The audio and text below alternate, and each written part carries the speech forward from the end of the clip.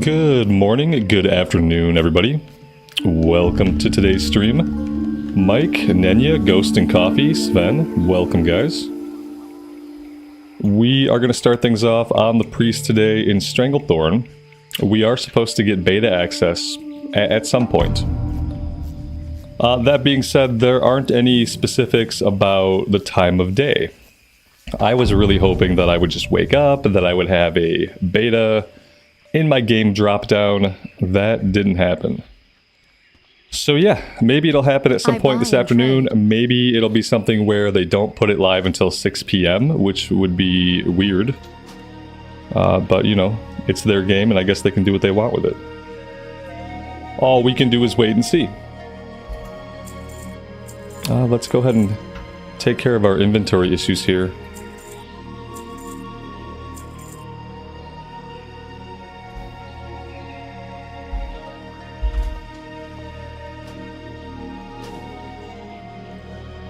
That unfortunately breaks my transmog. I'm gonna keep my transmog for the time being.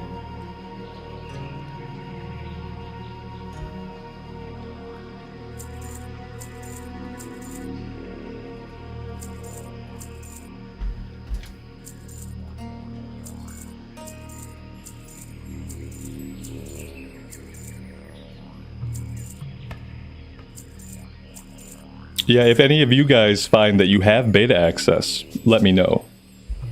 And the plan is that if I get beta access sometime this afternoon, we'll jump right in. If it's going to be something where they're going to hold off on it until the evening, then I will probably just wait till tomorrow. And we'll get an early start to the stream tomorrow, and we'll play tomorrow. I don't really have a big interest in doing like an evening thing. If they choose to release it in the evening, we will just wait.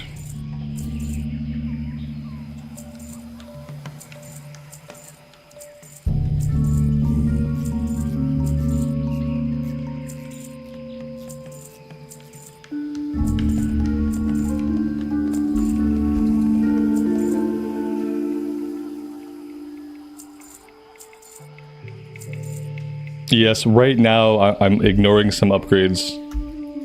I'm ignoring some slight upgrades for the sake of my cool transmog. Go with honor, friend. Absolutely shameful. Lael, good afternoon, man. Welcome to the stream. Thanks for being here. Okay, let's go turn this one in. And then we have a bunch of stuff to do.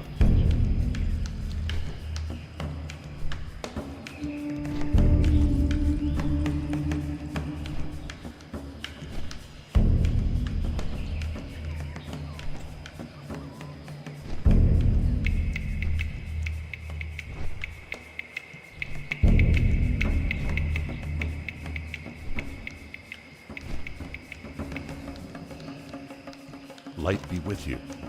Be careful. Light bless you.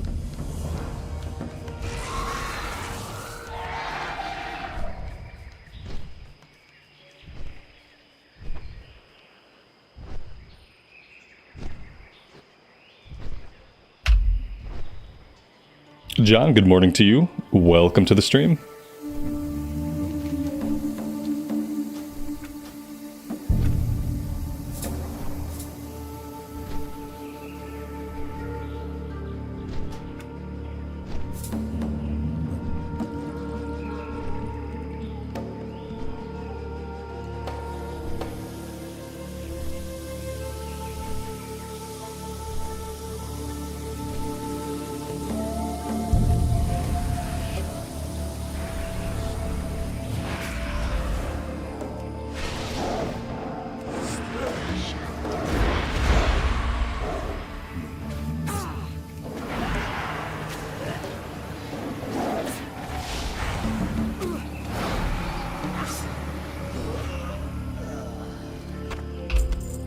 Lael, that's awesome, man.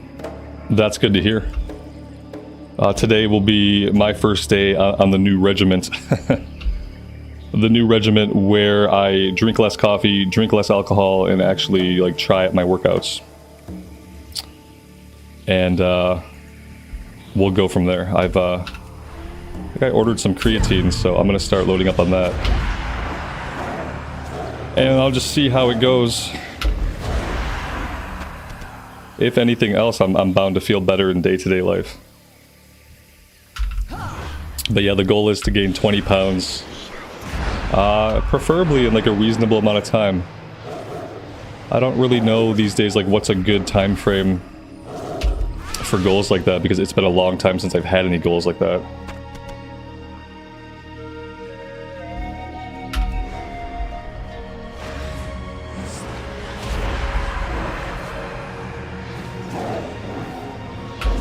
I'm gonna try, like, by the end of summer maybe I want to have gained at least 10 pounds by the end of summer. Maybe that's like a better short-term goal. And then I can see how that first 10 pounds goes and make any adjustments.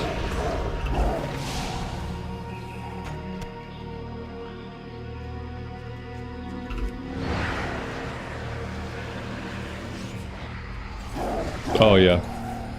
Oh, I never stopped doing protein. The only thing I cut out was like other supplements. I just haven't done like any other supplements like creatine, pre-workout stuff. I haven't done anything else in years. Years and years since I've done anything else, but I always do like at least 2 protein shakes a day. Usually 1 in the morning and like 1 whenever, like after I work out. Trying to gain weight, I'll probably have to go to doing like casein protein at night and working in like at least 1 more meal and at least 1 more shake during the day. Couple of things I'll have to change, yeah. Ghost and coffee, no. I don't know what that is. I don't know what that is, so my preemptive answer is no.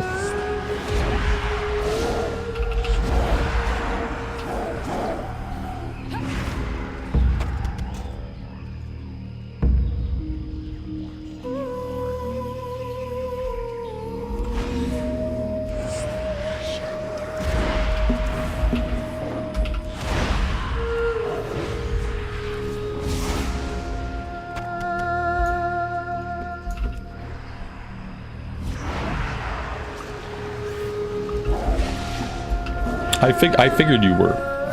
And since I don't know what it is and it seems like a long acronym, it's probably not something that's good. I can deduce that It was said jokingly, even if I don't know what it is, because it's probably, since I haven't heard about it, it's not on my radar. And if it's not on my radar, that means it's not like, it's not legitimately normal.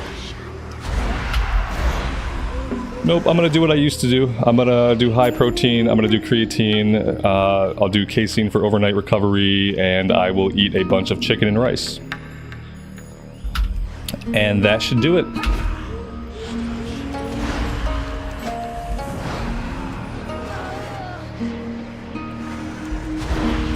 The good sleep's gonna be the hardest part because I sleep like garbage. I don't remember the last time that I fell asleep and woke up and it was more than 4 hours later. Like, granted, I go back to sleep, but like typically I wake up every 3 to 4 hours. And like after the first time I wake up, if I stay asleep, I'll wake up every 2 hours after that. So let's say I go to bed at midnight. I always wake up by 4 o'clock. Usually sometime right around 4 o'clock, I wake up.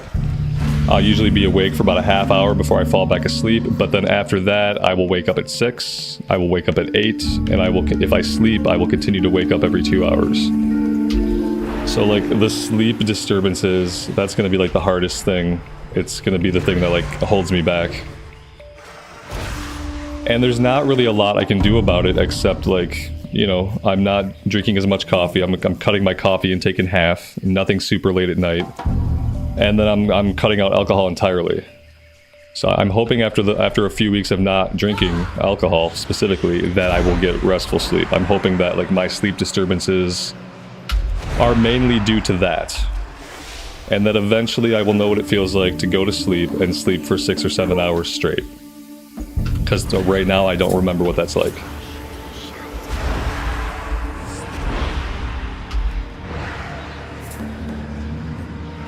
Buffalo Bill, good morning, man. Welcome to the stream, and thanks for being here. Yeah, it'll help in the long run. I know, like, in the short term, it's probably going to lead to more sleep disturbances. But I think in the long term, like, post 30 days, it should help. I hope so. Eliminate blue light 60 to 90 minutes before bed. Oh, God. Like, we basically, that's like TV time. The 60 to 90 minutes before bed is like the time that like either I'm watching YouTube or my wife and I are watching a show, and that's tough. And then we have a TV in the bedroom, like, and I know blue light's bad for sleep. I know you're not supposed to fall asleep with a TV on. Like, I know these things. It's like some habits are hard to break. My wife got a sleep mask to like go over her eyes, and maybe if that works for her, maybe I'll consider something like that. I'll see if she's still wearing it in a week from now.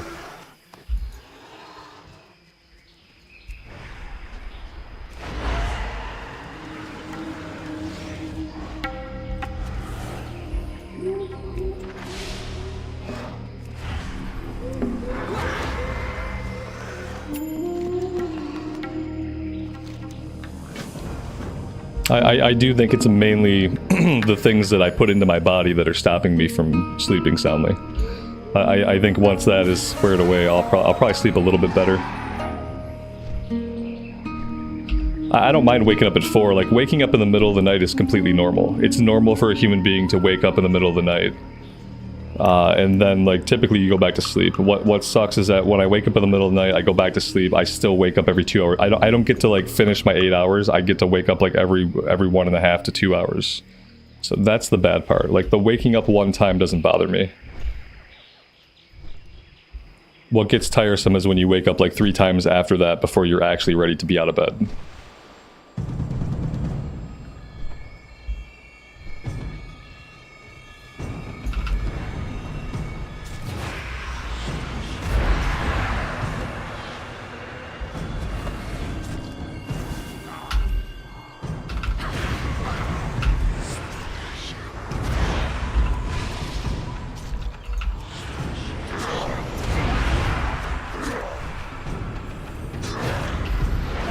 Yeah, I've used that before. The night feature, like the bedtime feature and stuff on the iPhone. See, my phone is not my problem. I'm not on my phone a lot. And I don't have any friends, and nobody talks to me. So like my phone is actually not a real big problem for me when it comes to like sleep. But the problem for me is like if I wake up in the middle of the night, I'm bound to turn YouTube on. I'll turn on like Christopher Odd playing Dome Keeper, and I'll go back to sleep watching that. And I'll set a sleep timer on the TV. You know, I'll tell it to go off after 30 minutes. But I still do it. I'll still turn it on initially, and you know, in my mind, it helps me get back to sleep. In reality, it probably doesn't do that. I don't know what this guy's deal is. A little raptor bro.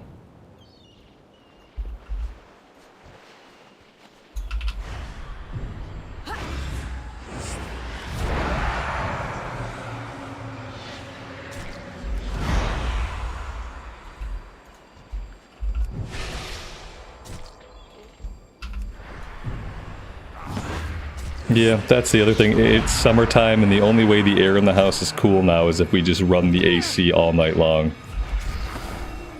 It's bad. I need to get a fan and just put it directly on my face. Because running the AC all night sucks, and it's like when it's hot outside at night, it's the only way to keep cool overnight.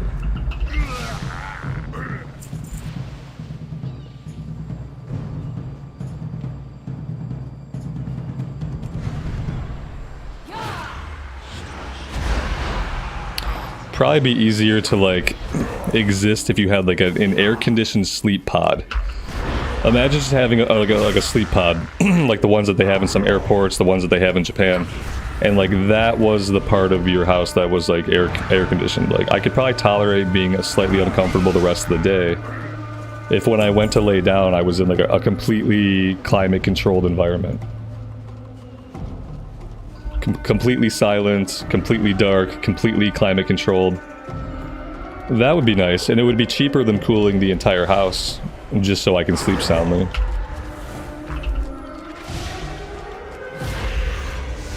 You can make it, you know, make it bulletproof. It would be a security feature also. You could have your arsenal inside of there, and you could just make it bulletproof.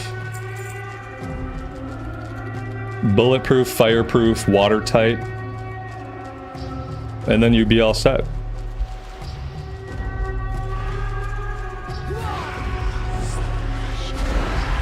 Yeah, 64, right. That's the temperature I want it to be when I'm sleeping. I want it to be 64 degrees. I can't afford what it costs to make my house that way. We had a big tree in the backyard cut down the year before last. And that big tree provided us shade all day long. And now that that tree is gone, there is no shade at all at any point in the day. The sun is hitting our house all effing day long. And so it gets hot inside. And the AC just doesn't do a great job of keeping it cool. And then if I want it to get down to like 72 even, I have to run it all day and I have to run it all night. It's going to be like a $700 electric bill. It's disgusting. Yeah, we do have a small window unit. I have another thing called paranoia though. So like I don't like noises that are loud enough and persistent enough to stop me from hearing what's going on in my house and to stop me from hearing what's going on like directly outside my house.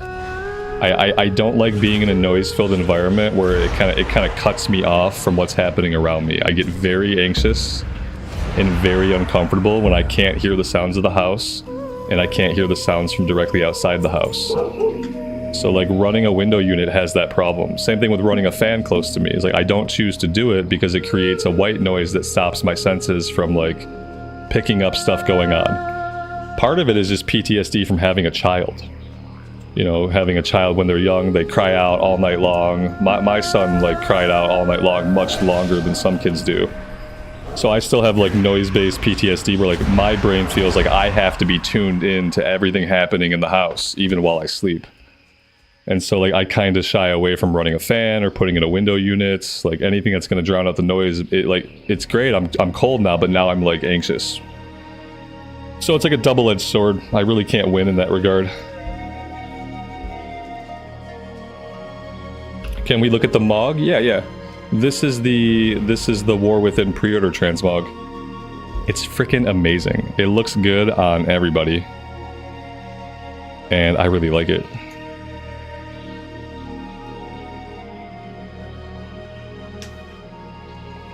Yeah, John, you're lucky, man. Never cut the trees down. Oh, man. We used to stay nice and shaded. We used to hardly ever have to run the AC. It would just stay cool. We could open the windows at night and everything would be fine. And now the house just bakes. It just bakes. They make this like super white paint that's so white that not only does it reflect heat and stop heat from getting in, it can actually cool the interior of structures.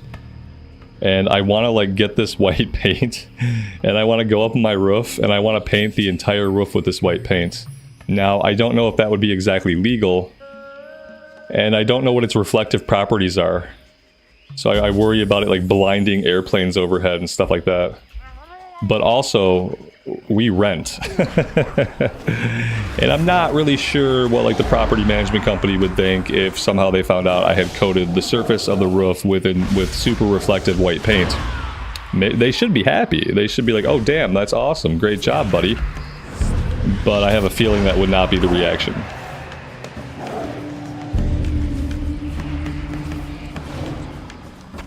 But yeah, they have a paint so white that if you were to cover your dwelling with it, not only would you not have to like have AC, it would actually work to cool the inside of the house. Like, it goes beyond just keeping the heat out.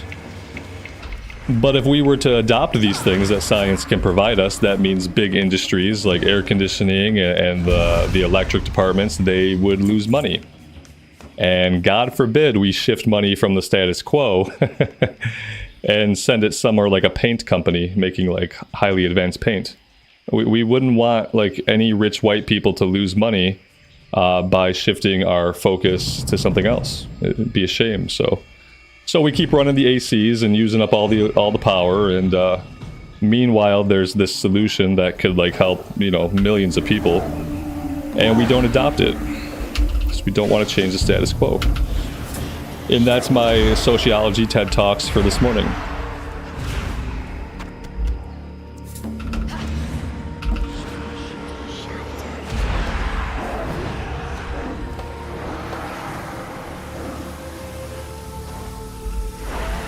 Gimmim, that's awesome, man. That sounds amazing. Yeah, that sounds great. That's what people don't want. That's what the people who own everything, they don't want you to be able to do that, you know? If everybody could do that, like that would upset everything. It would upset the entire economy. Yeah, entire fortunes would collapse in on themselves in days. Like, it'd mess everything up.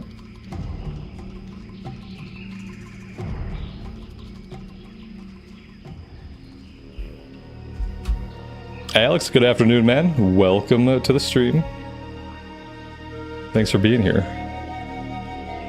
You caught the end of our socioeconomic rant for today. That's probably all I got. I'm probably good.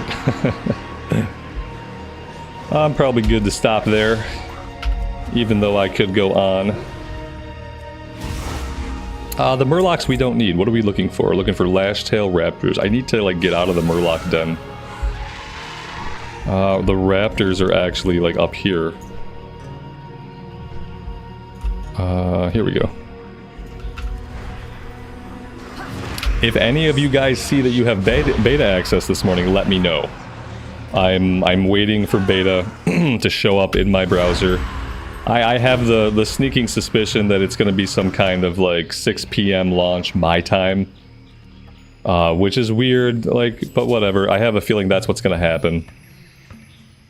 And if that's the case, we will simply play the beta tomorrow morning. I'll get up a little bit early. We'll get an earlier start. I don't think I'm going to do an evening stream for the beta. Not just because they want to launch it late. Here, let me check my browser again. Nope. I still have access to the Cataclysm beta. That's cool. That's not going to help me in this case.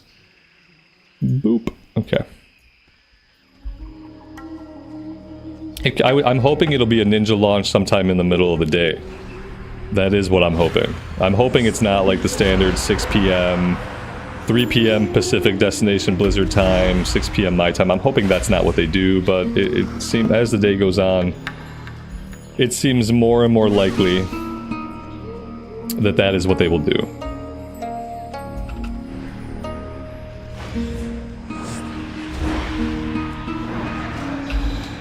Blood Moon, happy Wednesday.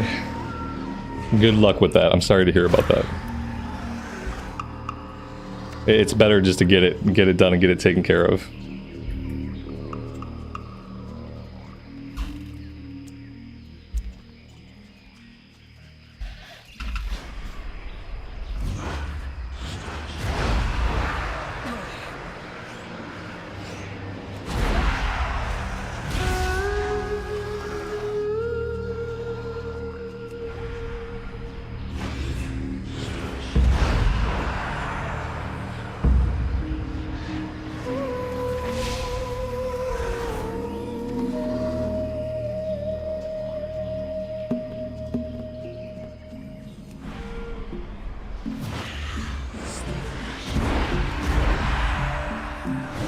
Yeah, as a person who hates the dentist and who avoids going to the dentist when I have shit that needs to get done, I can attest to the fact it's better to get stuff taken care of.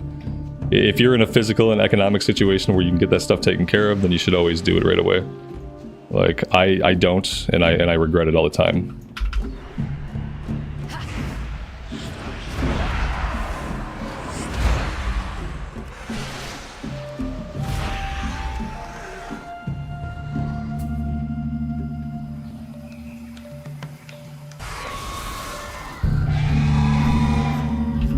No, it's not good, but there's lots of different factors.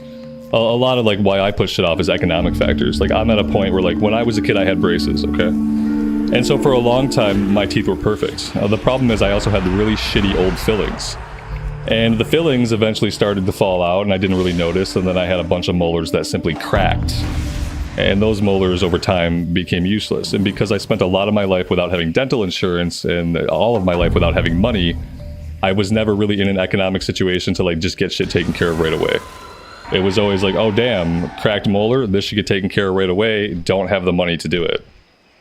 And so now I'm at a point where like, yeah, like everything that's wrong with my teeth can be fixed, it takes money and time. Like I need braces again. I'm gonna be a 45-year-old with braces. Because at this point, that's what it's gonna take to go back to like what I had in my 20s and 30s. And that costs a shit ton of money. So it's like, yeah, everything can be taken care of. Everything can be perfect and beautiful, but you have to have the money to have that done. And so, yeah, until then, it's a waiting game.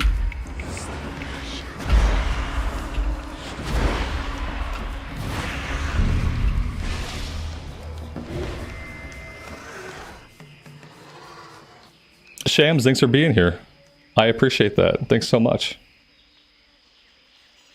Yeah, today you're paying $1,800. Yeah, exactly. Like I don't have $1,800. Like that's the difference. Is like sure with these things, you know, I've been to the dentist. They say you need this, this, and this. Here's the plan. Here's the plan. I'm like, well, what's it going to cost? Well, at the end of the day, it's going to cost like $10,000, $15,000. Oh, okay. Well, that plan can't start today.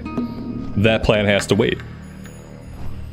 So that's why I tell people like if you're in a position to get it done, just like get it done and be grateful that you can just go get it done. Because the cost grows over time the longer that it has to be put off, and so does the time investment.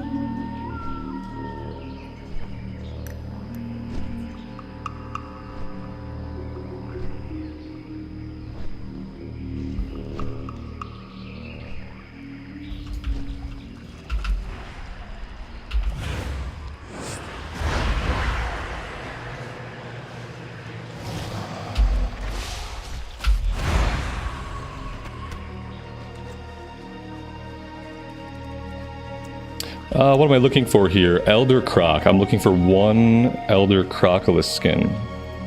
Alright, here we go.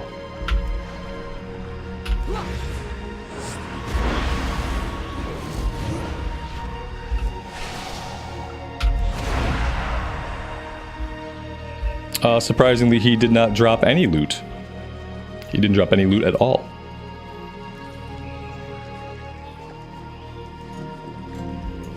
Yep, it's all expensive. Yeah, it's all expensive. Anybody can have perfect teeth. You just have to be able to pay for it. And if you have enough money, you can have them your whole life. But it's a numbers game.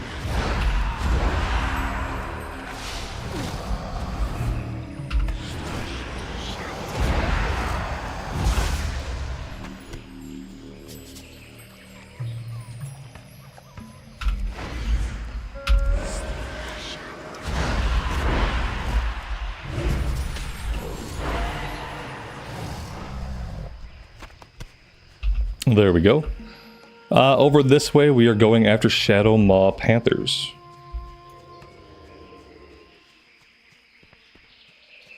I have this cute little raptor following me. And, like, I'm not sure what his deal is. He gave us a quest. Maybe he gave us a breadcrumb to turn in somewhere. Maybe I'm supposed to be doing something with him. No, I don't see any quests. I guess he's just hanging out with us for right now. Oh dear God. He's not an elite, so that's good.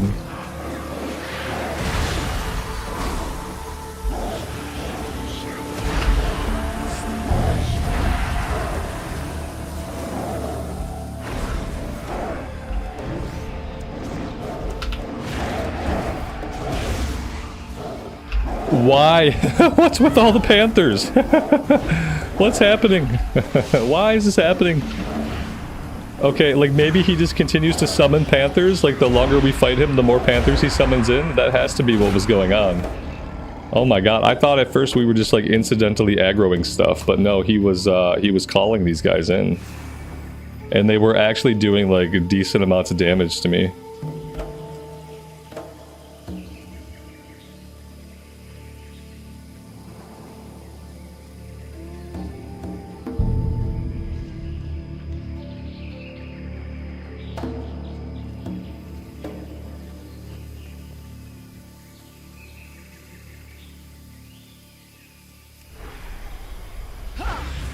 Yeah, the Shadow Priest, it feels really good. I've been having a lot of fun on it. After the Frost Mage, I didn't think I would find another caster that I liked as much. After playing the Frost Mage, but no, I like this at least as much. I'll have to get into dungeons and into like mythics with it to know like if I like it more than Frost Mage. I have a feeling that the rotation might be a little bit more forgiving than Frost Mage. The Frost Mage has like setup. Like, there's a couple of things in the Frost Mage that you want to do at the beginning of every pull to start maximizing your AoE damage. Like, you want to get a Frost Nova out, you want to get your Frost Orb out, you want to call down your Meteor. And after you do some of that stuff, then you move on to, like, other rotational stuff and other procs. But it has this period of setup that you need to get going in order to, like, maximize your, like, opening damage. I don't know if the Shadow Priest is going to have a similar mechanic. So far, they don't. And if they do, I'm hoping that it's like less than 3 spells. The setup on the Frost Mage is like 3 or 4 different spells that have to be fired off in sequence.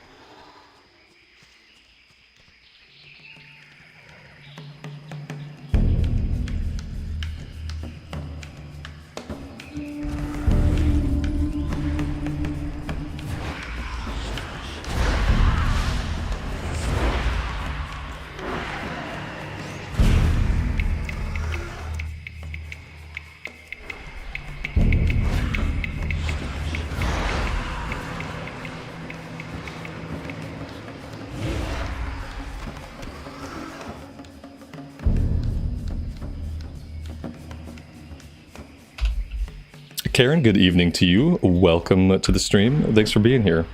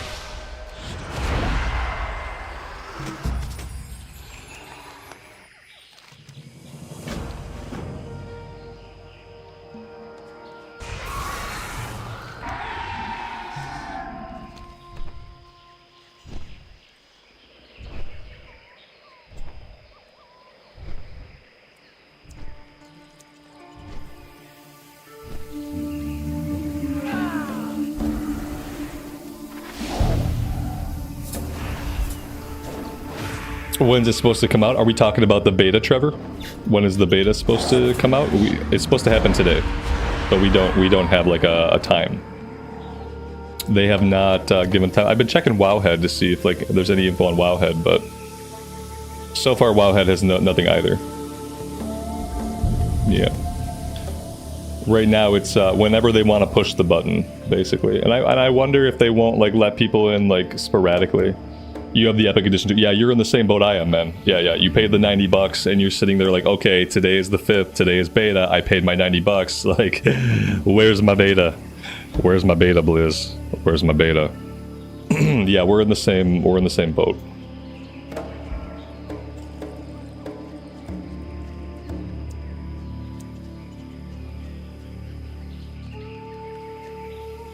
I'm hoping it happens at some point throughout the day.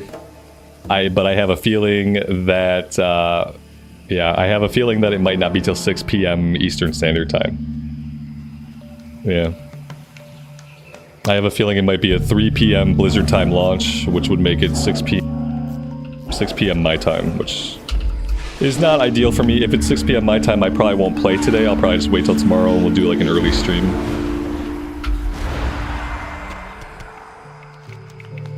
I don't really want to change my evening plans for beta.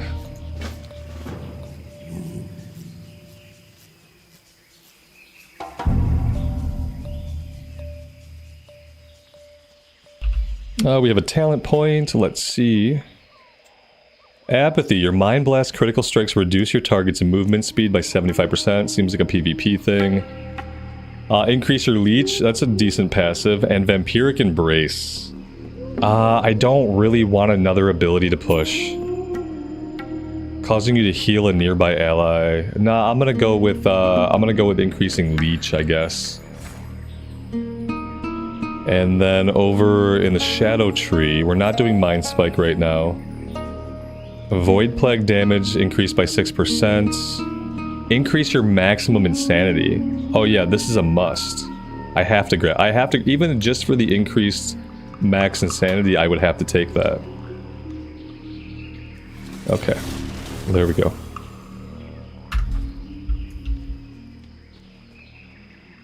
Yeah, I was hoping that when I turned on my computer today and opened the Battle.net browser, that I would have beta. That was the hope. I actually was hoping it would be like midnight, midnight, but it wasn't midnight. And it wasn't this morning, and it wasn't afternoon. And so now I'm thinking, yeah, they're probably just gonna hold on to it until 6 p.m. or something. Which is a bummer. But it is what it is. Is insanity like rage for Shadow Priest? Kind of. Yeah, there's certain abilities that increase your insanity, and then there's abilities that spend your insanity. Yeah, it's sort of like rage. I don't think everything generates insanity though. Let's see. No, most things do. Yeah, it basically is like a rage, and then Devouring Plague right now. Devouring Plague spends the insanity. Yeah, I think Devouring Plague is the only thing that we have that's really a spender. The only thing we have right now. I like it. It's a cool mechanic. I didn't know about it before we started playing the Shadow Priest. I had no idea they had their own resource.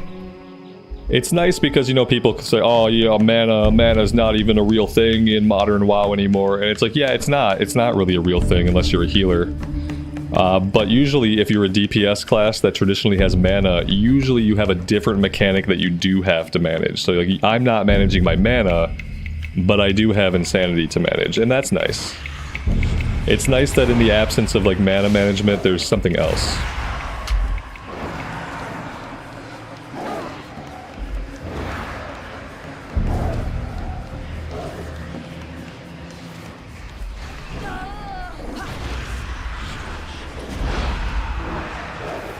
Yeah, I'm not sure when they added it. It could have been Legion, it could have been Dragonflight. I have no idea. I've never really played a priest. It has not been one of the characters that I've played like throughout history. Yeah, Mike, I agree. There are builds in this game that can give you an overwhelming number of buttons, but thankfully, like, most classes have ways to choose passives that can help limit, like, some of your button pressing. Now, not all of those builds are optimal, but, like, most classes have options to take passives in place of, like, actives, and, like, it helps. I still sometimes feel like I have too many buttons to push. But this priest feels good the way we've built them so far. Like, they actually feel pretty good so far. I have one more, like, core slot for an ability, so, like, if I get any more, like, really important abilities, I do have one more slot. I don't really know if I need Power Word Shield on my bar or not. Like, Power Word Shield could probably come up here or go somewhere else if I needed it to. That being said, Power Word Shield is going to be, like, my go-to in Mythics when I'm taking damage that I should not be taking. I'm just going to want to, like, quickly Power Word Shield myself, so I do need to leave it somewhere that I can, like, hit it reasonably quickly. What am I looking for here? I'm looking for Tethys. Named Raptor. He's green. He's probably not going to be hanging out with ogres.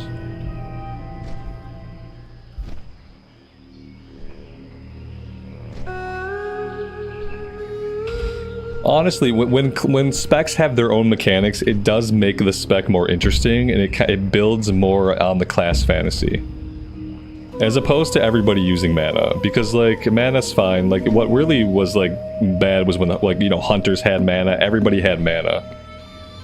And so it made classes like the warrior and rogue feel really special, because everybody else was just a mana user. And warriors had rage, and rogues had energy, and it felt really good because it was not mana. So I kind of like moving towards, like, mana not really mattering for DPS, and everybody kind of having their own resource, their own mechanics to deal with. Yeah, I'm not seeing this guy. Let's see. Maybe this is him. Aha, there he is.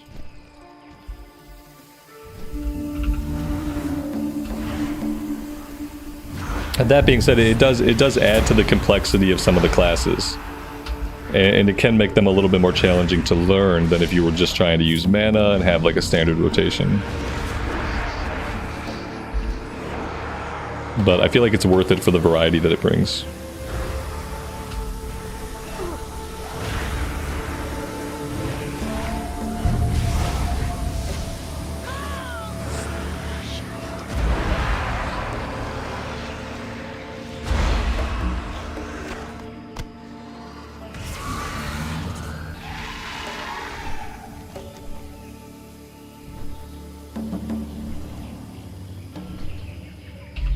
We might as well go all the way out to this island and get the water elemental bracers.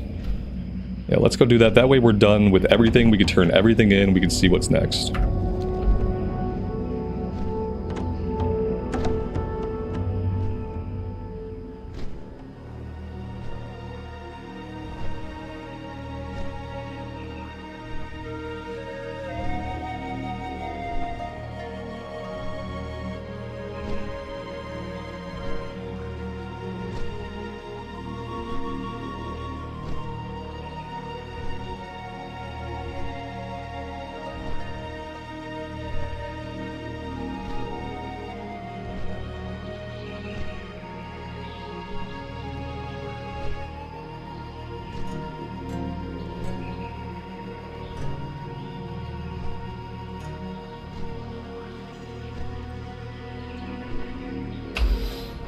Aleo, right? I meant lurk away. Absolutely. I appreciate every lurker. I would be a lurker too. So I appreciate it.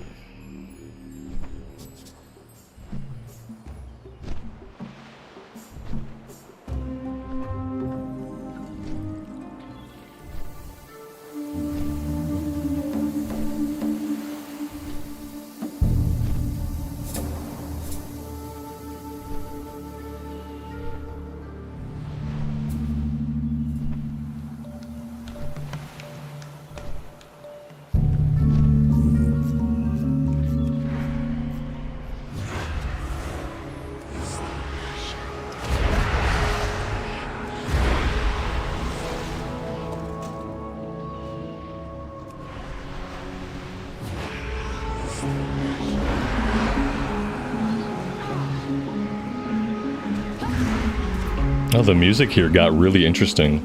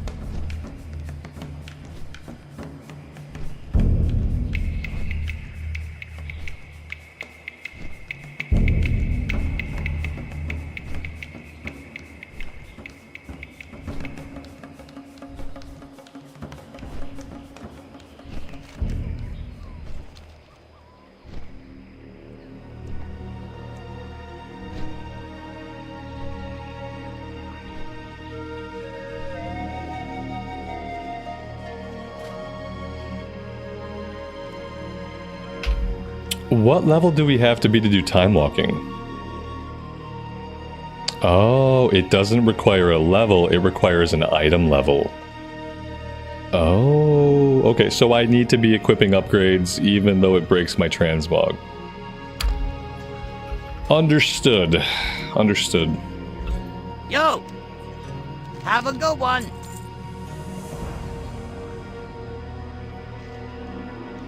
How are ya? Safe travels!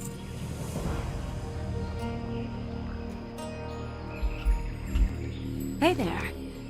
Be careful. See you around. Greetings. Go with honor, friend.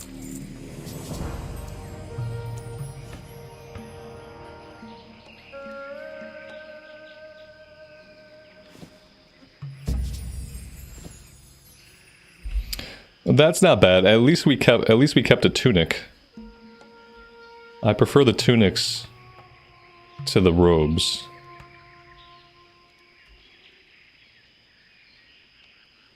One-hand item. It'd be great to get like an offhand. I'm gonna hang on to this. And maybe at some point we get an off. Oh, look at this. No, here we go. Here's a staff upgrade. Let's equip that. That's better.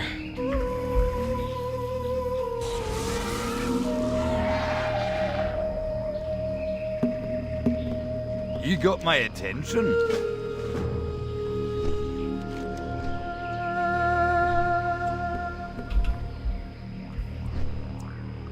Fabrin, I'm not sure, man. You and I are in the same boat. Yeah, we bought the Epic Edition, paid the $90, and now we're waiting on access. Yeah, they haven't said, I haven't seen anything pop up on Wowhead yet. I don't have access yet. Nobody who's been in the stream has had access yet. So, it's either going to be like they put it out randomly, like ninja drop it throughout the day, or the other alternative is that like sometimes when they do releases, they do it at 3 p.m. Pacific destination time. So I think it's either going to trickle out through the day, or it's going to be a 3 p.m. PDT drop, which makes it like 6 p.m. Eastern time if you're in Eastern time zone. I think one of those things is likely. We'll either get it soon throughout the day, or we won't get it till this evening. Have a good one. I haven't seen any post on it yet, as far as like an actual timetable. Be seeing you. Good day to you. See you later. Safe travels. Have a good one.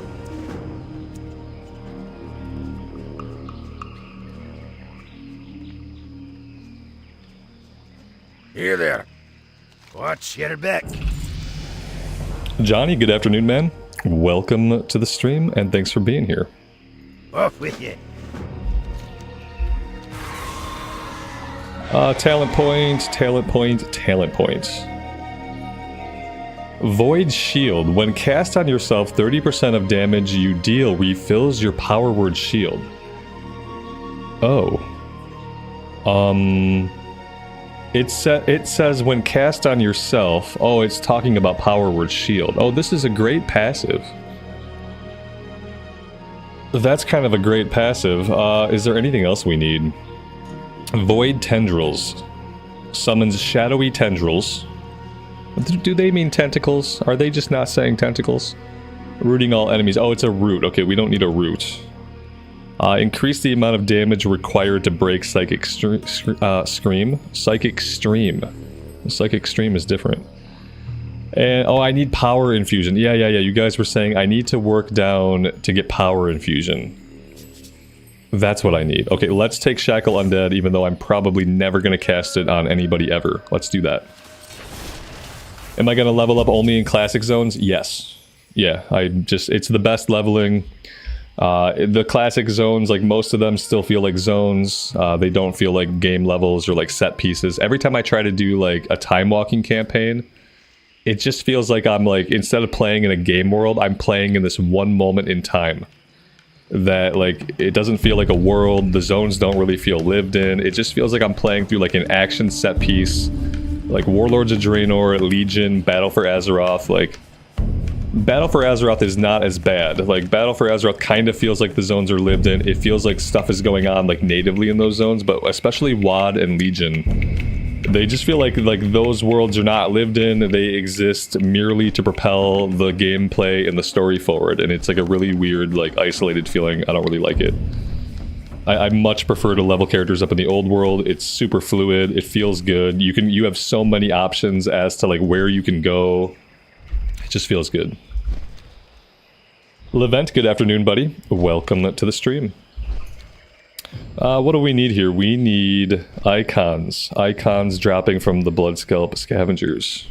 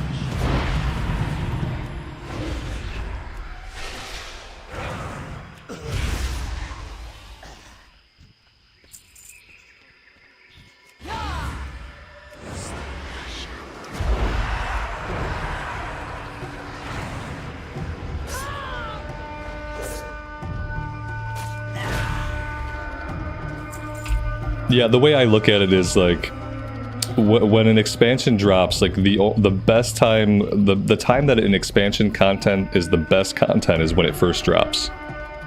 Once you're years past an expansion, like playing through the leveling content doesn't really feel good anymore. It's not really set up to feel evergreen. Expansion content questing is meant to tell a tight story. It's meant to like kind of guide you along through the narrative. And that was like everything after Warlords of Draenor was like that. And so those are great stories. It's great content. It's best experienced when you're actually leveling through it when it comes out. And like any time after that, like time walking through it doesn't feel good. Time walking through it doesn't feel good. And they need to do something about that. Because if you're just a person that like says, oh, I'm gonna level up a character and WoW, like you might go pick a Legion campaign or a WoD campaign, and you might be thinking like, this is really blah. I'm not really having a good time. Whereas I feel like if more people just quested in the old world, I think more people would have a good time. And I hope that when they remake the old world, like whenever that happens, I hope they curate a better like 1 to 60 or whatever the prior leveling is. I hope they cultivate like a better way to do it. Just a way that feels more like Warcraft and less like a small little story being told in a specific part of the timeline. It just needs to feel like evergreen content, like you're just doing stuff in a world, doing these like just kind of mundane things. Go kill tigers, go collect this, go stop these bad guys. Like that's the best kind of leveling, just to level a character up. It doesn't feel good to play through like some really tight story content that happened like 6 years ago. It feels irrelevant. It makes the world that you're in there feel empty and pointless. So I hope they curate some kind of like new character leveling experience when they remake the old world that lets people experience a leveling that was like a little bit more like classic era until they're in the current expansion. And then when you get to the current expansion, that's the time to be in that really tight narrative where you're following main characters and you're learning story beats. But prior to being in whatever the current expansion is, you should be doing questing that feels like this. Because I think it's like really chill, cathartic leveling. I think it lets people like learn their class. People don't feel like they're being yanked around, guided around by like heavy-handed story. It's just a better experience. Now that being said, because of the Cataclysm revamp, not all zones are created equal. Some of the zones that got hit with the Cata revamp, some of them are bad. And so I hope that when they redo the world again, they kind of like fix that and they make everything just feel evergreen, everything feel like a place in the world, and like cut out those really like tight narrative stories. Get rid of the random conflicts happening, like the war campaigns and the Horde versus Alliance stuff needs to be taken out. And just this has been a good zone. This has been a good example of a zone that still feels good after the Cata revamp. This zone is good. Feralus is good. Winter Spring is really good. Like anywhere in Cata where they didn't put the war campaign, like when there's no Alliance versus Horde happening, those zones feel best. And so obviously when they go to remake the world again, whether that happens like sometime in the World Soul Saga or after the World Soul Saga, they won't be like focusing on like, they won't be focusing on a conflict. You know, it'll just be, let's remake the zones, let's make them feel good to quest in. Let's go back to telling zone stories about the zones and not stories about characters and not stories about a war. Let's just tell stories about the zones and about the kinds of things that are going on in the zone. We got all of the icons. We're looking for fetishes. Maybe this is an item that I'm supposed to be picking up off the ground. So far, haven't seen anybody drop them. Let's see. Looking at the ground, do I see any sparklies, any shinies, any outlined objects? Not really. Aha. Okay, I'm supposed to have my little raptor bro. My little raptor bro needs to be out. There he is. Okay, he's, whoa, where'd he go? He ran off. I lost him right away. Let's try that again. Okay, there he goes. He's gonna dig him up, right?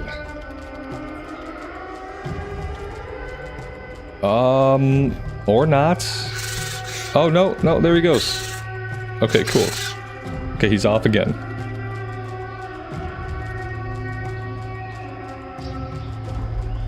A 1 to 60 should be limited to classic zones. Yeah. Like, they can't limit it. It's best that way. I agree. It's best that way. It'll be better that way when they get another shot to remake those zones again and kind of make them a little bit more classic, a little bit more evergreen, a little bit less about the Cataclysm, a little bit less about the faction war going on in the Cataclysm, Like, then it'll be really good. And then it shouldn't just be 1 to 60. It should literally be 1 to whatever the current prior cap is. So, like, yeah, for Dragonflight, it would be 1 to 60. For War Within, that would get expanded to be 1 to 70. I feel like the only time you should do new expansion content is, like, when it's coming out. Like, when it's the most relevant content for the last 10 levels. I don't think the time walking campaigns are, like, really a good way for people to level up. Unless you're, like, just an experienced player going back for transmog, you know? If you're, like, newer to the game, it's just not a great way to level up.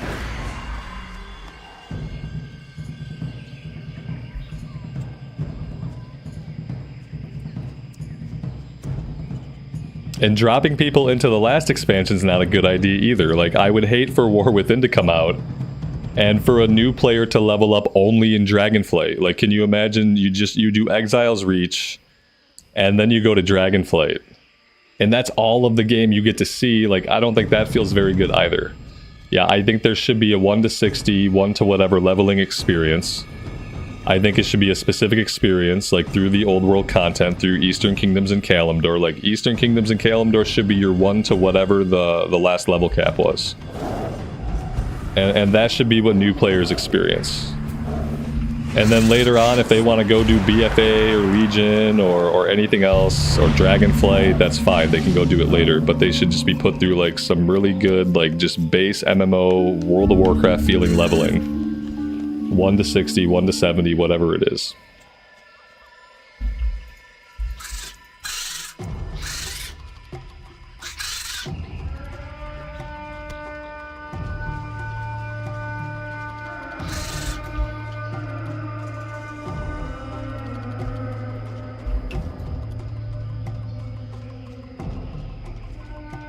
Yeah. They should add the classic zones back to retail. That would be an easy way to fix things. Yep. An easy way to fix things for right now, like prior to the revamp, would be just adding the classic zones back to the game. And then you can have that be your default experience. But the problem is, like, Blizzard doesn't want to do that, because Blizzard doesn't think that the classic zones represent the level of quality, polish, and art that they want the game to have. It's the reason why they push people into, like, the newest content. It's the reason why they push new players into BFA, because they think that people are looking just at the graphics and they want people to see some of the best graphics in the game. And yeah, if they were to let go of that concept, then they could put the classic zones back into the game. And those zones just feel better. Like, I'm not saying put the classic zones into retail and, like, slow people's leveling down. Just put those in. Like, keep the leveling is fine. Like, the leveling is fine. We've been playing for like 3 or 4 days, 5 days maybe. We're only level 38. Like, the leveling is fine. But the ability to quest in those zones the way that they were would be really good for the game. It would be really good to be able to take a retail character through those zones. Because in reality, the Cataclysm revamp did not make any zones better. It didn't make any zones better. There are some zones that are still good, despite the remake. Stranglethorn is one of those zones. Winterspring is one of those zones. But the remakes did not make any zone better. It's just, it hurt some zones less than it hurt others. It destroyed zones like Westfall and Red Ridge as far as ambience and chill and feeling like part of a world. It destroyed some zones completely. In other zones, it just hurt less. But comparatively, like, even with that being said, it's still better to quest in these zones than to go do a time walking campaign.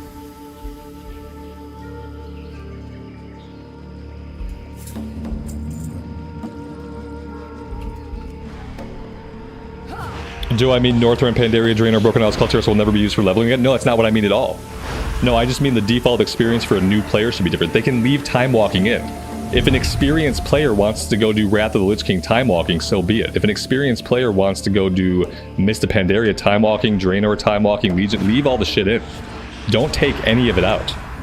Leave it there as an option.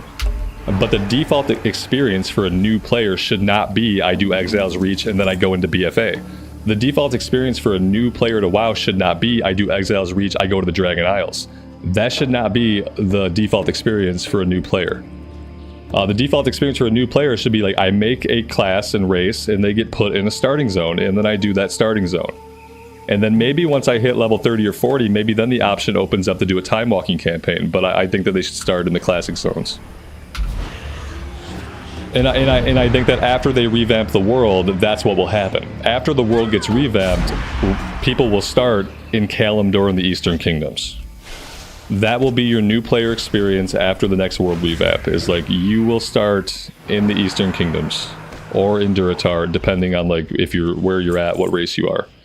I think it'll go back to that, but it won't be till after they do the remake.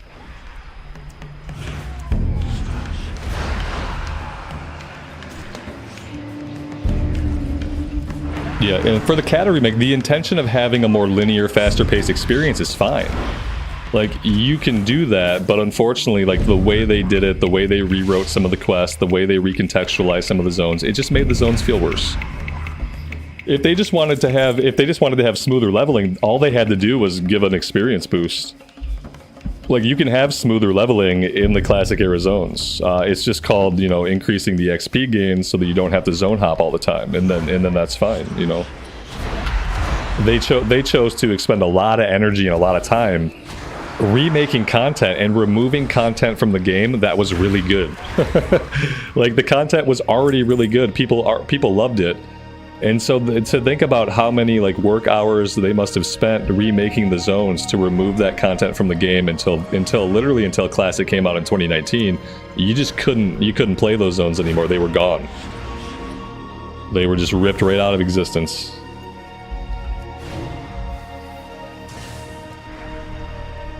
Exile's Reach is not bad. Like, Exile's Reach is not a bad scenario. It really isn't. And if somebody should, like, you should do Exile's Reach, and then you should go to your starting area.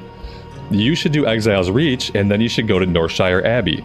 You should do Exile's Reach, and you can still visit the capital city and all that stuff. And then instead of trying to get you to go do BFA or pick a time walking campaign, they should send you to your starting zone. Okay, human, you were on this ship, you crashed on this island, you had a little adventure with some experienced people, but you know what? For your level of experience, you are needed in Northshire Abbey. Instead, as a human, what happens is you do Exile's Reach, you're this complete noob, you learn a couple of spells, you have this little adventure, and then all of a sudden, you're Jaina's apprentice. Like, all of a sudden, you are dealing with really important political stuff. You are traveling with Jaina Proudmoore, and you're suddenly her, like, you know, her right-hand person. I like to think of it as, like, you are the secretary of the Alliance or Horde. That's the only way that I can square that experience, is like, we're just like a little functionary, like a little underling, and we're not really important. That's the story that I tell myself. But that's not the story that comes across when you go from Exile's Reach to going into BFA. They say, hey, you're really important. You have this adventure. You must be great. Now we're going to send you with some of our top people. Like, that's the narrative they really tell you. I just pretend like you're the secretary of the Alliance or the secretary of the Horde.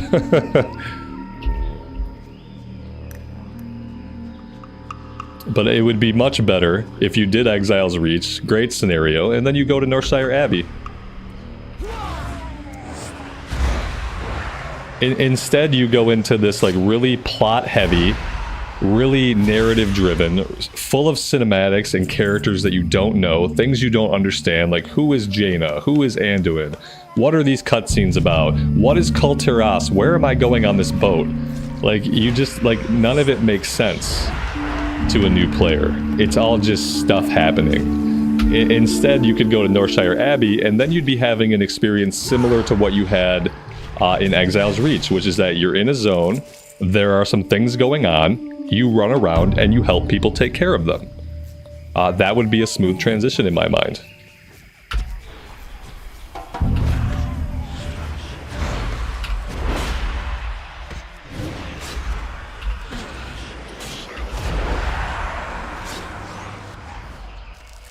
Alright, we are done with the sea salt.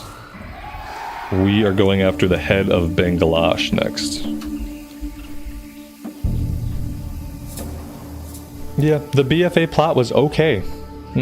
It's absolutely fine for what it is. I love the BFA zones. I think the zones in BFA, especially on the Alliance side, are freaking amazing. I just don't think it's where you put a new player. I don't think it's where you put a new player. Just let them experience the MMO RPG before they get into narrative heavy content. They should do narrative heavy content once they're in the most current expansion. They should let their character have time to breathe, just do a bunch of basic questing, 1 to 60, 1 to 70, and then you're going into the latest expansion, and that's where your story's at. Like, that's where your heavy narrative is. Like, you've had time to grow, your character has evolved and grown up, you have most of your abilities now, you've made a little bit of a name for yourself in different parts of the world, and now you can more believably engage with this high-level plot that's going on with these important characters. It isn't as immersive or believable when you like jump right into dealing with that stuff at level 10.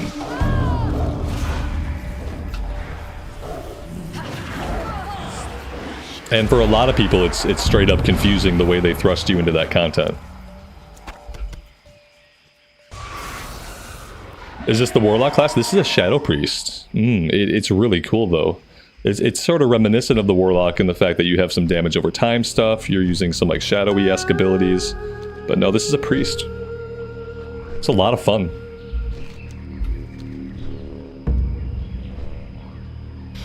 Alright, time to check our BattleNet browsers once again. I'm going to close my browser and reopen it, and we're going to see if we have beta access. Exit. Reopen.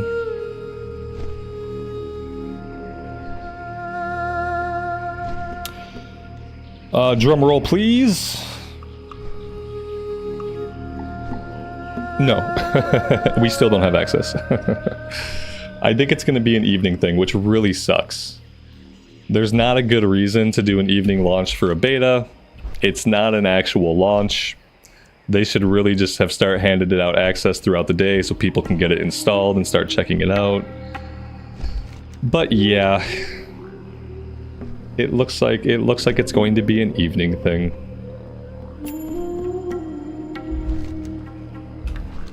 And if that's the case, we will be checking out War Within Beta tomorrow.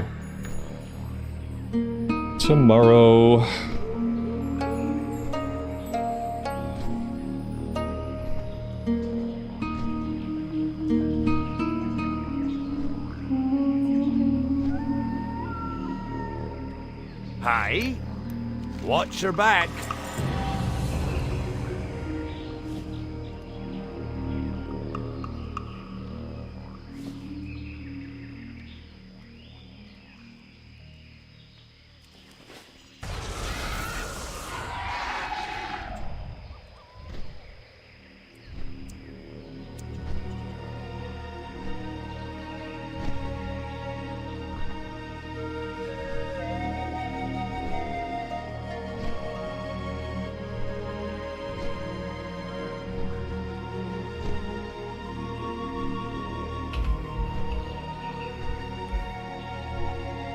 Saga, that's awesome, man. I don't play on private servers, but any way you can enjoy the game, I'm glad you're having a good time.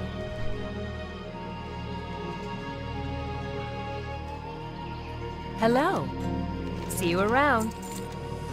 Safe travels. My, you're a tall one. Alrighty then. You have a great day now.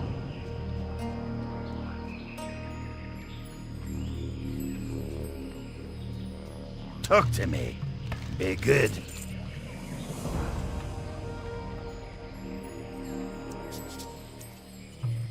What can I do for you? Have a good one.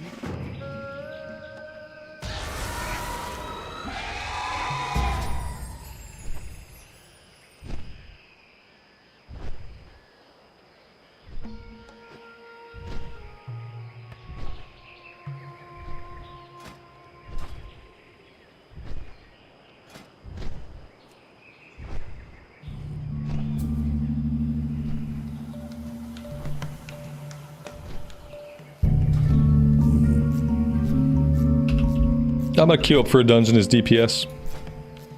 We can't do time walking yet, which is a little sad. But we can do some regulars. Time walking, I really want to do time walking from 60 to 70. Because that's like the best way to get those last 10 levels.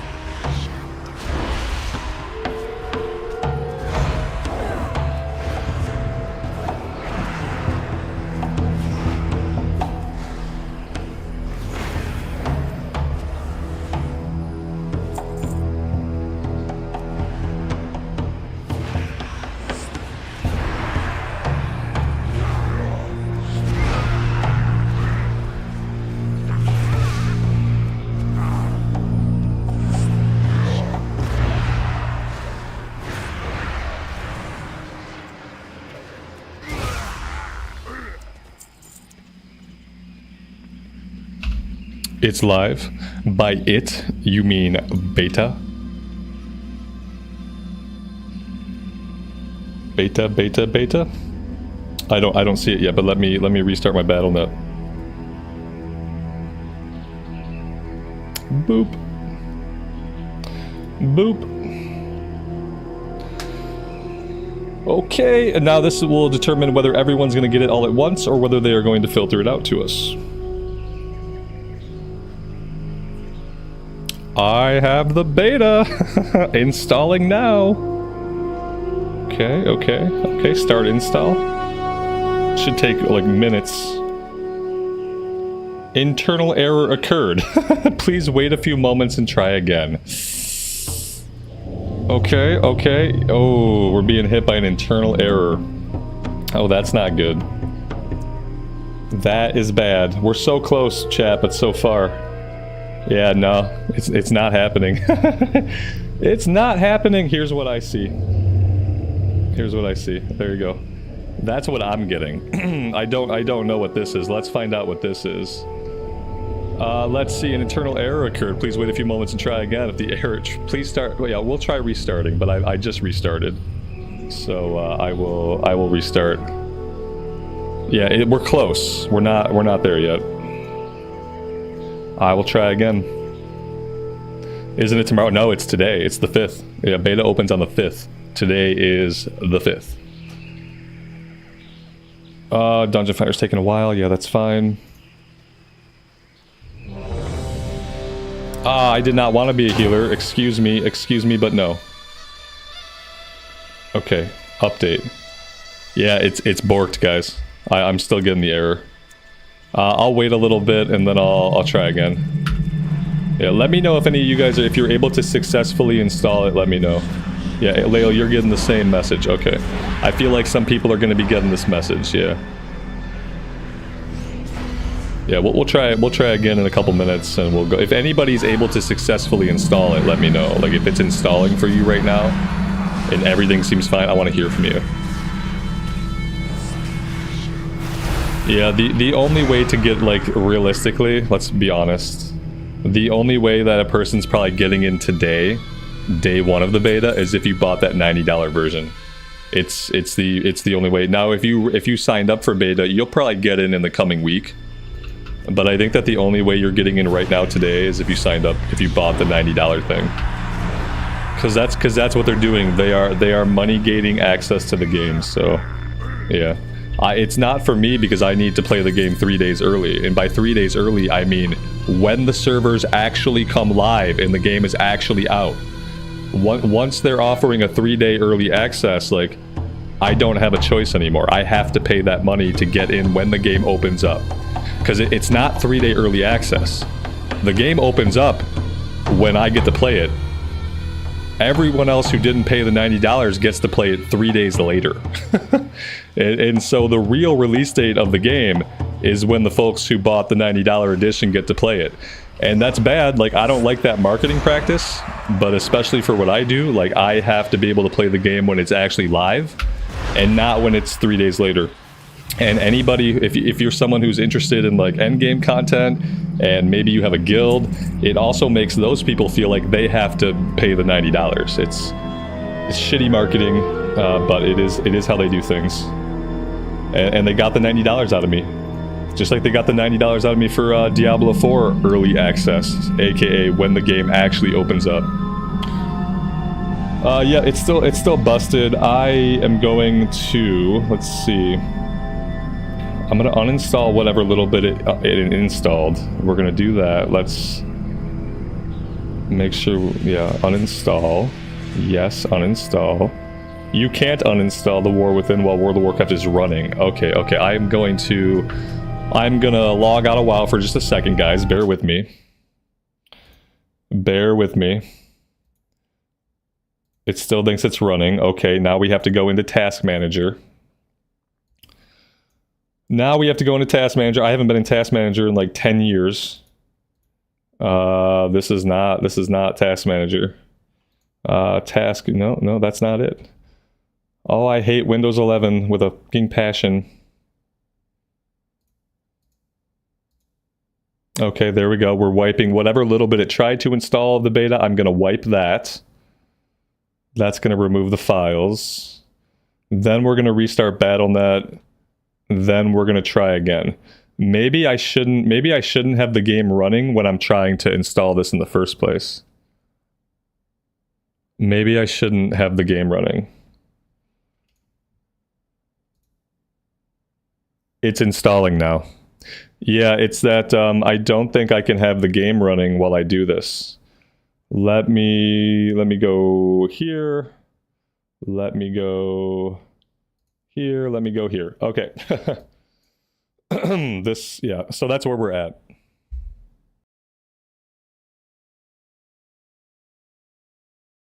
So if it's still giving you the error, uninstall, click the gear icon, uninstall whatever it tried to install, restart your BattleNet, then install again. That's what fixed it for me. And so this is going. I want to make sure that this goes and that we can actually get in. And then I might take a little break. I might take a little break for some food, and then we're gonna jump right into this. But I do want to see if it's actually gonna let me sign in. I could click play right now if I really wanted to. I'm gonna wait until it gets a little bit more. See, that's what I'm worried about. Yeah, see, Genesis says I have it installed and open, but all the servers are offline. Yep, that's why I'm probably not going to jump right to this. But we'll get it installed. We'll check it out. We'll see if we can log in. If we can't, we'll go back to the priest for a bit. and then somebody can let me know when the servers are actually up. It's really like, it's really kind of like shitty of them. We'll just say it's shitty of them to push the install out and not have the servers be up, and also to not communicate anything about that. It would be different if they were to come out and say, okay, you know, we pushed out installs, you guys will be able to install the game, we plan to have the servers on at 3 p.m. PDT. It's kind of just like really fucking rude to get a bunch of people really excited because they can now install the beta only to not have the servers be online. Like, it's just fucking rude, right? Especially with the lack of communication. They could easily just say, like, the installs are there, go ahead and install, servers will be online at this time. They don't want to be accountable for turning the servers on at like any specific time. So I haven't seen any communication go out about that. So it's kind of lame on their part to do it that way. But it's Blizz. What are you going to do?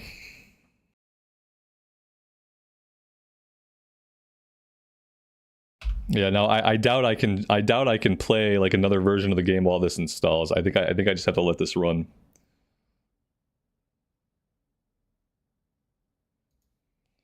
I'm gonna launch it. I'm gonna launch it and see what happens. We'll see. We can see the title screen at least. Oh dear God, the volume is probably gonna be like really whack. It's outlined my screen with a gray border. Beyond that, I don't know.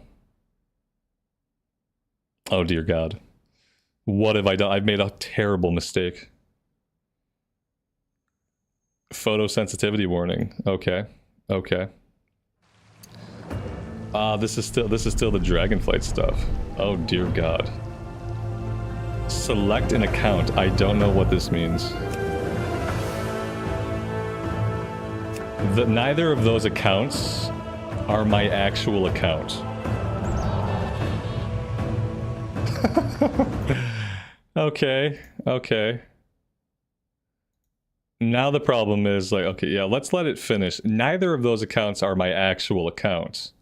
And so I wonder if the reason that it says no servers available is that it's not looking at the right account that would have access to the servers. Because those are like some like starter accounts that are just like linked to my BattleNet from like way back in the day. From way back in the day when me and my friend used to run like, remember Recruit a Friend? Do you guys remember when you'd buy like the box copy of the game and you'd get Recruit a Friend, you'd recruit a friend, you'd get like a big leveling bonus, and then the one character could like hand out levels to the other person's characters? Yeah, we used to do a lot of Recruit a Friend. So I have a couple of starter accounts like linked to my BattleNet from when we did Recruit a Friend back in the day. My download is paused. What in the actual... Thank you. Thank you. I didn't notice that. Yeah, I should have just let it run. Should have just let it go all the way before I clicked on anything.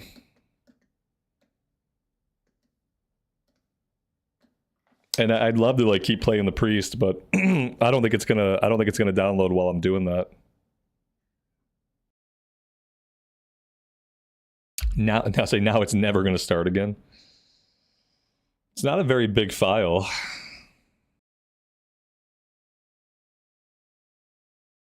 I'm gonna check Wowhead to see if maybe there's any information on like when we can expect servers up. Here we go. There's something. Let's see. Begins June 5th. Let's see. World of Warcraft War Within beta test begins June 5th. Over the course of the test, we'll be inviting community veterans, press, fan sites, friends, and family. Yeah, but mainly they're inviting people who plop down $90. They don't talk about how they're inviting people who plop down $90. Why don't they mention that? We'll be inviting people who threw a lot of money at us, community veterans, press, fan sites, friends, and family. Check out the upcoming expansion and give us feedback. Players who purchase, here we go, they got to it. Not in the same breath as family and friends. It's not the same, but they got to it. Players who upgrade the Epic Edition will also gain immediate access to the beta and gain a minimum of 3-day early access to the expansion. Getting started, make sure your drivers are up to date, blah, blah, blah, blah. Anything about like when the servers are going to be online? It doesn't look like it. In the in-game version, choose the War Within. Create a new test character or use the character copy. Okay, so we will be able to copy characters. I'm going to copy my paladin over. Okay. Yeah, there's no information about like a time. It says immediate access. Yep, that's it.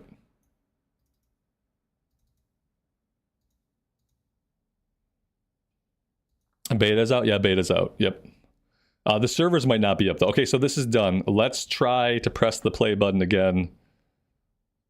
And like, I don't think we're gonna have a different result, but we could maybe like take a look at it. The weird thing is I have a game version there, but I don't get to select my account. And then I come here, like, these are test accounts. Neither of these are my actual account. Neither of these has access to the beta. Yeah, no realms are available. Reconnect. Retrieving realm list. No realms are available. Awesome. Maybe we can do some options stuff. Okay, let's do some. I want this at like 150. Okay. Vertical sync enabled.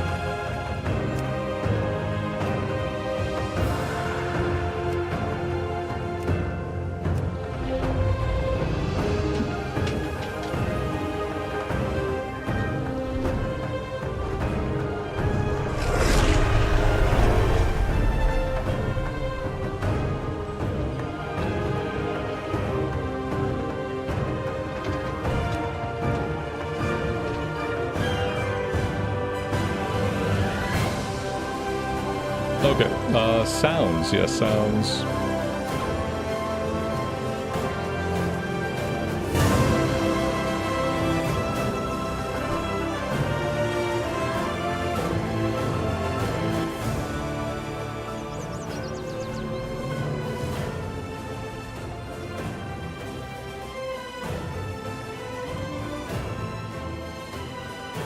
Is anybody able to log in and like see a server and make a character? Has anybody gotten that far yet? Yeah, because the weird thing is, like when you're on live, you're able to like select. See, neither of those were my actual. These starter editions were from back in the day, but I don't think that's what it's looking at. I don't know what it's looking at when it says choose account. That's the weird thing. Yeah, I have, when it says choose account when we first log in, like I have no idea what it is that we're looking at. I think I've tried both now. I think I tried the top one the first time and then I tried the bottom one the second time. And like neither of those is, now that I look at the names of them, neither of them is an account like linked to my account. Like WoW 10 and WoW 2, like neither of those exist. I have 3 trial accounts and none of them are called these. Okay. Incompatible. Apparently, I have 2 characters on this. Like whatever this is. Incompatible. Very strange. Very strange. Okay, let's try the top one again. Very odd.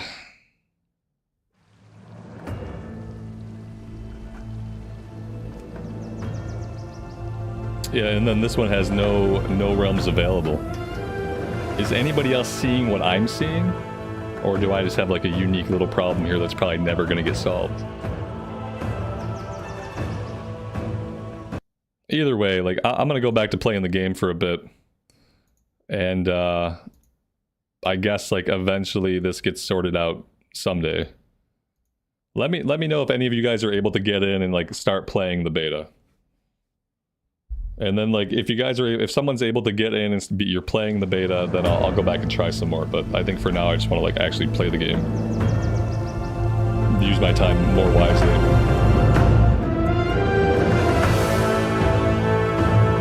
And we can go back to this.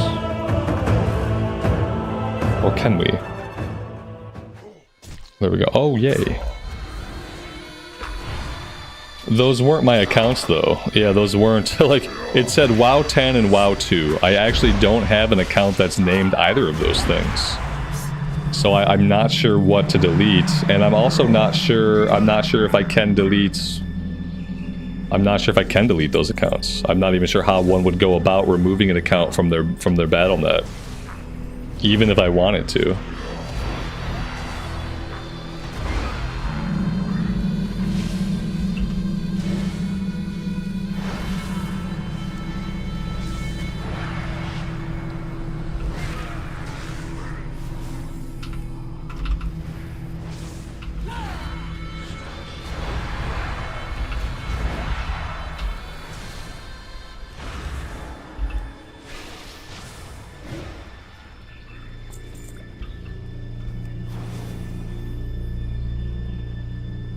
EU has no access yet? Yeah, right.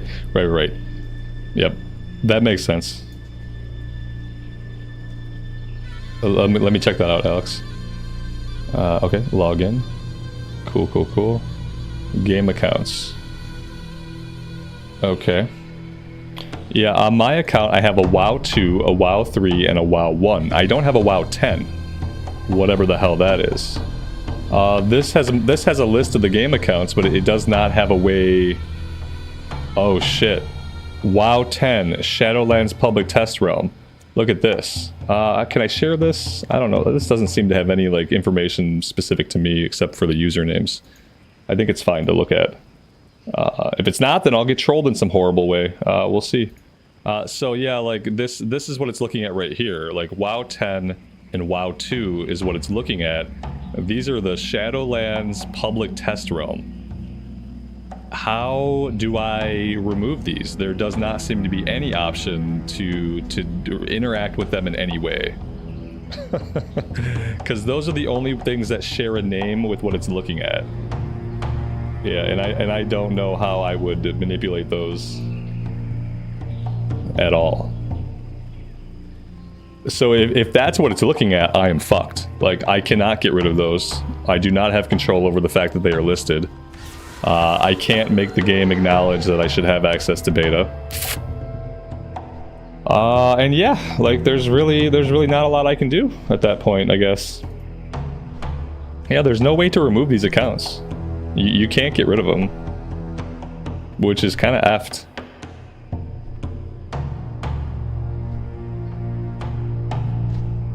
If I go to manage only lets me manage my like active account. I can't manage any of my other accounts.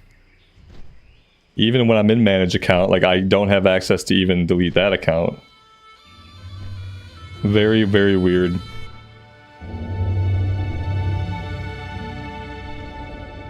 Yeah, I don't know what's going on with it. But that's what it's looking at. It's looking at WoW 10 and WoW 2. WoW 10 and WoW 2 are both World of Warcraft Shadowlands Public Test Realm accounts. Which is really effing weird. The weirdest thing is that it says last played April 21st, 2024. Why would I have been playing on the Shadowlands Public Test Realm, something that doesn't even exist anymore? Like, why would I have been playing on those in April of this year? Like, that makes zero fucking sense. 0 sense. And there is no way to get rid of these accounts from what I can see. So that's cool. By everyone's silence, I'm assuming there is nobody who can make a character right now, like in the beta. I'm sure that if one of you guys were able to do so, you'd probably be like happy to share that with me. How is it that there's no way to there's gotta be a way. There's gotta be a way to remove an account from your fucking BattleNet, right? How to remove an account from my BattleNets.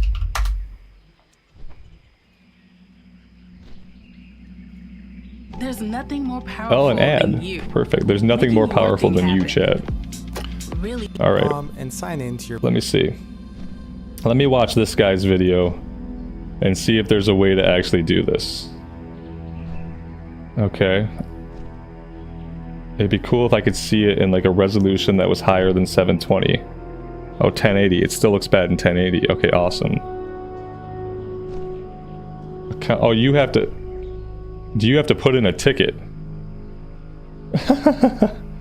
Data protection. Data protection, remove my data.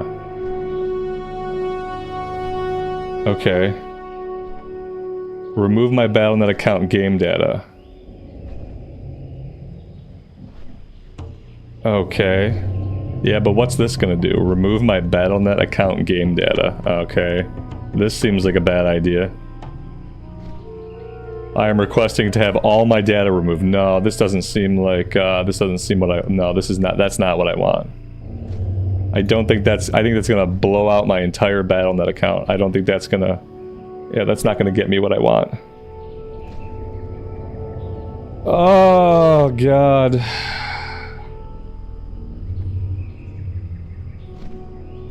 Yeah, there's no way to do it. Once you have a user account attached to your Battle.net, it's there forever. You'll never get rid of it.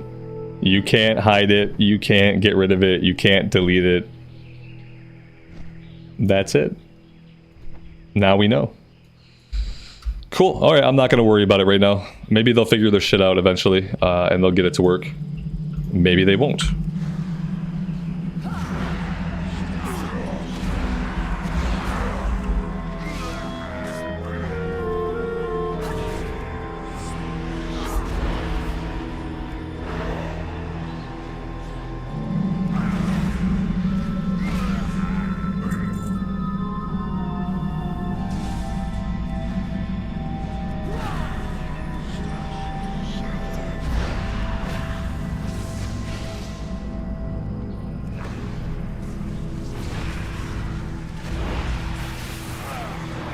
Yeah, right now I'm just going to assume that, like, everything they try to do, it's broken.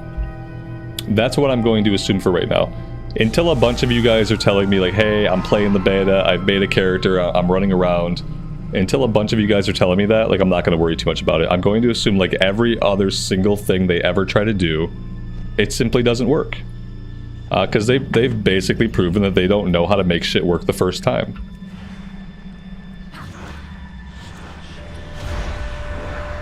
Wayne, go to apps and features. Scroll down, you'll see test accounts. You can remove them. Apps and features. Is that like on the website or through my Battle.net browser?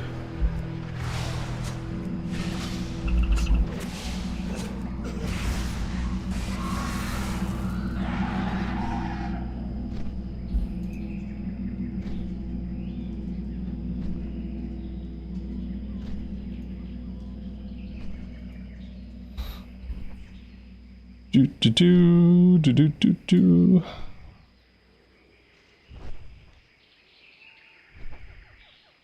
Windows. Yeah, I don't know.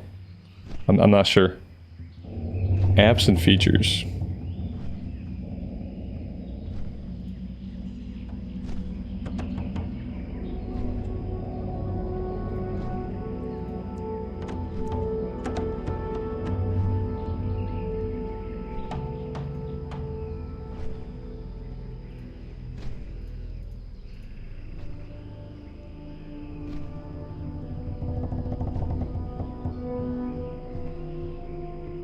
I'm just gonna wait for now. I'm not gonna mess with anything yet.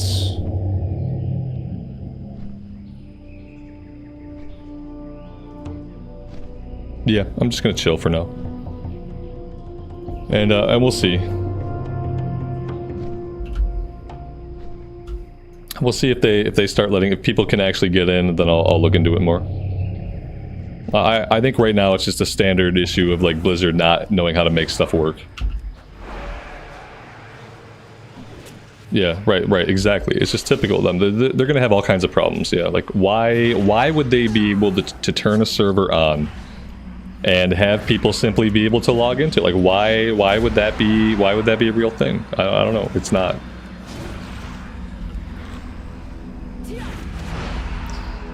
Yeah, I'm just not sure where you're telling me to go. You said in Windows. That threw me off. Like, I'm not sure that I want to do anything in Windows. And I don't see apps and features in the Battle.net browser, and I didn't see it on the website either. I just don't know if I want to be doing anything in Windows.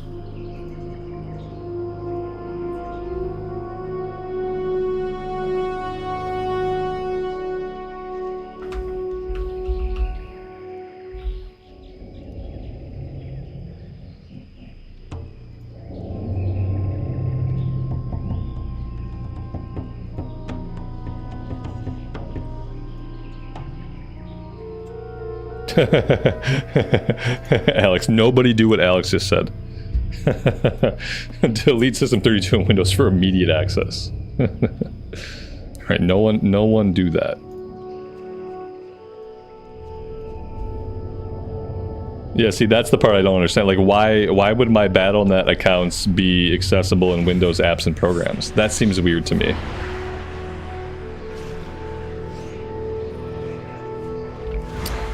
Seems weird. I'm sure like whatever, like it's probably a thing, but like it seems weird to me.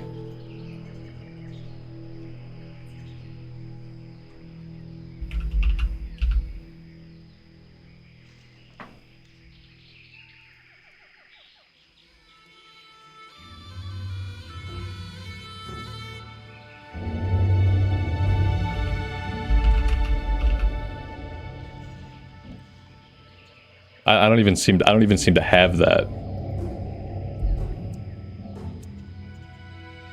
Yeah, I don't even, my Windows does not have apps and features. I have applications, like I have add or remove programs, but that's it.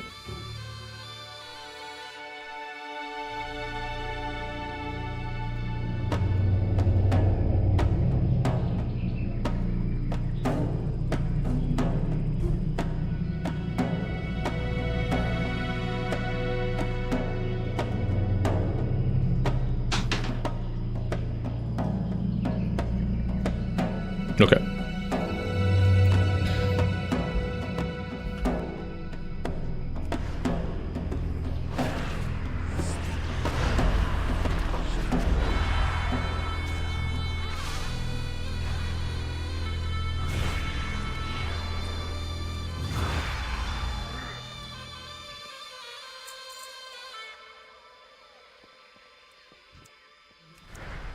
Yeah, trying to give me technical support is not an easy thing, yeah. Especially like if I'm in any way skeptical, providing me with tech support is never gonna get me to do it, yeah. If I'm like in any way skeptical, like for any reason, I'm very resistant to any kind of technical support. I did technical support myself for like a while. And then I trained other people to do tech support, and then I trained people to train people to do tech support. So sometimes when I'm getting tech support, I'm pretty obstinate. If the troubleshooting steps don't really make sense to me, like if there's no connections forming in my mind of why that would be a thing, then I'm pretty obstinate to it.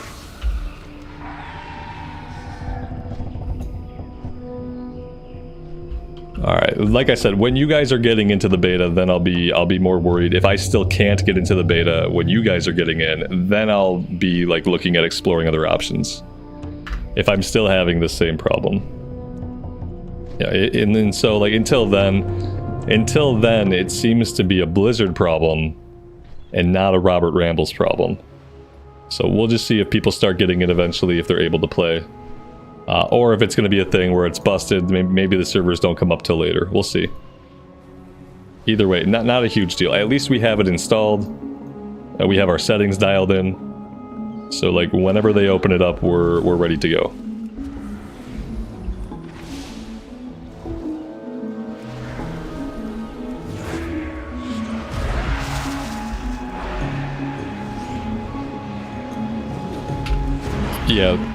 Yeah, they're having a tech issue. They don't know how to open a server.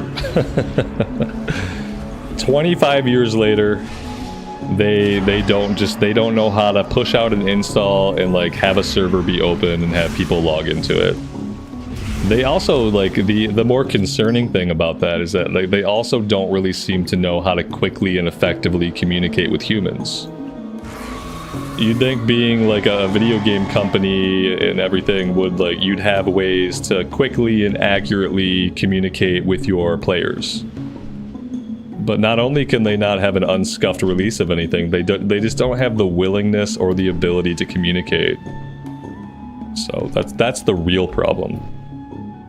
The real problem is not that they can't launch it flawlessly. That's not a problem. That's just shit that happens. The real problem is their inability or unwillingness in 2024 to communicate. Did I play WoW on release date? Not original vanilla launch, no. I started a few months after launch. I've played every other release day. But I'm not going to look at the past for comparisons to how things should work in 2024 though. It's the year 2024. They've had 20 years of experience releasing servers and doing launches. And they should have had 20 years of experience communicating with the players who are eagerly trying to play their game. And in my mind, you either do one thing or the other. You can either be on the spot about making your shit work the first time, or you can be on the spot about communicating what's happening. You just have to pick one of those things. Like, no one expects perfection. A lot of times people just expect communication. And so I'll take either one. I'll take perfection, or in the lack of perfection, I will take communication. What sucks is when there are neither. What sucks is when things are scuffed and there is not communication about it, or when it shall be unscuffed. Farewell. And typing a few words into a blue post should not be hard. Guys, we know we pushed out the beta servers today. Everyone now who's going to get in today should have the install. However, we are aware that right now there are no servers online. Boom, done. You've communicated. People can stop clicking and clicking and clicking and clicking and clicking. Like, you just need to send a few words out on the internet. It's called instant communication. It happens in a half a second. It happens. Be seeing you. And in lieu of perfection, that's all you need. Communication.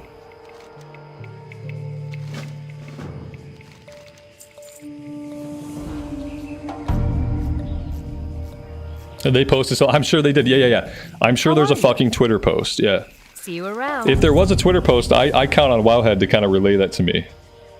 But yeah, let's see. Is there a Twitter post? Okay, we're on the Warcraft Twitter. And something went wrong, it says. Retry. Something went wrong. No, I don't see anything. There's a meme from 21 hours ago about Khadgar and fishing. Yeah, I don't see anything.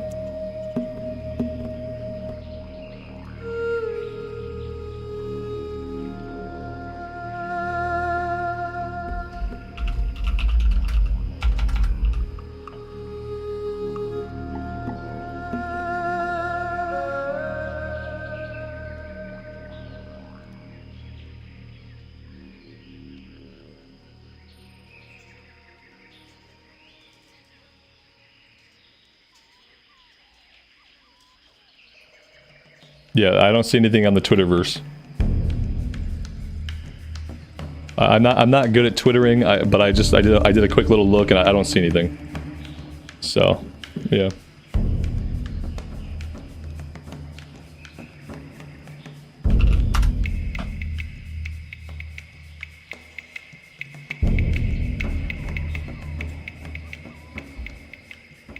Nope, nothing. Okay.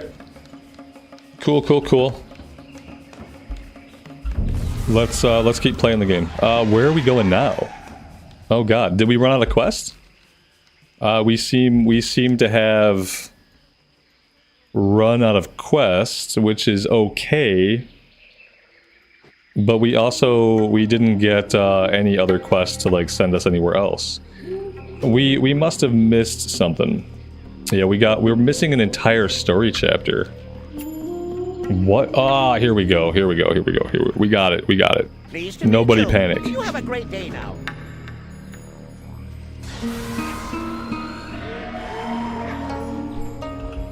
Yeah, Monarch, I know, man. We're still in your favorite zone. Monarch, it's weird, man. Like, your name, I knew a guy named Monarch back in the day, like, back in my guild. You're probably not that monarch. But I kind of like, I can't help but wonder every time I see you pop in. Just confirm for me that you were not the monarch that was in Frenzy back in the day. And then we can move on with our lives. Okay, there, yeah, you would know, because you would know who I am if, yeah. That's good. I just, like, every time I see your name, I think of this guy.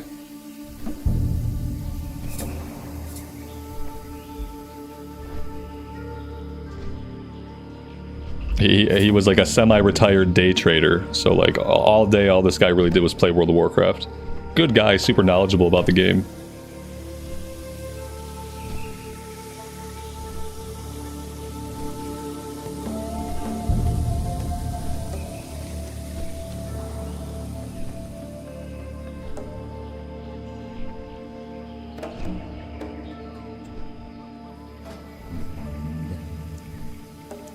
Monarch is a super common name. That's fair, but like I just happened to be in a guild with somebody who went by that name, so it was kind of weird.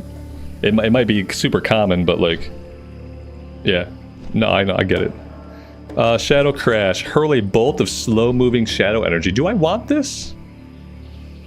Oh no, 20-second cooldown. I don't know if I want that. I probably want it. Oh my god, Shadow Crash applies Vampiric Touch to up to 8 targets. Yeah, of course I have to have this. Now it's the only ability that I'm ever going to use. There we go. There's our last main slot filled up.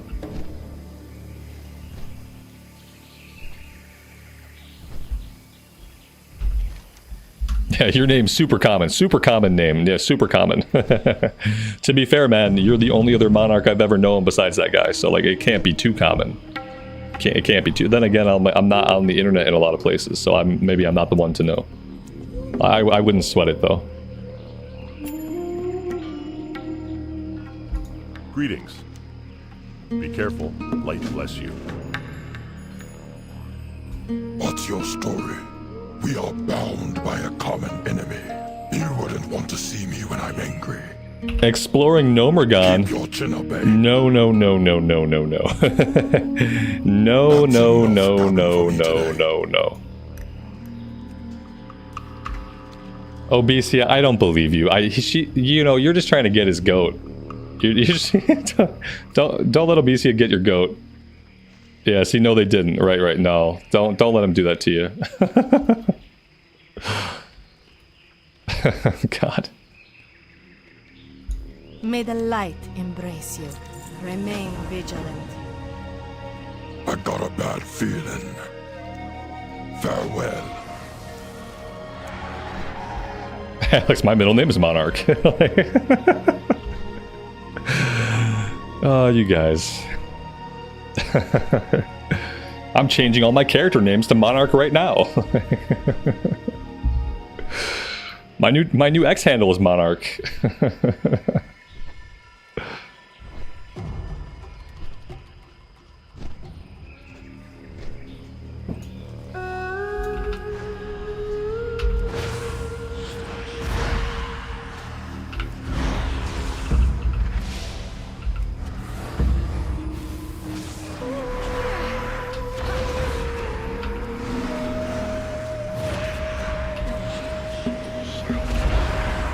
These guys just beat the living shit out of me. I'm not even gonna fight back. I surrender. I give in.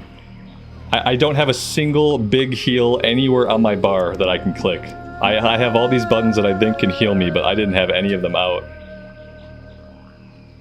Oh my god, Lael, stop. Oh god. Okay, I need to get a heal out to the bar, because that's embarrassing. I need flash heal out somewhere. There we go. Oh, man, they wrecked me.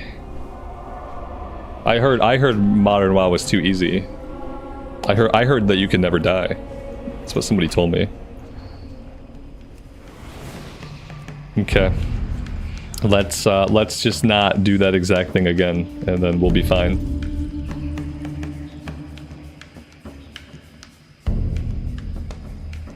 What do I need here? I need Jungle Stalker Feathers. Okay, so we're going after the raptors.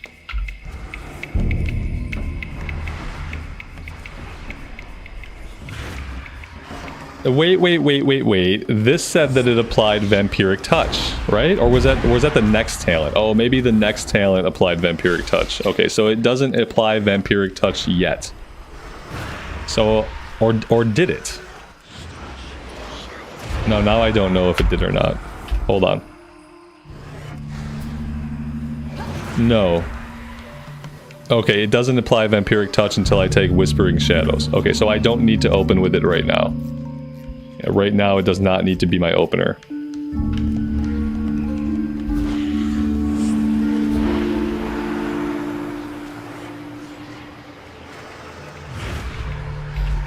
Trevor, the servers are full. The servers are full. So, are you saying that you're in a queue? Are you in a queue, or are you still, like, erroring out? If you're in a queue, I don't mind sitting in a queue for a bit and going to get some food. If you're just kind of erroring out, then I feel like we're kind of in the same place. I'll check it out in a second. Anybody else able to get into the beta, and are you sitting in a queue? Are you getting to a server list? Like, what's everybody's status on this? I know some of you guys have to be trying to get in.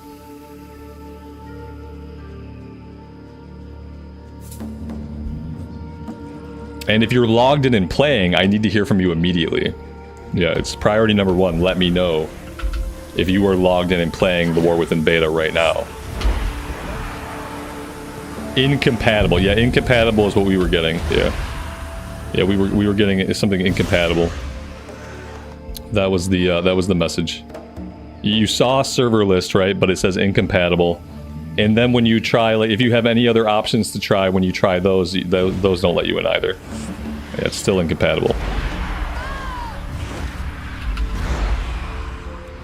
So, yeah. Yeah. Exactly, Mark. It keeps logging into the Shadowlands account, just like me. Okay, so everyone's having this weird-ass problem with their weird-ass accounts. Cool. That makes me feel better. Now, if only we could all delete those accounts, if only there was a way to delete those accounts to see if that would solve the problem, that would be wonderful. And you don't have a Shadowlands one, but you're seeing the same thing we're seeing, where, like, you have an incompatible server list, and then you still can't get into the game.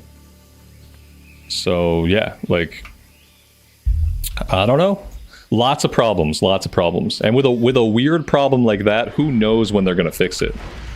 That's not even just like the servers don't exist or they're not. That's a weird problem, and like who knows when it's going to be resolved.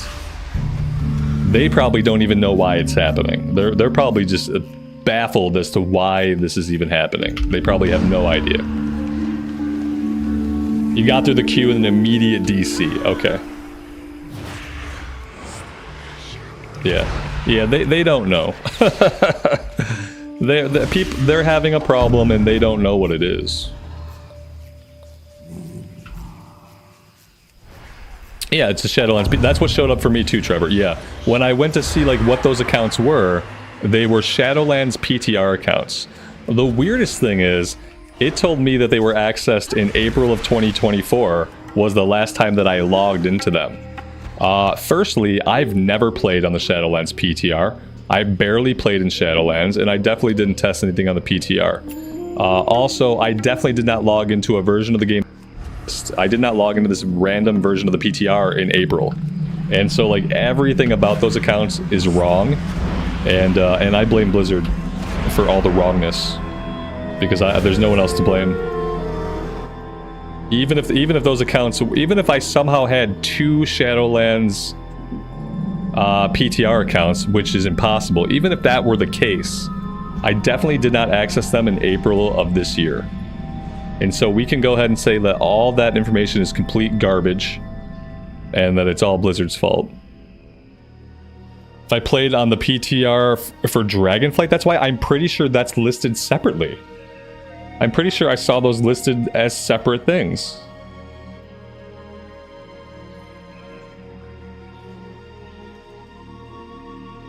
Oh, no, it doesn't. They're not. You think the thing that says Shadowlands PTR is the Dragonflight PTR? But when I go to Battle.net, like, Dragonflight PTR is listed separately. Yeah, Public Test Realm, Dragonflight. Public Test Realm, The War Within. Oh, I have a PTR now for The War Within. And maybe I should install that. I am now installing the War Within public test realm 11.0. Yeah, we're gonna install that, see what happens. I don't know why I have that. Oh, internal error occurred. Okay, yeah, that's right. We can't do it while playing the game. Yeah, here we go. Let's have a look at this.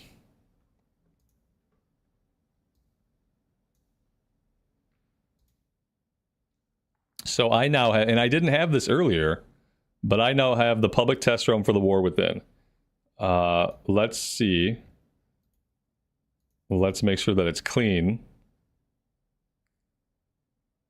And then we'll try installing this. And we'll see if this gets us in. But I think something really weird is happening.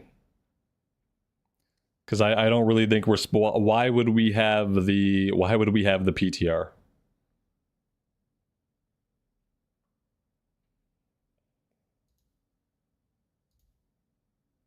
It's actually installing the PTR now.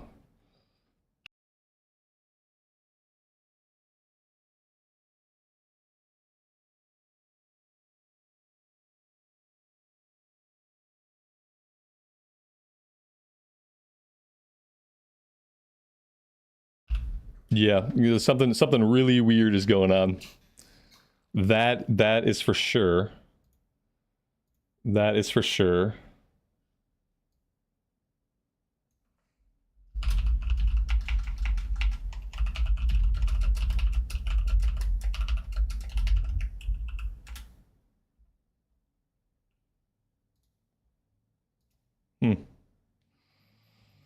I want to see like what kind of error it throws. I want to see if this is going to throw the same error, if it's going to throw a different error, if the servers listed are going to be the same. I want to see if my Shadowlands PTR accounts are going to show up here the way they do for the beta. I just want to see what's going to happen.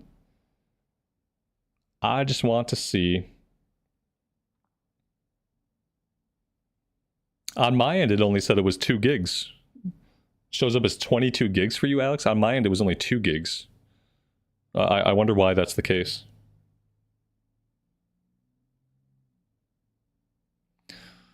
Do. All right, 68%. I'm really surprised that there's like nothing on Wowhead about any of the shenanigans. Shenanigans!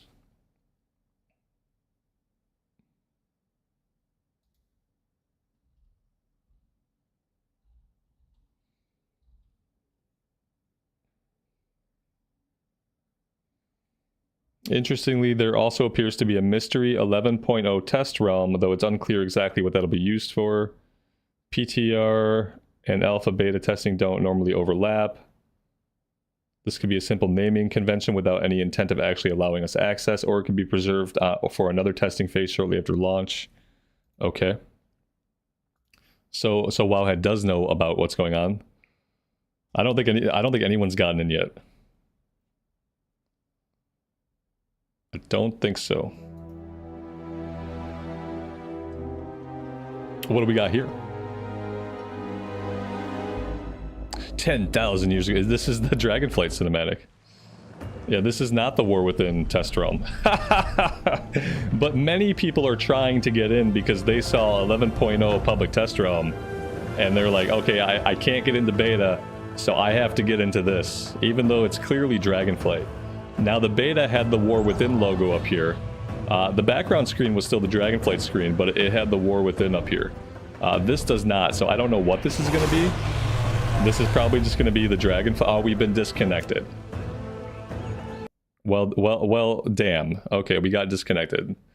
So probably not going to be the way we get into the beta. Let's try beta again and see what happens.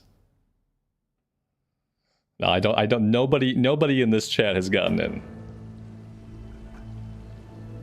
Wayne, thank you so much for the $10 Superman. I'm glad you're having a good time. Thanks for being here. I appreciate that. Oh, look at this. We got a login queue now. So some of you guys said you hit a queue, but then you got disconnected as soon as it ran out. So we'll sit here for a minute and we'll see. The queue's going. People are getting disconnected quick. Oh, I gotta make a choice now. What Shadowlands account do I want to log in with? Let's try 10. Oh no, wrong choice. Okay. Okay, let's try the other one. We'll try the other Shadowlands PTR account. Maybe that one will get us in.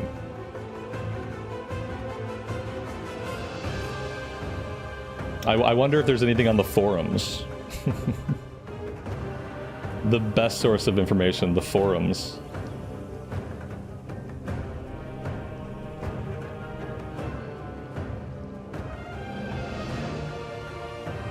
Now it's not letting me choose at all. I gotta to choose. I have to completely back out to make my choice again.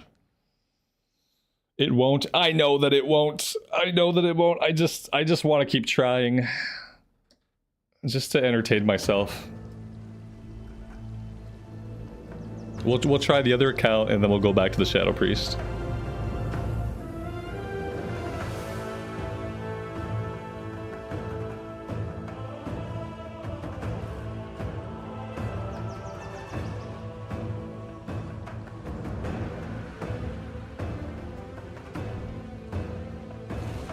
At least they're disconnecting people quickly. We're getting through the queue quickly.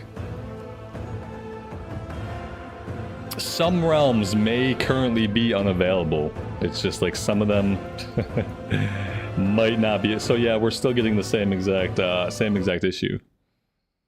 Same thing is going on. That's not what I want. Boop. Wrong account. I wonder what's going on with that. Why is it reselecting my account? So I have my account selected properly. But then when we go to the beta version, it wipes it. How was the Kata beta? The Kata beta was the same way. In the Kata beta, there's no drop down for user. That's so weird. And then when I go back, okay, there we go. Amy, you're entertained. Well, that's good. I'm happy. You should be working, but I'm glad that you're entertained. Oh boy. Boy, oh boy. Yeah, we'll go back. You guys, if somebody gets in, just let me know. If you so much as see a server list where some of the servers are online where they say anything besides incompatible, I would love to see a server list that says anything besides incompatible. Ooh, we are nearly dead. Don't tell you. I can't tell you what to do. I mean, I can, but you don't have to do it.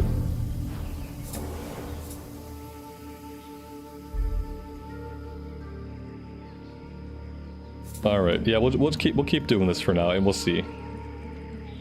I would love to get in this afternoon and play the beta for a bit, but if it's going to be a complete disaster, if they can't make it work, you know, we'll check it out tomorrow. Releasing video games is hard. And apparently even 20 years of experience doing it does not make you any better at it than you were the very first time you did it. That's the crazy thing. It's like they're not any better at releasing stuff than like the very first times they ever did it. It's just that technology is better. And so the problems don't persist for as long, but it's like they still have the same problems every time they do a release. It's like a Blizzard staple that any kind of release has to be scuffed. What are we looking for here? We were looking for the Mosh Og Bounty. I don't know. Oh, it's this little glowy item. Okay, let's come down over this way.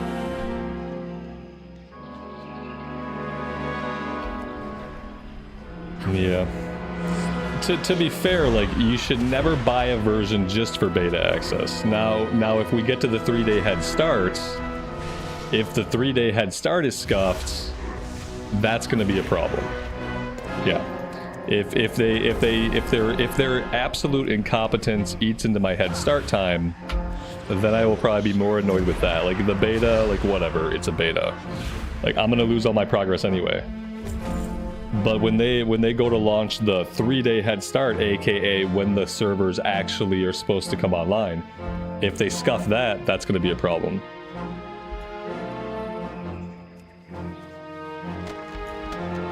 Because if they scuff that, that's directly eating into the value that I paid for. I paid the $90 to get into the game with the early access. So every hour of scuffed early access is eating into what I paid for. So like beta, it sucks to like not get in right now, but you know, nobody's in right now, so small indie company. Yeah, right. It's a small indie company. We can't expect anything to go well or smoothly. I'm assuming this is in a cave. I just don't know where the cave is. It looks like the cave should be somewhere over this way. Nobody got in. If somebody got in, there would be at least one person here who got in. Like, a lot of you guys paid for the $90 version of the game. And if there were people playing the game right now, I believe that somebody here would be in the game right now. I don't think it's working for anybody.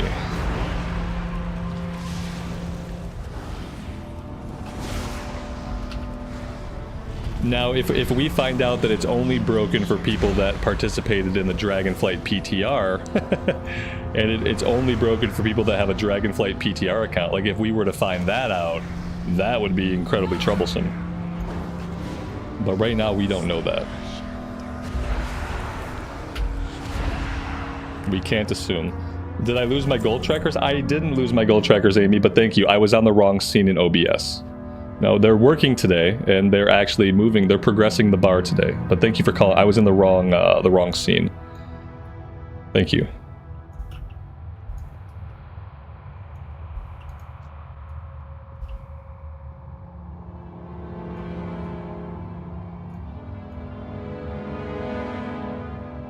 See, no one can get in, yeah. Martoof just checked on Twitch. No one can get in. So yeah, you gotta understand that, like me, there's probably lots of people trying to stream the beta.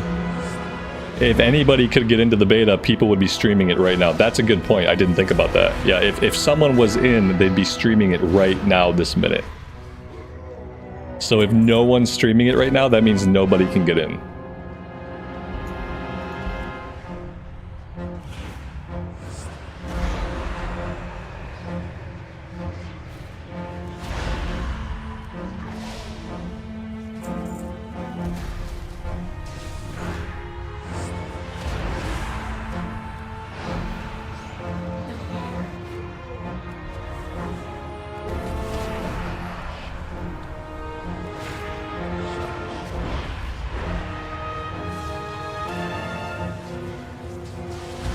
Monica, good evening. Welcome to the stream.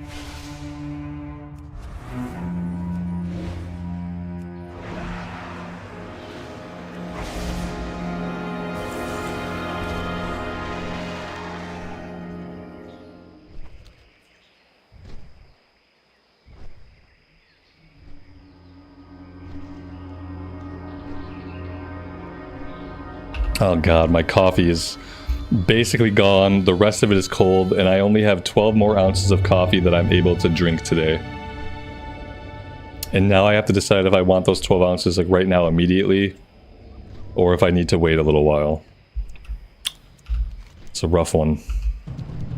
And 12 ounces of coffee is not going to last me very long.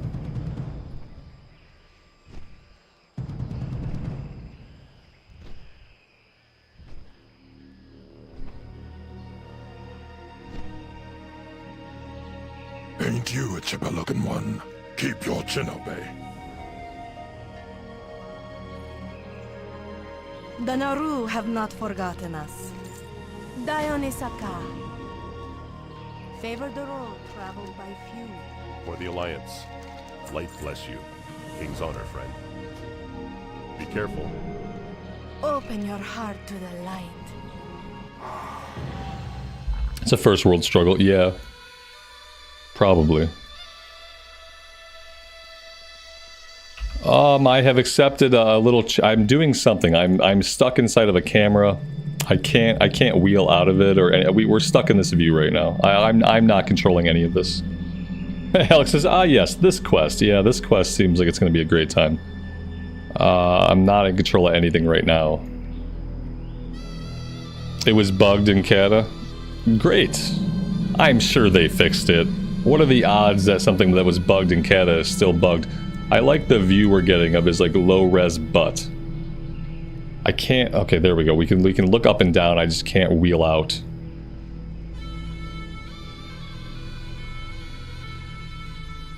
I don't remember this at all, which is surprising because I hate all quests that take away my control of my character. So you'd think I would recall this one, but I don't. I'm the raptor now. Yeah, that makes sense. Yeah, I'm captured. I'm a captured lashtail. I can't look down at myself, obviously. Here we are. Get ready for your training, little one. I recommend you forget about that worthless void elf priest and ... Okay. Hey, it didn't get bugged out. So that's good. Level 40, even better. May your days be long and your hardships few. Honored, I'm sure. Very well then. They say you have the heir of the throne?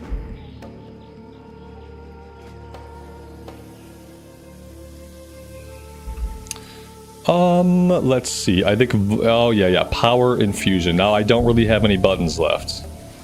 So that's interesting. I'm gonna move it over here for now. And yeah, that's it. I can't do any more active abilities. I guess I could move this off. I could, well, that's about it. Yeah, I do have one more spot for an active ability.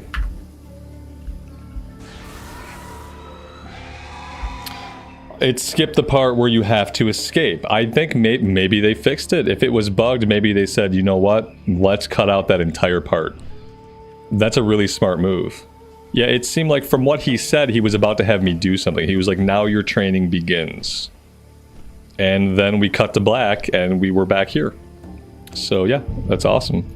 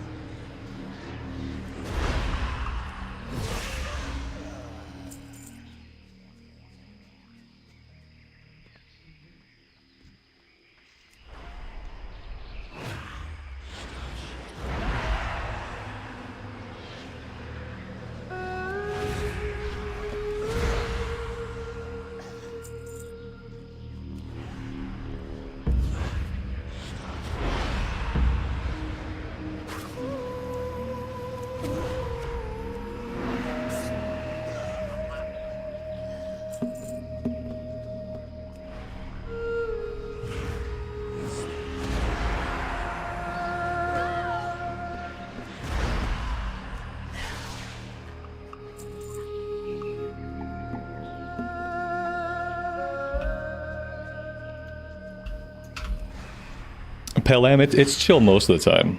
Yeah. About 80% of the time it's chill. The other 20% of the time I'm ranting about something, and then like whether or not you find the ranting chill still is like a personal thing.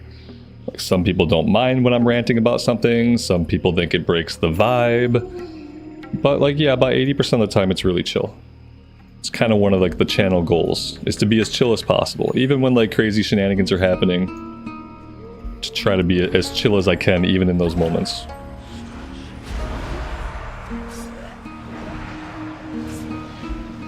But depending on who you talk to, there are mixed levels of success.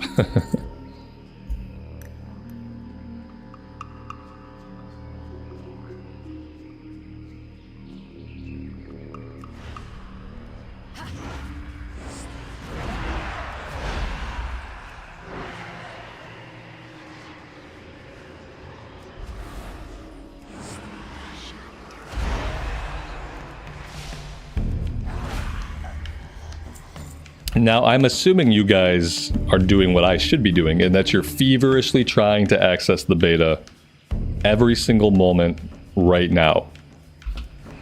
I'm assuming that you guys are all doing that, and that you will let me know if you are able to get in.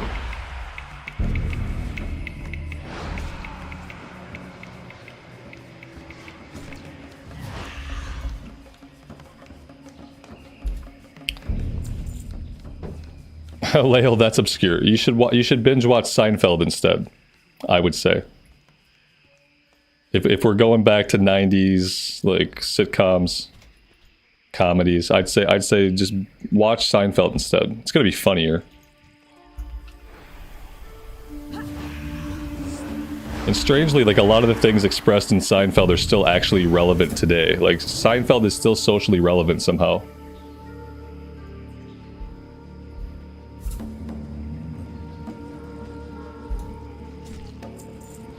Clint says, no, I am working, sir. Sir. I am at this thing called a job. And what I do for a living is I work. And so I am not feverishly trying to get into the beta. I feel you, man. I'm sorry. Some of these people are not working, or they're supposed to be working, and instead they're feverishly trying to get into the beta. It's a little bit of column A, a little bit of column B.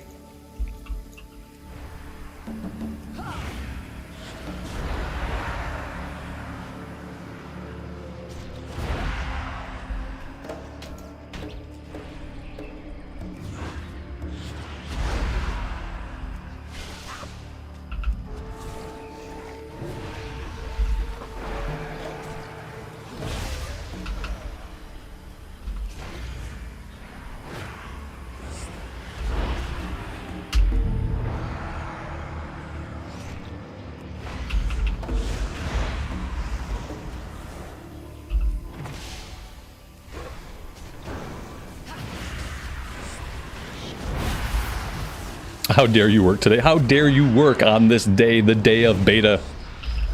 How dare you? It's a Blizzard holiday.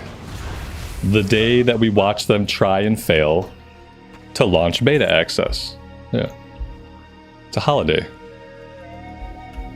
Today they try and fail to launch beta.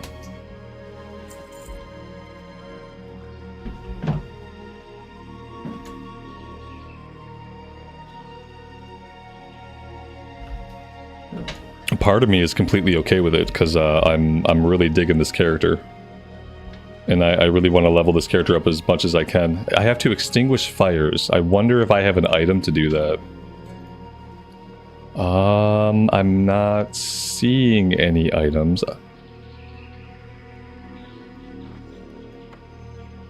Not seeing anything I would use to extinguish a fire. Oh, you know what? I have to click on the braziers. Braziers? No, braziers is a different thing. I have to click on the brazier. Brazier, is that how you would say this word? We'll call them brazier. Because I think brazier is like an undergarment.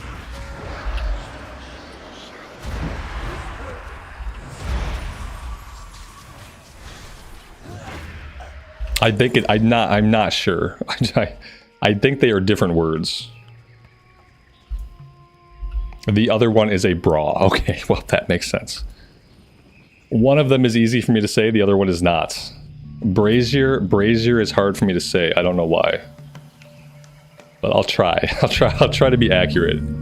We're not clicking on the bras. Yeah, we're clicking on the little things that hold fire. That's what we're clicking on.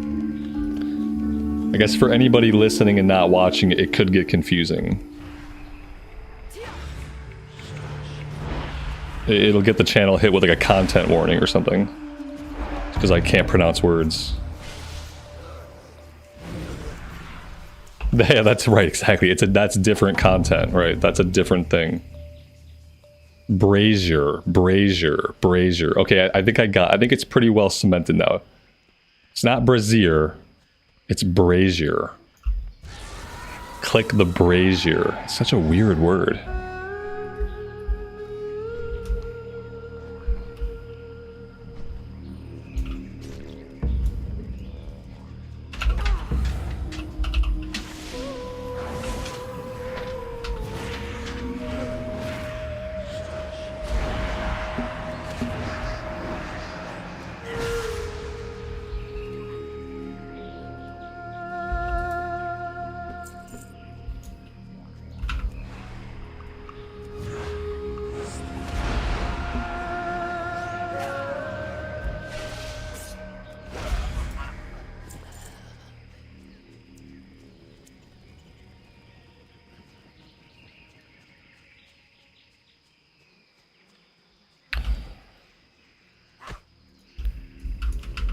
My pronunciation is correct.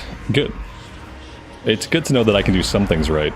After doing them wrong again and again and again.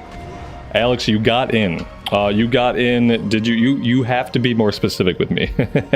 Did you get into the beta, or did you get into the server and are you playing the beta right now? Okay, you got in, then you got out. Okay. Okay, good. It's not working yet. You got in and then you got booted out. Yeah. That's what's happening to all of us. Yep. Yep. I feel like it's going to be this way for the majority of the afternoon.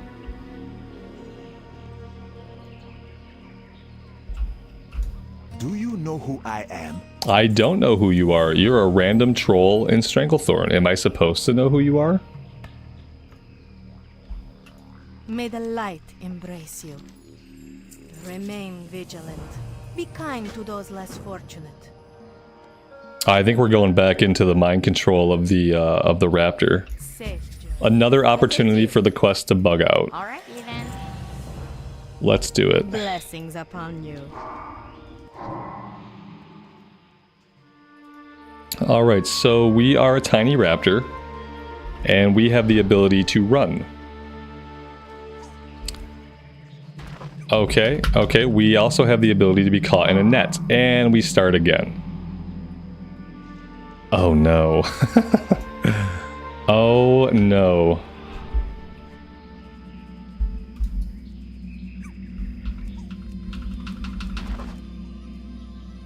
Somebody's gonna be skipping this quest.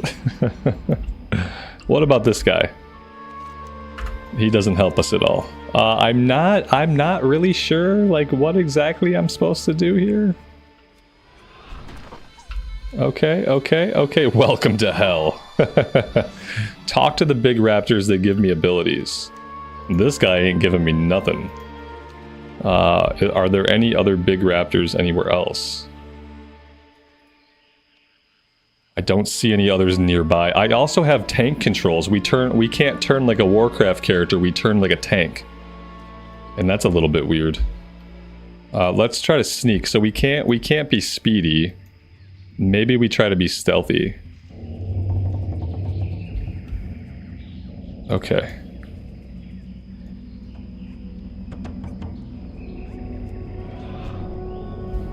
Alright, we got to the first guy. We can now eat through nets. Okay, so now if we get caught, we can eat through nets. That's great. Okay, we want to avoid... Okay, shoot. Okay, we got guys on all sides. We got guys everywhere. Okay. I don't know how I want to handle this. No! Eat through the net. It's on a 10-second cooldown. Oh, no. Oh, God. Oh, we've made a mistake. Oh, her net is on a cooldown too. Okay, okay, let's see. Steal food from sleeping Garabashi soldiers. How do I do that? I don't know how to steal food. It seems that we're supposed to steal food. I'm just not sure how. Trolls often carry packs of raptor food. You're small enough that you might be able to steal it from one of the sleeping trolls inside the tents. Okay, so in these tents there are sleeping trolls. How I get into the tent past the guards is another question. Yeah, the guy chasing me is like, damn, my net's on cooldown. Right, like I was worried about my ability being on cooldown, but he was on cooldown too. Alright, let's steal some food. Like, how much food do I need? I'm hoping that one piece of food is going to be sufficient. Oh no. Okay, okay. Oh shit, I got guys up here too. No, no, not like this! Not like this! Ah, oh, dang it! Oh, God. Oh wait, this is the guy, right? Oh no, this is net guy. This is net guy. I don't need net guy. I need hungry guy. Do I still have the food? If they catch me, maybe, I bet they like get rid of the food that I caught.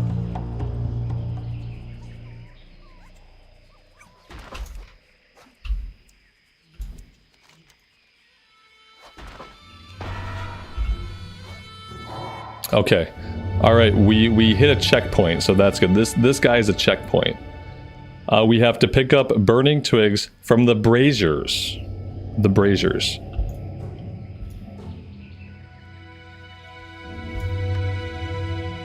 That's one. And then we have to burn... And then we burn these. Oh god.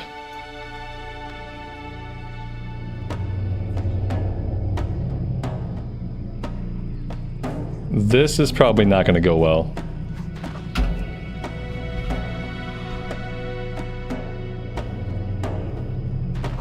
Oh, I don't have fire. Oh god. Oh, kill me! I don't like quests that have you do anything besides just like control your character. So like I'll keep trying at this for a minute. Did I already do this one? Like, do I need to do it again? Let's grab some more fire. Yeah, I'm not really sure about this one. Maybe this is just a diversionary tactic. Maybe this is not an objective, but just a way that I can distract them. Burn it and then run. Yeah, it's a distraction. Okay. Okay, yeah, I see now. I thought I had to burn them all as like part of an objective, but that's not really what it is. It's a way to get them to not catch me.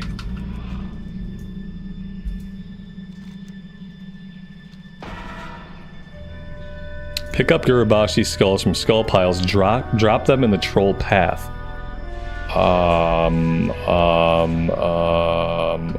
Yeah, I don't know what that means. In the troll's path, like in front of them as they patrol around? Oh god. Why? Why did it have to be a vehicle quest? Okay. He seems interested. No, that didn't work at all. Yeah, as it turns out, that did absolutely nothing.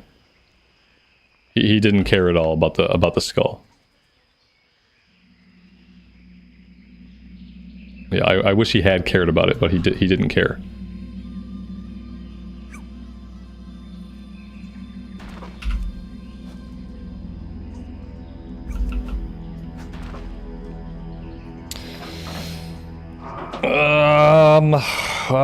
I'm gonna try this like maybe one more time. I don't even know if I'm gonna try it one more time. I might be done with this one. Yeah, this is the definition of gameplay that is not fun. So if you ever need like to know like what does it feel like when something is not fun to do, it's this. This is not fun.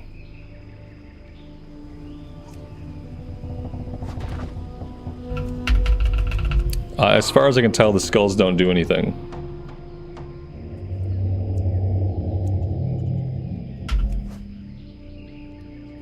Yeah, I don't know. I don't know. It's the last stage, but if it's the stage that I simply can't get past, it is the last stage in the sense that it's probably like the last thing that I'll be able to try to do. Because like some of this stuff just does not seem to be working properly. I think this is supposed to distract them. I think it's supposed to be like another thing to distract them. But I don't really think that it works. Okay, okay, okay, I'll see ya! Okay, that worked that time. So we have to be on bridges? It can only work on a bridge. Because apparently seeing a skull, they have piles of skulls, but seeing one on its own is so, it triggers their OCD in a way that they just throw themselves off the bridge. Because like, it's supposed to be neatly piled up. Trolls are very obsessive about cleanliness. And because they can't stand things to be disorderly, they throw themselves off the bridge. Now I see what's happening. And they should have explained it that way.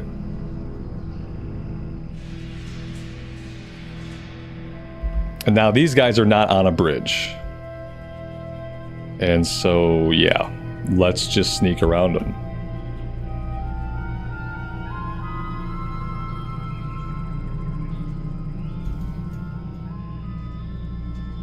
This doesn't seem good. Okay, let's grab the, there's fire over here we can maybe grab.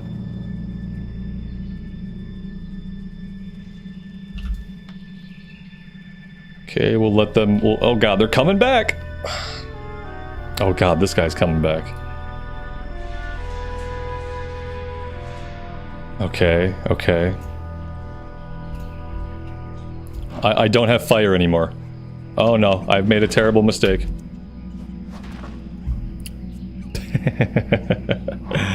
Yeah, I'm pass. I'm good. I'm good on that. It was fun while it lasted, but I'm okay. Yeah, I'm fine with all that. And then like that was obviously like our breadcrumb. Without completing that quest, we don't get to like carry on. But I can just fly down here and I can go down to the Cape of Stranglethorn. I can do that on my own. Yeah, I'm not. That's some of the dumbest shit that I've seen in the game, actually. So we're not gonna bother with that.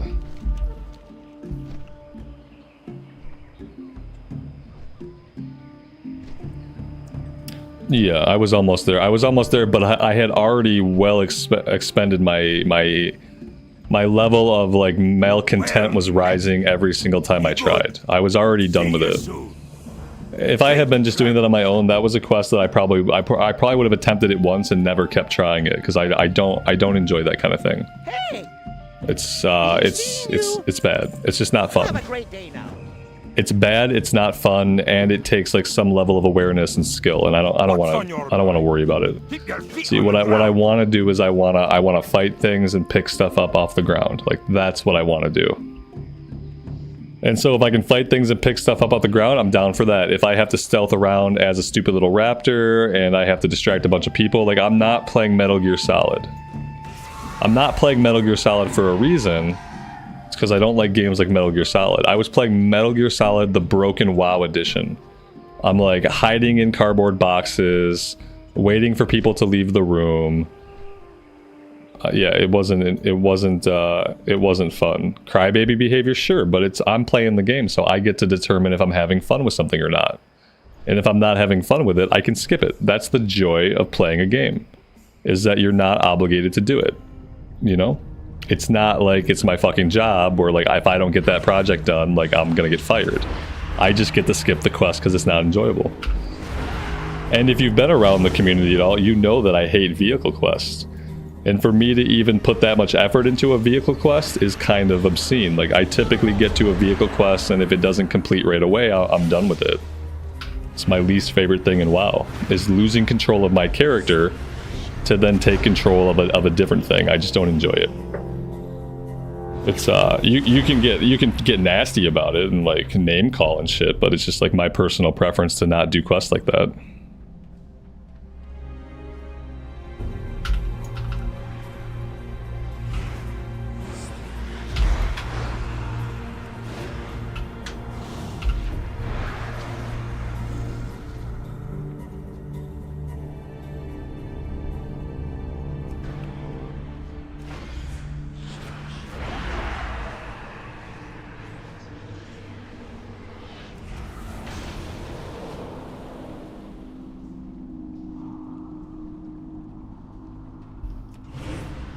Like, here's a question. Do you do you think I'm playing World of Warcraft like a tab target MMO because I like things that are annoyingly challenging? If I liked games that were annoyingly challenging, I'd probably play a different genre. You know, I don't play WoW for annoying challenges. If I wanted annoying challenges, I'd go play a Souls-like game or something. I would literally go play Metal Gear Solid, and then at least I can hear them yell, "Snake? Snake? Snake!" every time I died. At least I'd get to hear that. Snake? Snake? Snake! You know, that's worth it. But no one's even yelling snake at me when I die. So, like, why would I continue? Baby raptor? Baby raptor? Baby raptor! Like, I'm just not into it. I don't want variety. and it wasn't two attempts, but I will forgive your inability to count how many times I got caught. Yeah, it's not your job to count how many times I got caught. I got caught a bunch of times. So it wasn't if you're counting every single time I failed, it was a lot of fail. The scenario was full of failure on my part.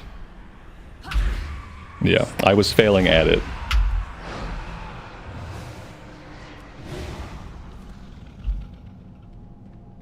And I will do me. I will do whatever I want to do because it's my stream. So I appreciate the permission, though.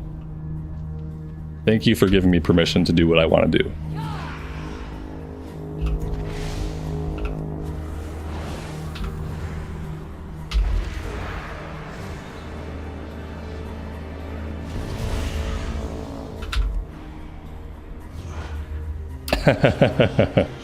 Right.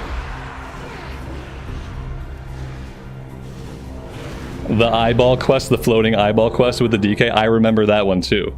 Yeah, that was an awful quest, and you have to get it done. See, that's a scenario where like you don't have a choice, you have to complete that quest. And so then you're just stuck with it till you get it done. And this one was optional. So with it being optional, it's optional, it's not fun, I'm bad at it. When you add those three things up, I think it's okay to skip it. If it's optional and it's not fun and you're bad at it, then you can skip it. If it was optional and fun and I was bad at it, then maybe the fun would compel me to get better at it. But if it's optional and not fun and I'm bad at it, then why bother with it?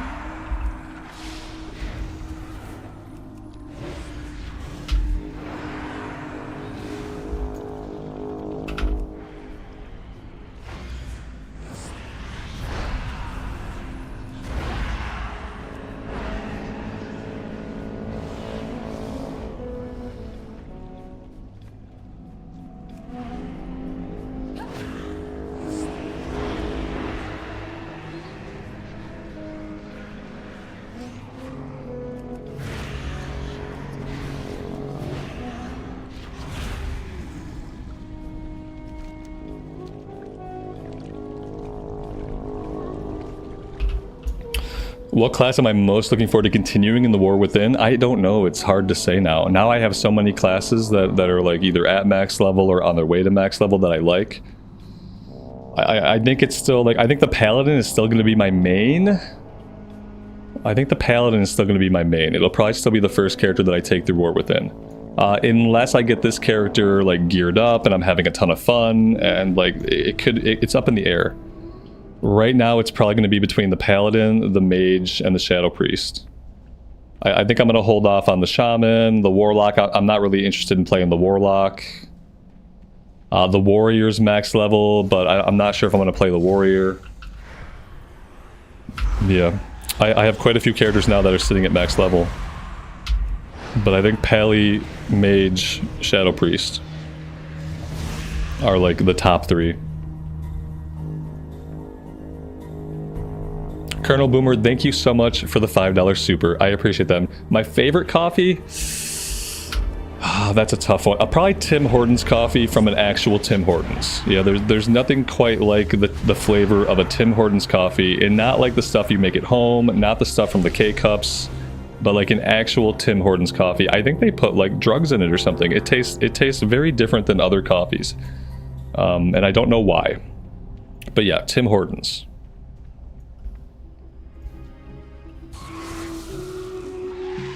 Which is tough because like when we lived in Missouri, there were no Tim Hortons. Tim Hortons is a Canadian thing. And so I'm lucky enough in Michigan to be close to Canada. And so we get to have Tim Hortons here.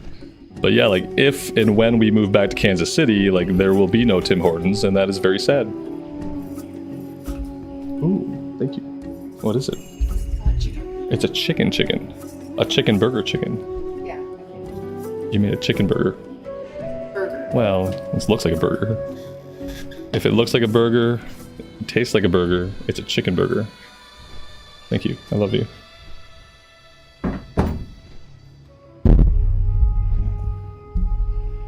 My wife has brought me what she is calling a chicken sandwich. It's in a burger bun, and so that makes it a chicken burger.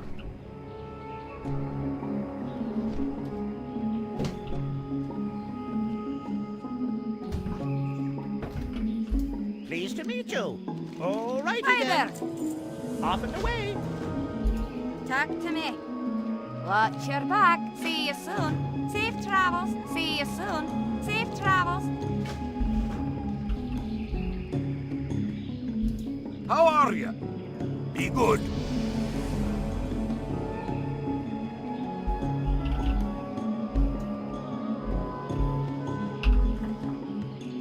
Patrick, good afternoon. Welcome to the stream. So what is our status on the beta? I'm assuming that the beta is we're still not into the beta.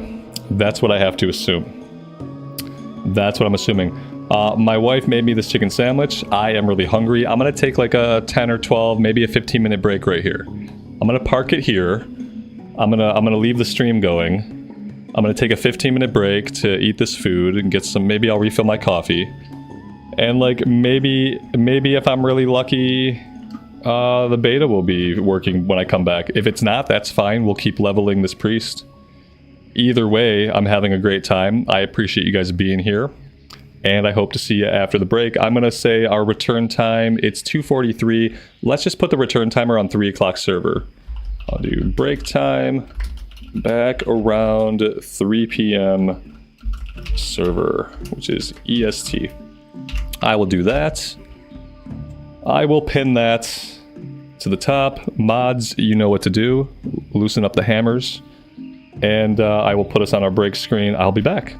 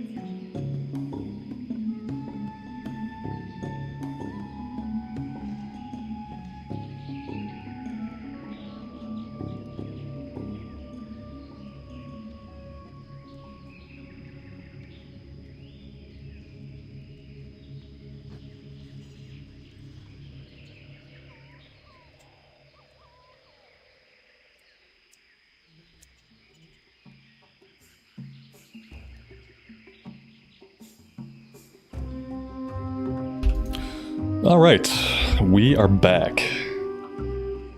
Beta, no beta. I'm assuming you guys still can't get into beta. Beta got an update, but nothing's changed. Okay. That's a big win. I've absolved myself to the fact that, like, I'm probably gonna be playing beta tomorrow morning. Earlier than today. I'll get up a little bit early, and I'm just like, at this point I'm planning that tomorrow morning I will be enjoying the War Within beta. The play button is grayed out now. Oh joy, we've gone backwards. Let's see, talent. Reduce the insanity cost of Devouring Plague. That could be really good. Increase the damage of Devouring Plague and cause it to deal damage over 12 seconds. But increase the cost. Ugh. I don't like that choice. I want both of those things. I don't like that choice. Shadow apparitions deal 75% increased damage to targets affected by Devouring Plague. That could be good. Ancient Madness. Void Form and Dark Ascension increase the critical strike chance of your spells by 10% for 20 seconds. Yeah, I think, speaking of this, I think I'm going to go with Dark Ascension here. I'm going to change that. We're not going to do Void. Is that Void Eruption? Yeah, we're not going to do Void Eruption. Let's change that. Let's go here. Okay, yeah, let's do that. A good thing pre-order wasn't grayed out. Right. You let me pre-order the game, but you don't let me play it when you say. I'm not sure what that did. Oh, that increases my... That's a cooldown. Okay, so now this is like it's a 1.5 minute cooldown now. Okay. Good to know. It gives us cheesy looking little void wings. I kind of wish those looked a little bit better, but whatever. It's not as cool as the tentacles. Let's say that. Shadow, when we were in queue earlier, what's going to happen is when you get to the end of your queue, it's going to eject you. Yeah, you're going to get instantly ejected. What am I looking for? A velvety panther fur. I don't see any panthers.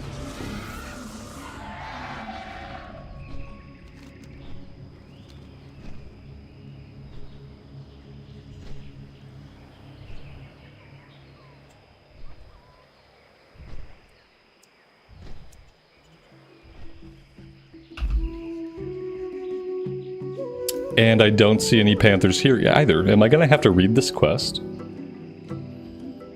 I don't want to have to read the quest. I don't know what it wants. Oh, wait. They're in stealth. Okay, good.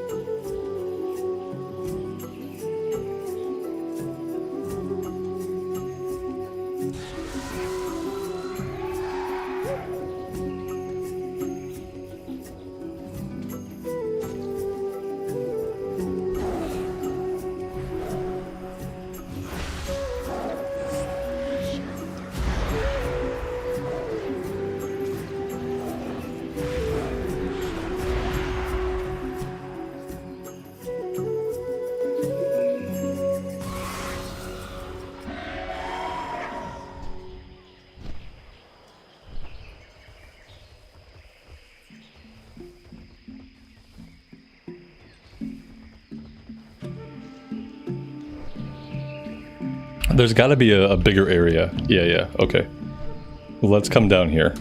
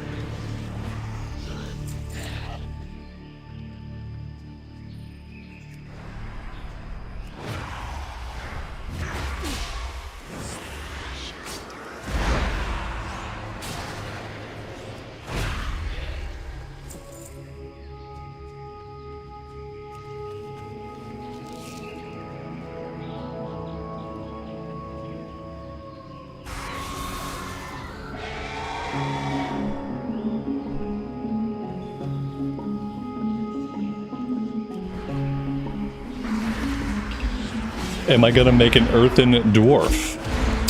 Well, the first thing I'm gonna do is copy my pally over. Well, I guess it's gonna depend on like what kinds of options we have. Yeah, I'm not too excited about the earthen, but it might not be a bad idea just to kind of showcase them. So maybe, but I really want to play my pally, and I don't think that the earthen are gonna be able to be pallies. So I'm not sure. I'll probably make one at some point to check it out, but I'm not excited for earthen. I'm more excited for the underground troll, the Hellar, the Henar. I don't know what they're called. They're like the things that are like they look like a mix between a troll and a night elf. I think those look really cool, and I would be very excited to check out those. But they have not even been confirmed as a playable race. And so who knows, they're probably not going to be a launch feature of War Within. Maybe we'll get them later on into the expansion, I don't know. But yeah, like I don't really think the game needs more dwarves. I think the game has enough dwarf races and enough dwarf customization, so I was kind of disappointed that the big back of the box allied race is going to be the earthen. I don't care, you know. If it was the dark troll things, like the dark trolls, to me they look cooler. Like their place in the lore is a little bit cooler to me. If they are like some kind of missing link between trolls and night elves, like that's really interesting.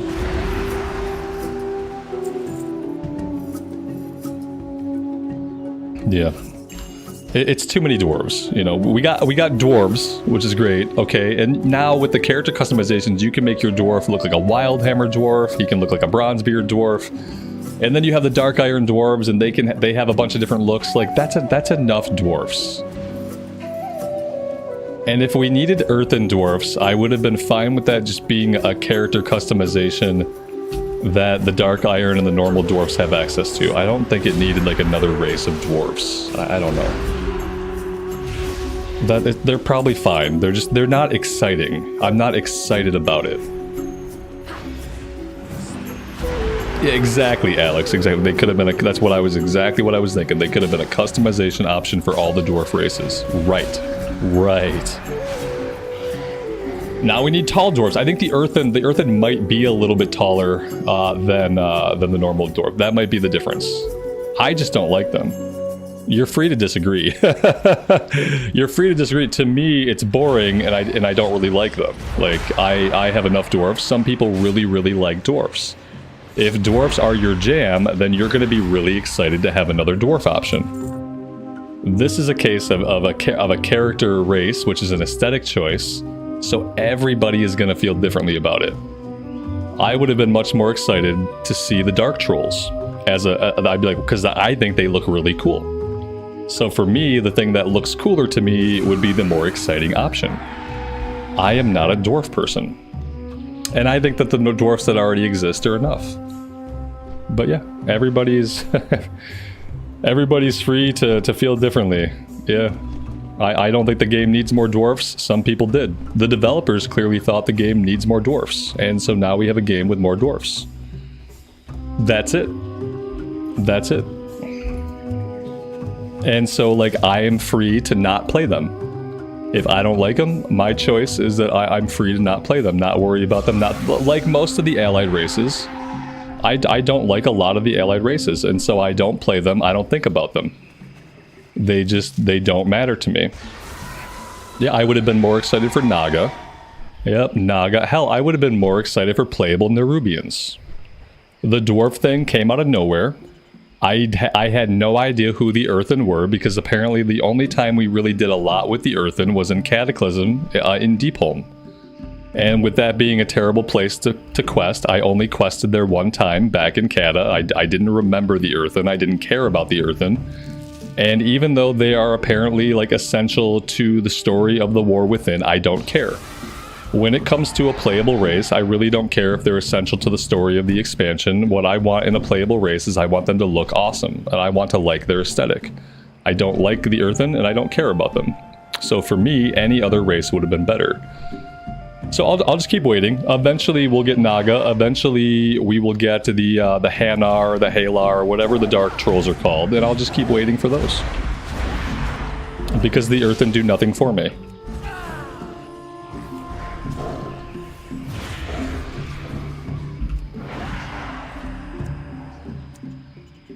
KY Plays, I appreciate you saying so. And thanks for being here. I appreciate you saying so and for hanging out with the stream. I'm glad I could do anything to help.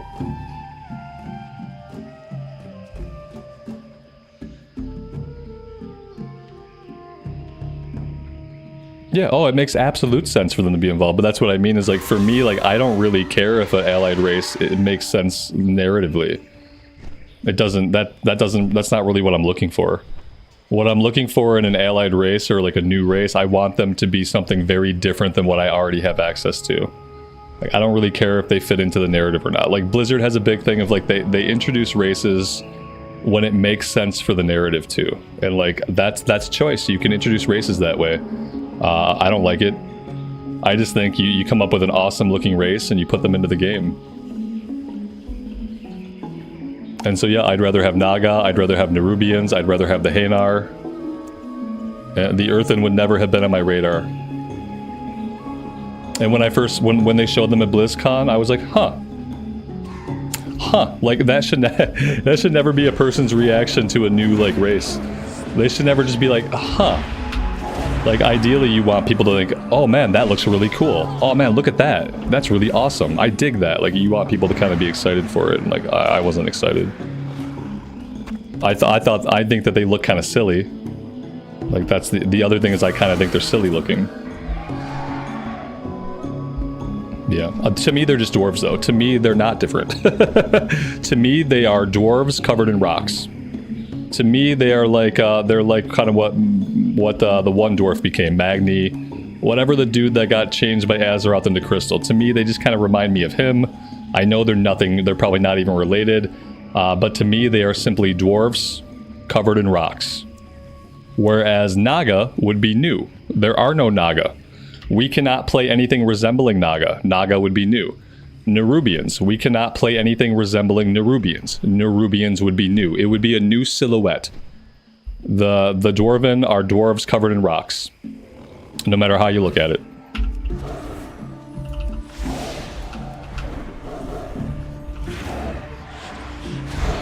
A lot of people were excited. Good, and that's my point. That they're able to be excited. I'm not excited. I don't care. And the amount of other people being excited is not going to change my mind. Would more or less people have been excited for playable Naga? Would more or less people have been excited for playable Nerubians? I don't know. We'll never know the answer. The fact is, to me, they're just more dwarf options, this time covered in rocks and crystals. I don't really care about dwarves to begin with, so I'm kind of biased. And then I don't really care about a dwarf covered in rocks and crystals. So it's like, it's a personal choice.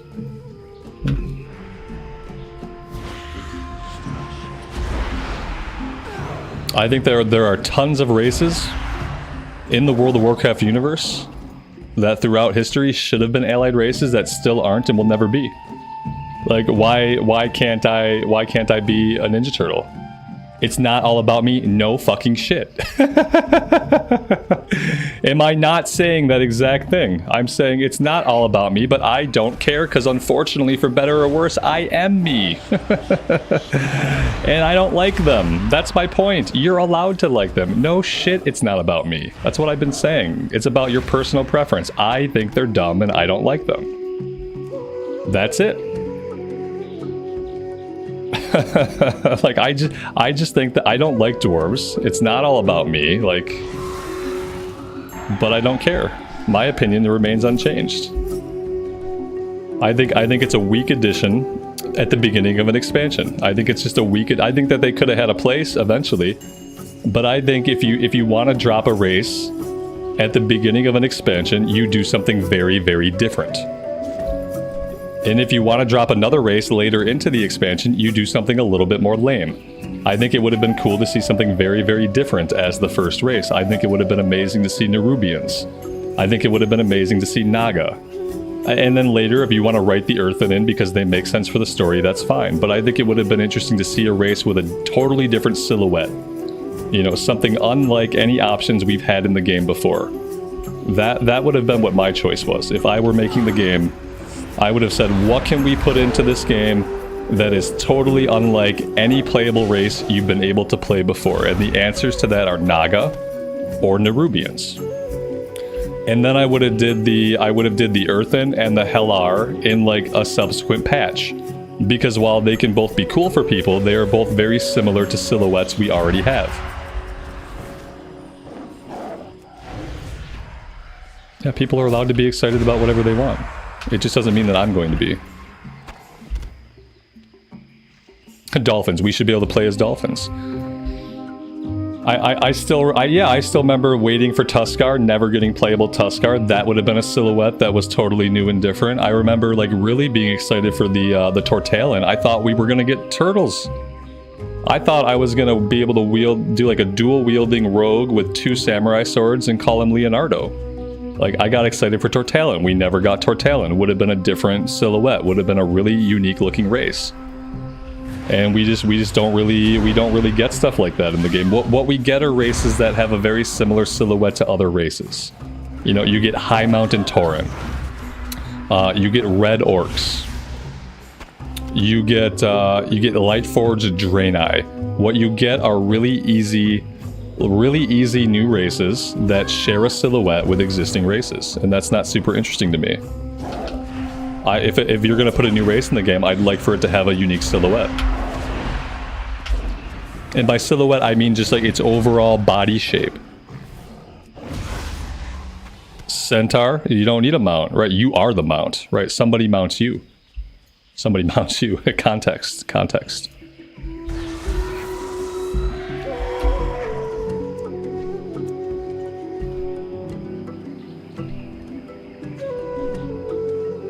Yeah, I think Naga would be good. There's a lot of races. There's a lot of races they could put into the game that would be very unique, that would not share the exact same body look as races that already exist, but they tend to take the low effort route, and they tend to just introduce races that they already have a silhouette for. Void Elves, Maghar Orcs, High Mountain Tauren, Lightforged Draenei, Zandalari Trolls. Like, okay, so they stand upright now. That's a little bit different. Great day. I don't know. I think that their new race creation is kind of weak. Off and away. Be seeing you. Great to meet you. And I think part of it is probably like the way armor and like the way textures apply in the game. I think it's hard for them to do unique silhouettes, because then they have to come up with how does the armor look. So if I'm wearing this armor on a Void Elf, what does this armor look like on a Naga? What does this armor look like on a Nerubian? So part of it is just how their armor works, how their skins work. I think they find it hard to step outside of the established boxes, because then somebody has to figure out, like, what does this gear look like on a Nerubian? I don't know. And neither does Blizzard. And so that's why we don't have races that are interesting to look at. Watch your back. Because they don't want to put the effort into, like, design another armor set for that race. Watch your back. For, like, every piece of armor that they can possibly equip. Watch your back. Maybe eventually they'll have AI that can do that for them, and they won't have to. It won't be so labor intensive. Safe travels.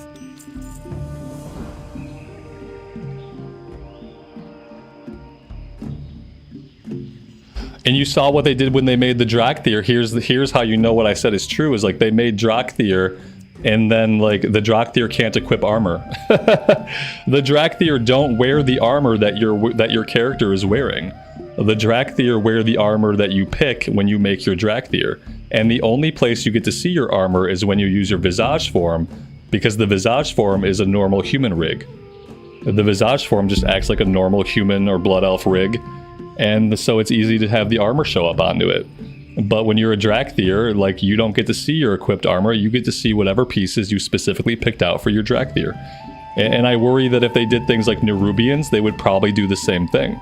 You would probably never get to see your equipped armor. You would just see like whatever Nerubian armor you picked during character customization, which would be really lame.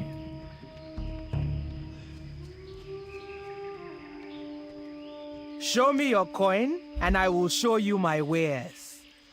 Be seeing you. Come again.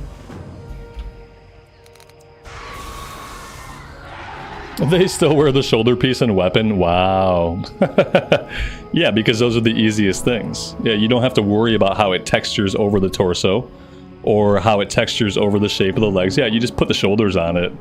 Boom, there are some shoulders. Congrats, now you look even dumber than before. I want my armor to show up in some way. I'm a picky person. I like to equip some armor and I like to have it show up. And so I will probably always avoid races where it's like druid forms. Like, the druid forms look cool, but I don't like being stuck looking at that for the entire gameplay experience. I like to equip some armor or pick some transmog, and I like to change my look. I like to have my look change. And so if they make races that are stuck like with a certain armor or a certain look, I will probably always avoid those races.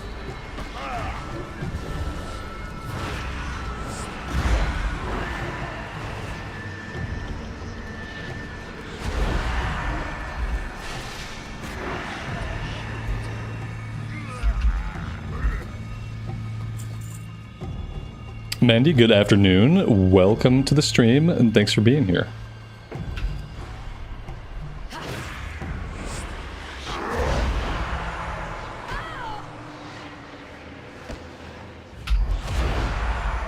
So I'm assuming still no beta, guys, right? No one's in the beta.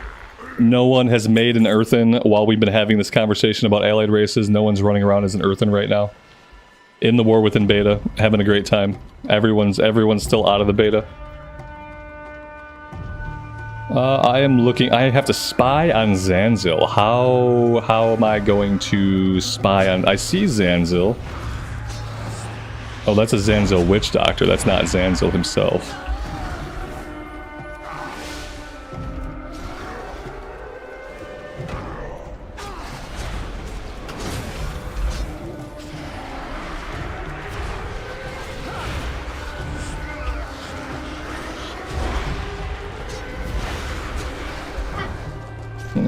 What's up, man?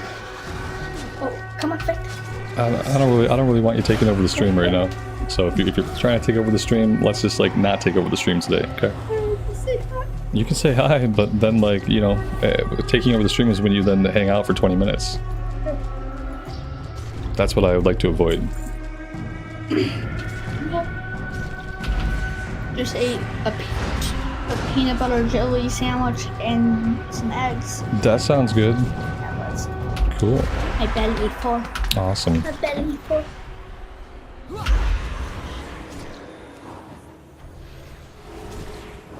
That guy looks cool. Oh, is that one of those guys which detach their torsos? Mm-hmm. Yay! But instead of it being a demon, they're like.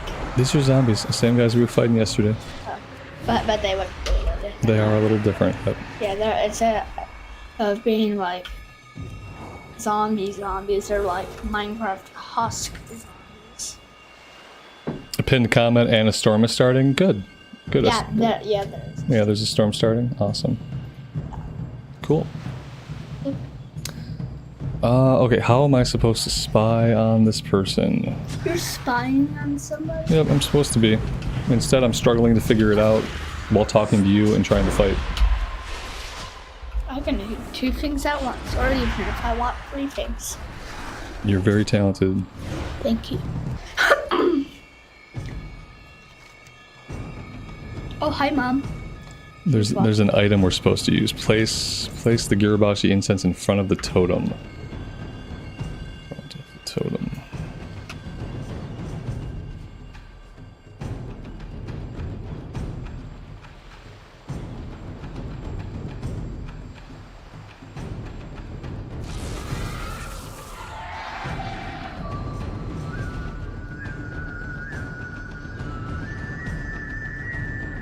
Do you name your Am I blind or is there no totem? What does the totem I'm not talking to you, I'm talking to chat. Talking to people who play the game and know about the game. I don't see any Minecraft totems. Yeah, right, exactly.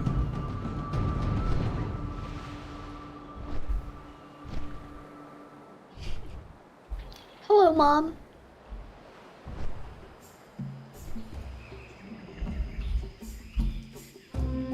chat hasn't even moved Hi, how one are bit. you?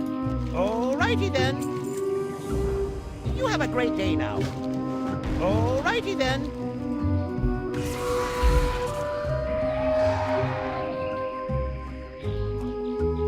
Maybe I'm looking at a different... Okay, there's two different places. Totem is up there. Down here, we're just looking for Zanzil's formulation, which is not what it was showing on the map. Yeah, it's showing both the objectives down here. I don't know what's going on with the quest tracking.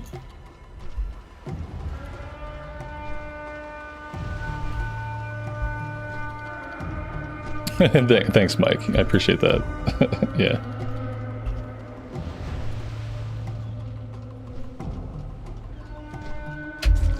Yep, I don't know what's going on with this quest, and I can't think about it right now. So I'm gonna fly over here and check this one out and see.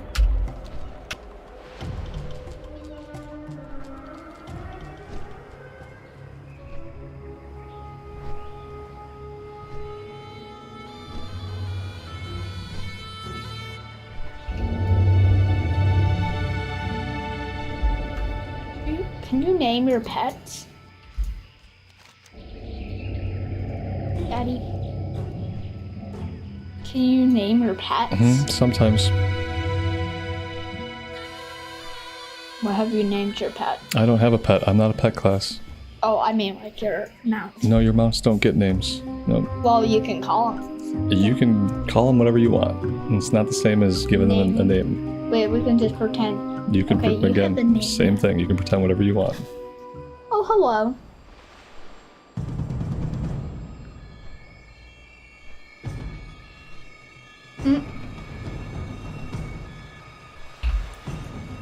I'm always looking at chat. Can you believe it, Dad?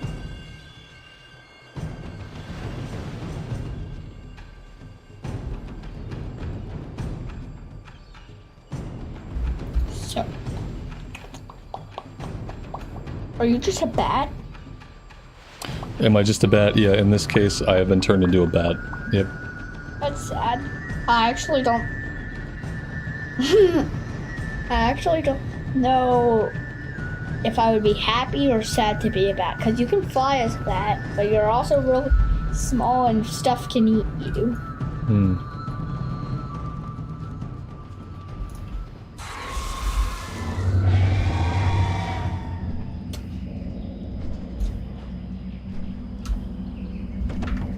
Get back over.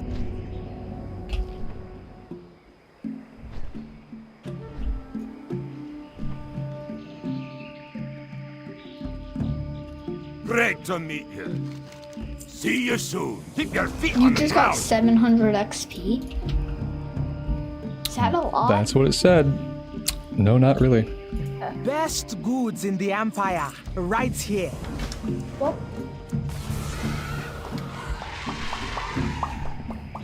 Could you not make weird sound effects? let's leave this. Let's leave the sound effects and let the game make sound effects, and let's not make our own sound effects, especially right into my ear. That'd be cool.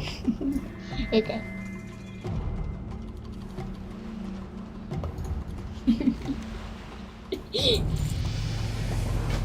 It's a bubble popping sound, right?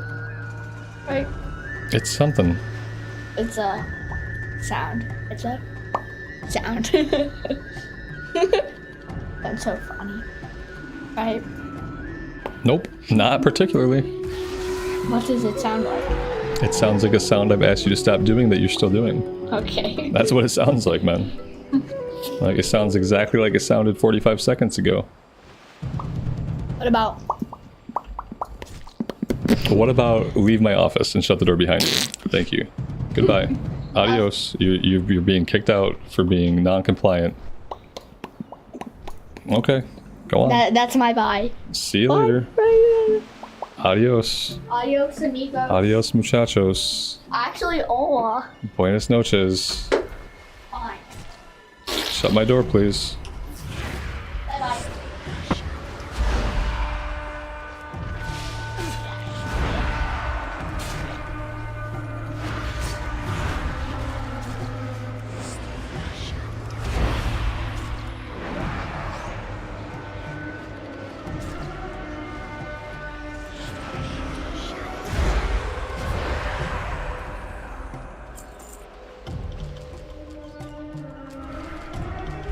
Yeah, he's apparently at the age where like the only interesting and reasonable thing to do is the opposite of the thing that I'm asking him to do.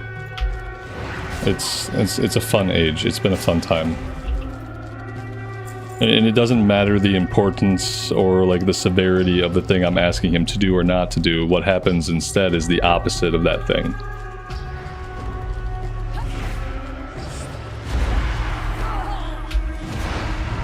And obviously, like, to a 9-year-old, that's super entertaining. Like, why wouldn't I just do the opposite of everything my dad tells me to do every single time he asks me to do? Why wouldn't I just do the opposite of it? It's clearly like the most entertaining thing I can do.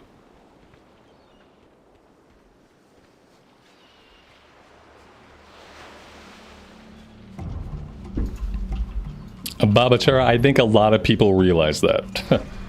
Yeah, I think you're not. Yeah, don't feel like you're alone in that. I think a lot of people realize that.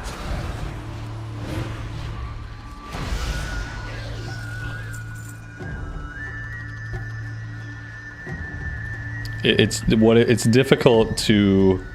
The hardest transition in parenthood for me has been when they go from being this adorable child that respects you, that listens to you, that trusts you, and then one day they have become a person who doesn't listen to you, who doesn't respect you, who doesn't believe anything you tell them, who wants to question everything.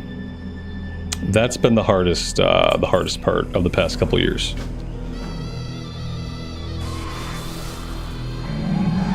Calls it opposite day. Yeah. It's just that like every day is opposite day and every moment is opposite moment, and it gets to be a bit annoying when every day is opposite day and when every moment is opposite moment. It gets a little old.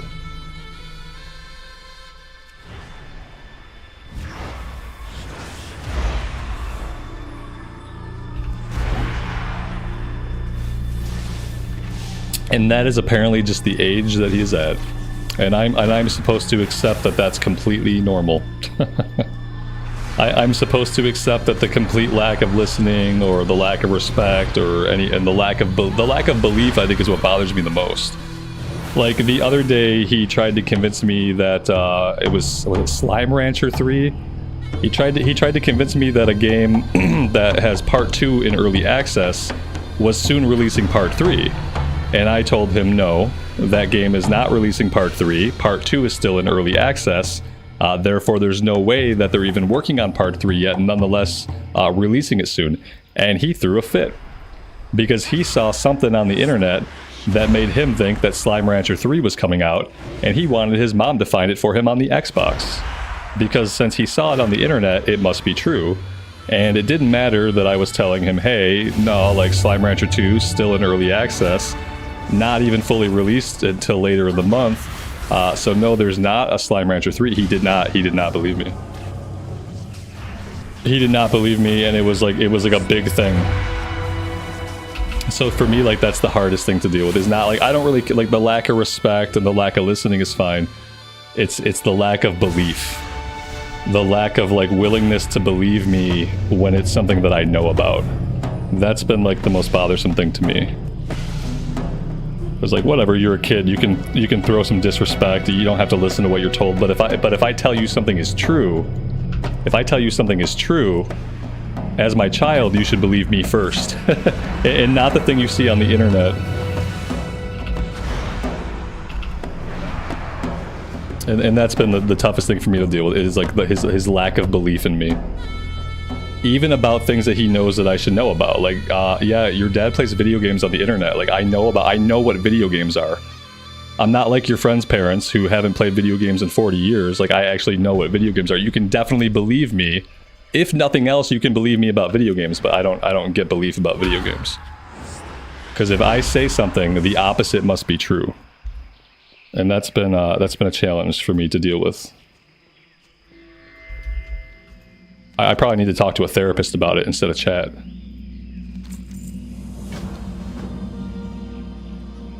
Yep.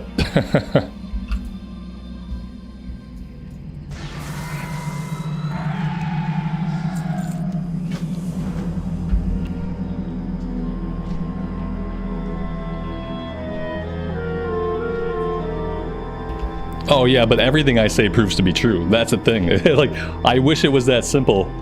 Like, because when I say something is true, I don't say that it's true unless I know for sure. And so, like, I wish that was the case. That, like, just proving time and time again that if I say something, it is true. I wish that would prove it, but it doesn't. It doesn't matter. Especially if the thing he would rather believe is better. Because usually when I'm saying something true, it's true, but it's not what he wants to hear. And so especially in those cases, like no amount of evidence in a child's mind like outweighs it, you know. Power infusion also grants you 100% of its effect when used on an ally. I don't care about allies. What, I'm a team player now? Why do I care about my allies? Void shield sounds good. Inspiration, mental agility. Reduce the mana cost? I don't really care about mana cost. I guess I could take this. I need to get down to Twist of Fate, so I'll go here for now. Slime Rancher is a fun game. Yep, and Part 3 is not coming out because Part 2 is still in early access. Although the full release of Part 2 is coming soon. The full release is coming soon. Human, my day is going well, man. Thanks for asking. Thanks for being here. I appreciate it.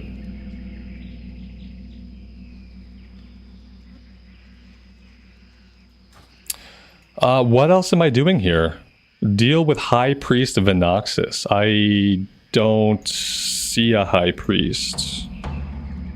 But then again, I've been a little bit distracted.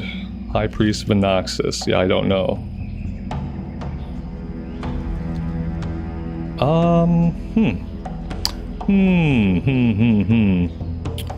Yeah, I don't know what I'm doing for this one. I've kind of lost the I've lost the thread. I've lost the thread of the plot, and I'm not sure like what I'm doing here anymore. I could go, somehow I found my way all the way up here. Like I don't remember flying up here. I've just been like in a blackout state. Maybe it's an issue where I'm waiting for somebody to respawn. I have a 12-minute cooldown on whatever this is. Something tells me I won't be dealing with the High Priest. What a shame.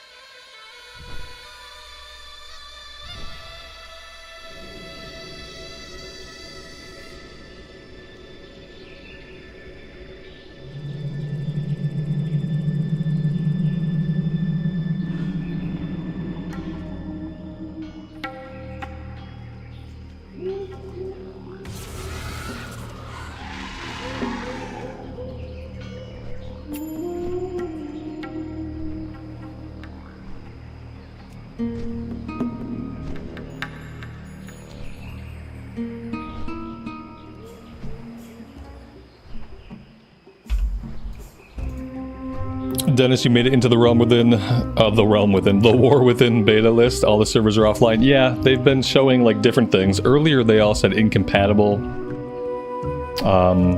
Now they're offline. I'm not sure that beta is going to happen for me today. I think beta is going to have to wait till tomorrow, when I'm fresh and when I haven't already been playing for 4 hours and. Yep, I think I'll get up if I have access tonight. If tonight it starts working properly before I go to bed, then I will wake up early tomorrow and we will have an earlier stream and we will dig into the beta because I don't think it's going to happen today. We have some plans in the evening and part of those plans involve me getting my workout in, and I'm not going to skip my workout for beta access. So yeah, MDNZ, I'm doing well. Thanks for asking. Just drink another gallon of coffee. I've cut my coffee intake in half. I have some new health goals, and I'm trying to stand by them. Today is day number 1. It's day number 1.5. Like yesterday was a half a day, and today is like full-fledged day number 1 of like new health goals. And by new health goals, I mean having any health goals at all. and not just chucking it all into the bin. So today's an important day. Clint says, meanwhile, my coffee intake has tripled. Right, that's what mine has done the last year. Yeah. It's tripled. See, I'm lucky. I quit drinking soda when I was a teenager. So I got lucky. It's caffeine and alcohol. If I quit those, I'll be perfectly healthy. All of my organs will continue to function for at least 10 more years. And yeah, victory.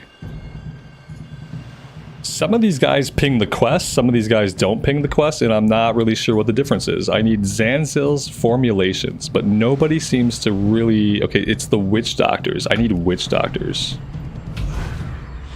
The hunters are bothersome.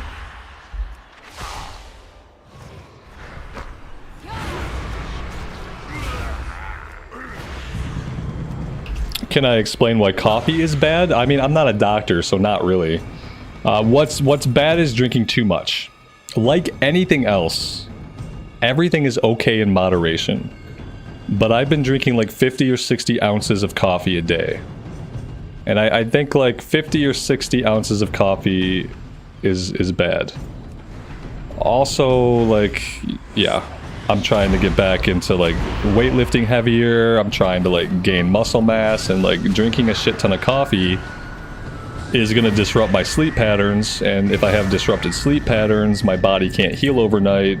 And if my body doesn't heal overnight, all that work I put in during the day is going to be wasted. Yeah. They're like, on its own, a little bit of coffee is not bad. But anything excessively is going to be bad.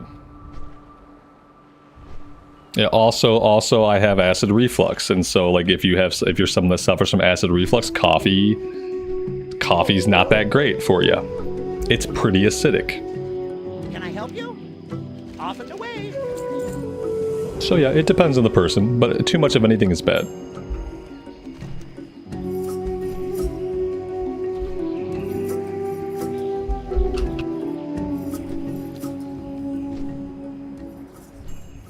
Use it for cardio. If I want to have a heart attack, yeah. Yeah, if I want to have a heart attack, I'll just drink a gallon of coffee and get on the treadmill. And yeah, like then I'll be doing great.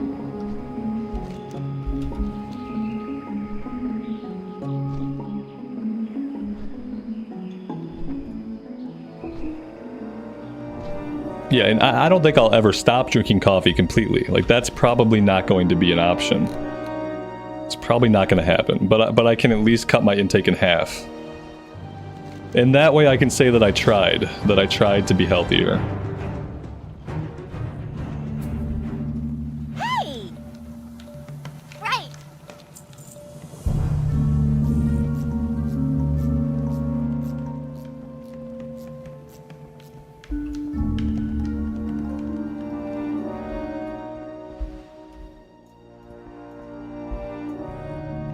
You need something? See you around.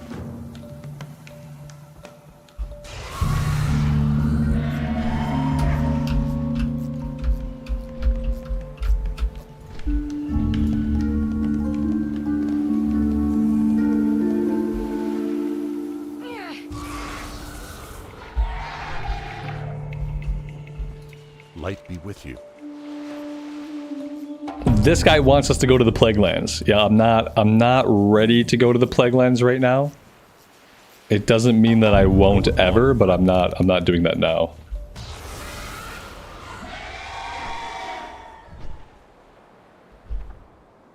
Coffee changes your hormones. In your experience, caffeine made you more tired? Yes. What happens to me is like when I pass my threshold of coffee intake, there is a point of caffeine intake where I will get more tired. Yep.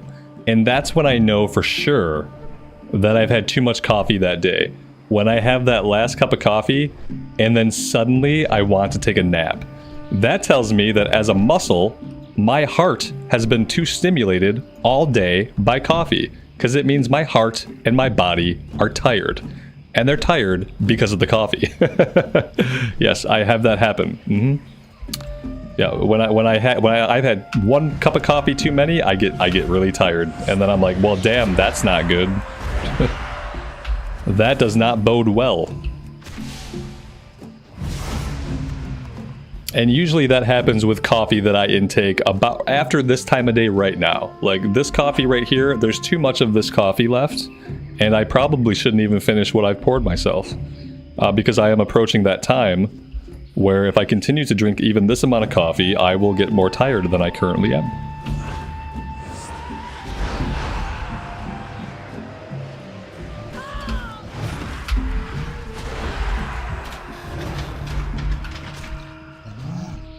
Yeah, like keep in mind, like the main thing that coffee is doing is stimulating your body and stimulating your muscles. Your heart is a muscle. And so as you ingest more and more coffee, you are likely to have like heart palpitations and stuff like that. And then if you get to that point where you're drinking that much coffee, then it's really hard to stop. Caffeine can, yeah, coffee can give you kidney stones. Oh yeah, it can cause all kinds of problems. Absolutely. Too much of anything will cause you problems. Yeah, too much of anything. And unfortunately, like the right amounts of things are much lower than we would like them to be. Like if you're trying to think like how much coffee is it okay to drink?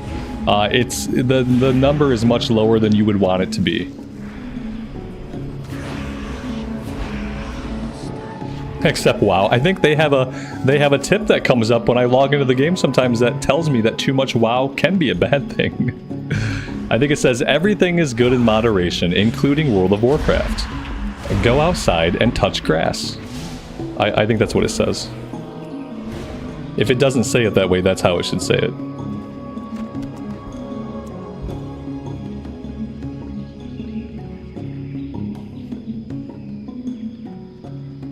Yeah, see, I never got into energy drinks, thank God. Never got into energy drinks. Sugar-free or otherwise, I've just never crossed that line.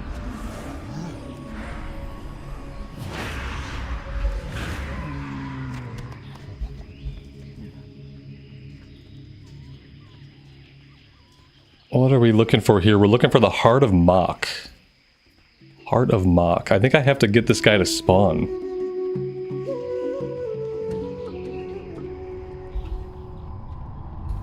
Relax. Tiny flask of energy. See ya later. A tiny flask of energy drink.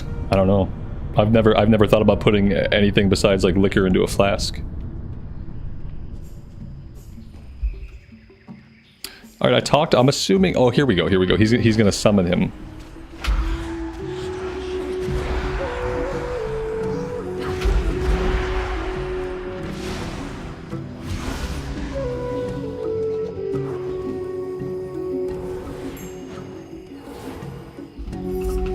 Oh, like the little 5-hour energy pouches?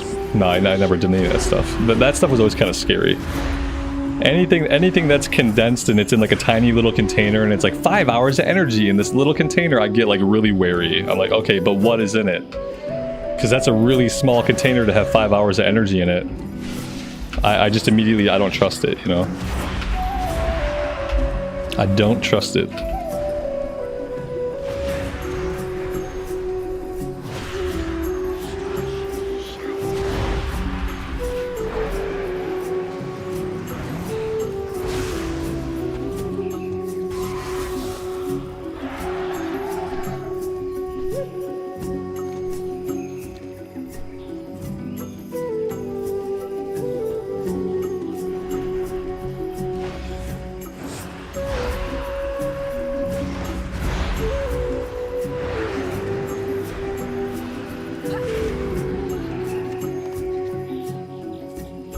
Yeah, anything that can cause heart palpitations, probably not something you need to put into your body. There are probably some safer alternatives, and the safest alternative is just to feel exhausted for part of the day.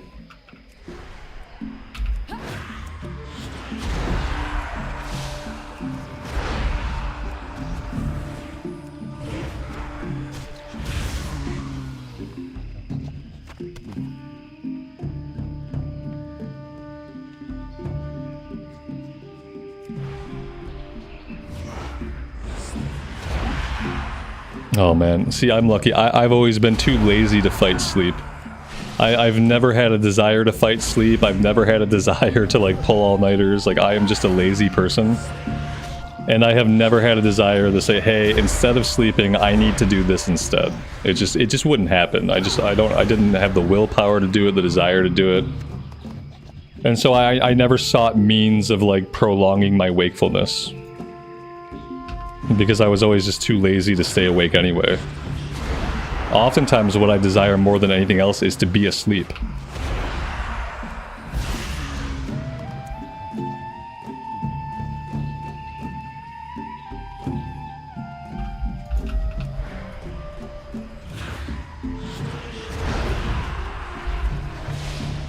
Like, sleeping has always been the only release I have from this life. Like, we have to exist in this world, and sleep is the only reprieve that we get. And so I really don't like to lose sleep. Intentionally or otherwise. It's not my favorite thing.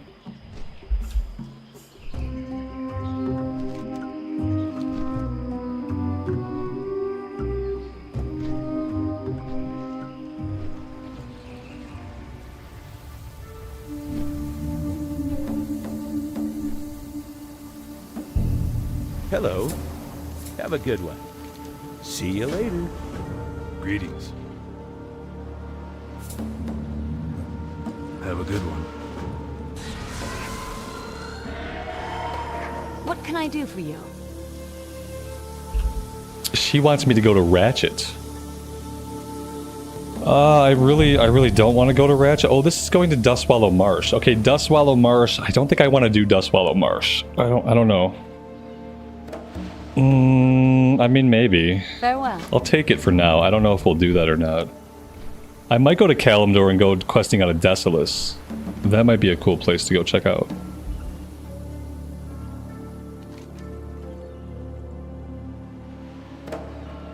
Hey Dustin, that's rough, man. That's rough. Yeah, if I couldn't, like, man, I look forward to sleep. Like, most nights, I'm like, damn, I can't wait till I can go to sleep.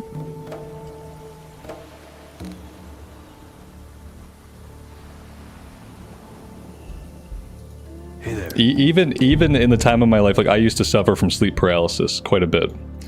Like from when I was a kid, all the way until like my late 20s, I suffered from like pretty constant sleep paralysis episodes. And even during that time of my life, when like terrifying things would happen, most times when I would sleep, I still wanted to sleep. It still didn't put me off the idea. Even though like half the time when I would go to sleep, like, you know, I'd have a sleep paralysis episode. It still didn't put me off. When I was really young, it did. When I was really, before I knew what was happening, like before I understood that my sleep paralysis was sleep paralysis, like that put me off of sleep. There was like the entire summer of like my 9th grade or 8th grade year, like I wouldn't sleep until the sun came up because like I was terrified to go to sleep. For the Alliance. But that was because I just didn't understand what the hell was happening to me. And like nobody I told about what was happening to me had any kind of knowledge about what was going on. And so like I was just like, I didn't know what was going on. And that shit continued until I was like in my late 20s.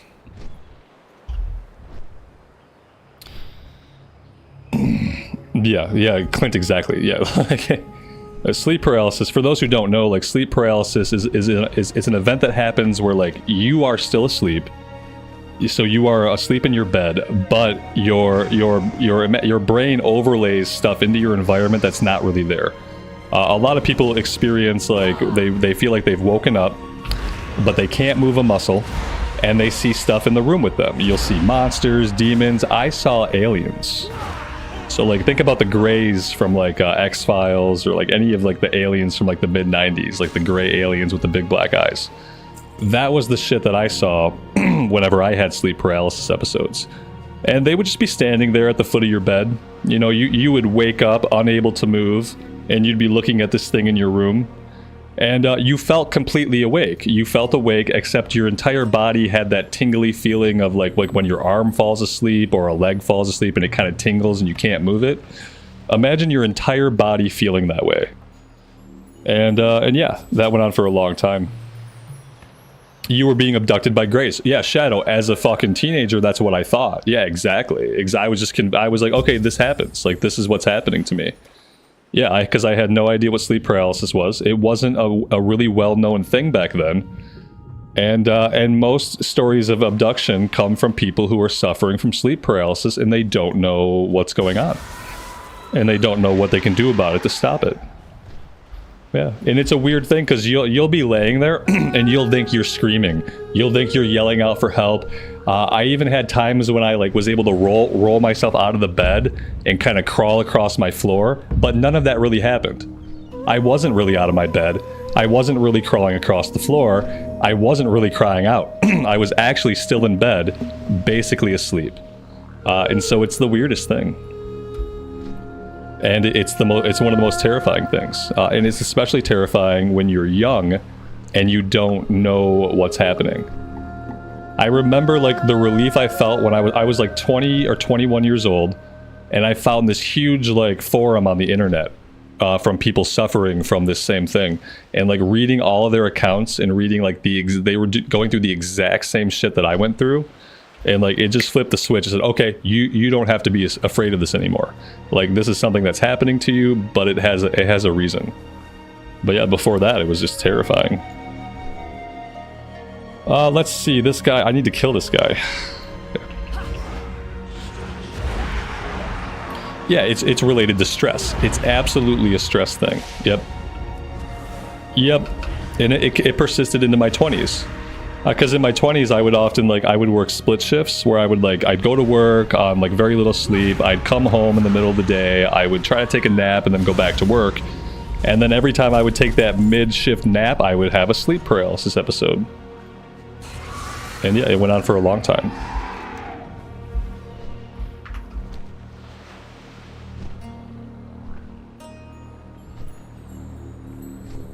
Yeah, you're still sleeping, but your brain, your part of you is awake, because you're seeing your environment, but then your brain is basically overlaying a nightmare into your environment. So you're gonna see your environment, but you're not awake, you're not moving, you're not talking, you're not doing anything that you think you're doing. You are completely asleep. And it's weird because within this sleep paralysis, I've been able to like throw myself out of bed. I've been able to crawl across the floor. I even had one time where I was able to get outside of my house, and when I opened the door, the outside world was like a blasted fucking nightmare. It looked like the landscape of Mars with like shattered buildings and just like crumbling infrastructure. And that was the last time I tried to leave my surroundings in a sleep paralysis episode. Because that was awful. And now when sleep paralysis happens, I just stay in my bed and wait for it to end. Yeah, I stopped trying to like push myself to like try to move. Because moving is a mistake. And typically what happens in sleep paralysis, if you move from your bed, you'll have this thing called, I call it rubber banding, where like you'll only get so far, and then you will rubber band back to where you're at in the bed. And so for a long time I tried to push it, like how far can I get out of my room before I rubber band back? And the farthest I ever got was opening the front door, and that was the last time I ever tried to get that far. Because that was terrifying. What am I looking for here? Ephraim Midriff Moonfall. Something right here. Aha. Aha.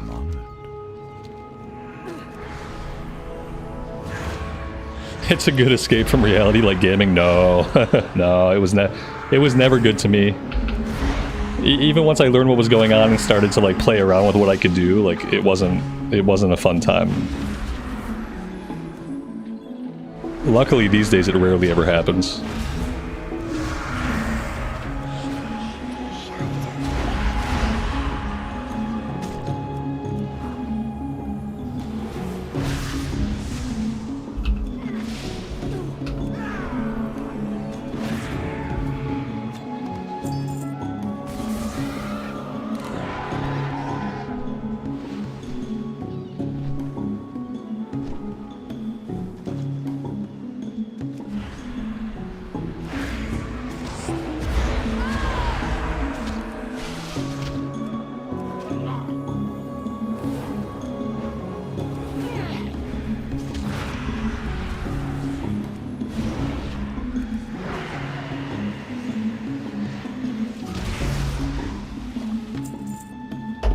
Is anybody in the beta?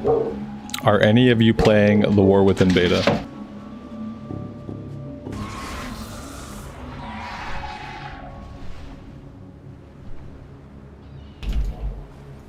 I'm gonna keep checking.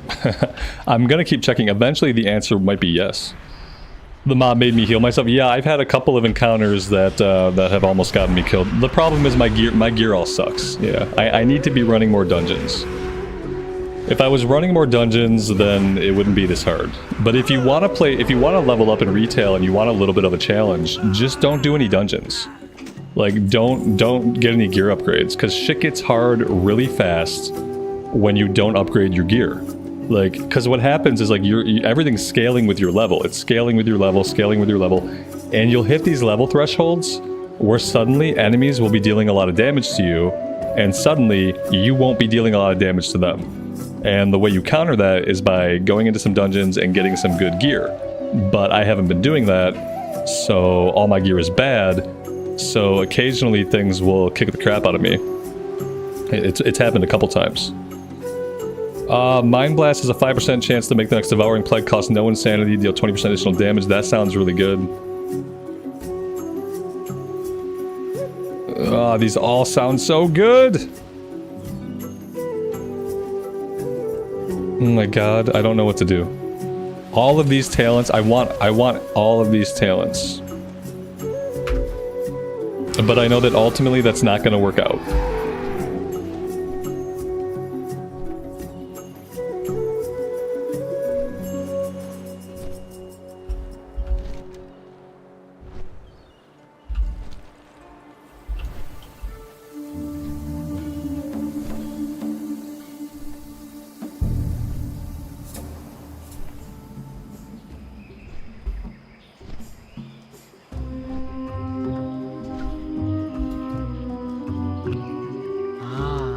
I've been expecting you. Winds be at your back.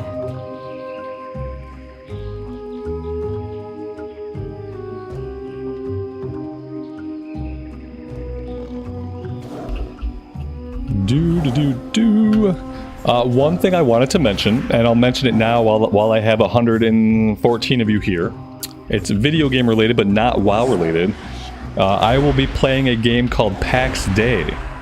Within the next week or so, I'm getting access to a alpha weekend of a game called PAX Day, which is being described as a sandbox crafting MMO. And I have seen very little about this game, but I will be playing apparently in an alpha weekend coming soon, coming either sometime this weekend or maybe early next week. And yeah, I've looked a little bit at the game. It looks like it's going to be fun. I'm going to check it out in alpha and see how that goes. And I just thought, my wife thought it'd be a good idea to mention it on stream and talk about it a little bit. I can talk about it today. I've known about it for a while, but today is the first day that I've been allowed to talk about it. So here I am talking about it. I'll be playing the PAX Day alpha within the next week or so. And I think I'll have some keys to give away on stream as I play for people who are interested. We'll try to figure out how to do some kind of giveaway so that some other folks can check out the preview. It's like a preview week. It's a little bit, it's longer than a weekend, but not quite a week.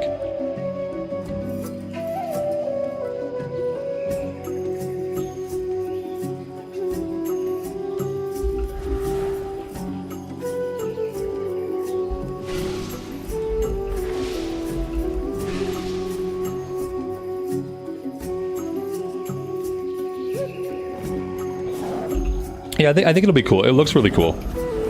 And it'll be something different. It's nice to be considered for checking out an alpha. I was very gratified that they would think to reach out to me and allow me to participate in this alpha week.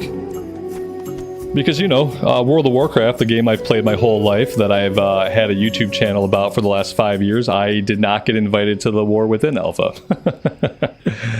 But then, you know, smaller games, they don't seem to have a problem inviting me to their alphas. So yeah, I was very grateful and happy to be considered as a place where they might want their game showcased. Because I am not a place where Blizzard wants their game showcased, so it's kind of interesting.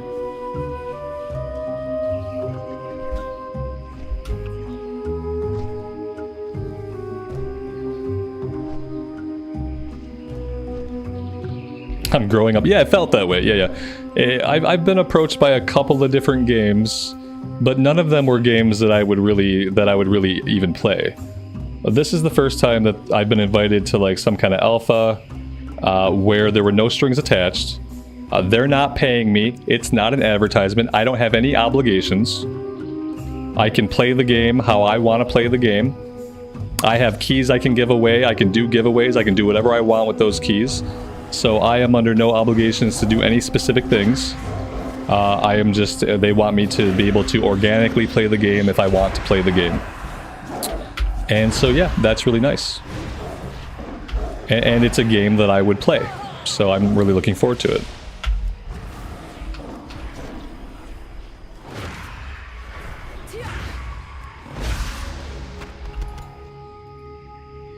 Maybe next WoW expansion. Maybe I'll get into the alpha for the next version of WoW.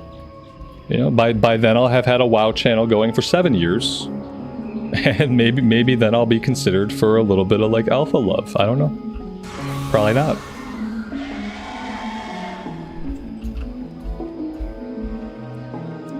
Servers have said incompatible all day. Yeah, it's an all day thing. At this point, like I would say check again at 6 p.m. EST. If they're gonna come up today, it's probably gonna be around 6 p.m. EST.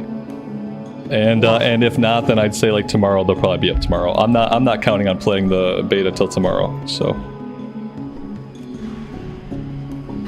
it seems like they broke things, and like however they broke things, they don't seem to easily be able to fix whatever is broken. It's sad. Do I eat Doritos? No, I don't eat a lot of chips. I'm not a big chip or junk food eater.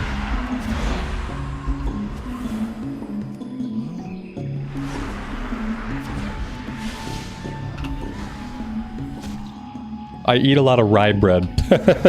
If I'm like, I want something to eat, just a little bit of something to eat, I will go grab like a piece of rye bread. If I'm feeling really feisty, sometimes I'll spread a little bit of butter on it. And that's kind of like my go-to snack, is like a slice of rye bread. I'd say the worst thing that I eat is probably like meat sticks, like jerky sticks and meat sticks. Like that's probably the worst thing that I snack on. Probably not good for me at all.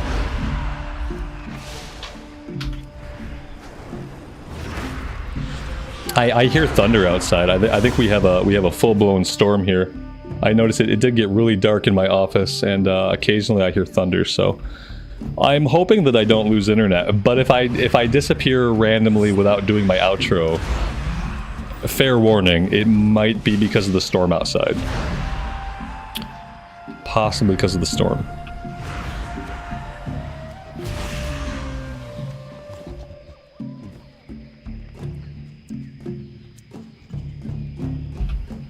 I'm in Michigan. Thankfully, we haven't gotten any really nasty weather like has happened across most of the country. So we haven't had to deal with tornadoes or anything quite like that. So I have my fingers crossed that whatever's going on out there is gonna like subside.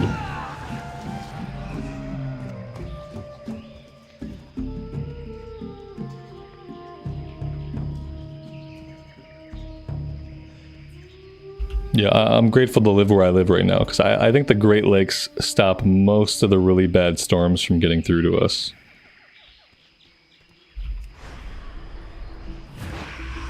Well, you guys had some power flickering up there? Oh, then we're probably gonna lose power.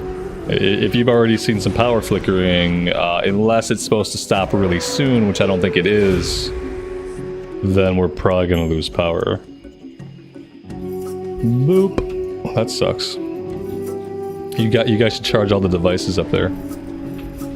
Make sure that's all squared away.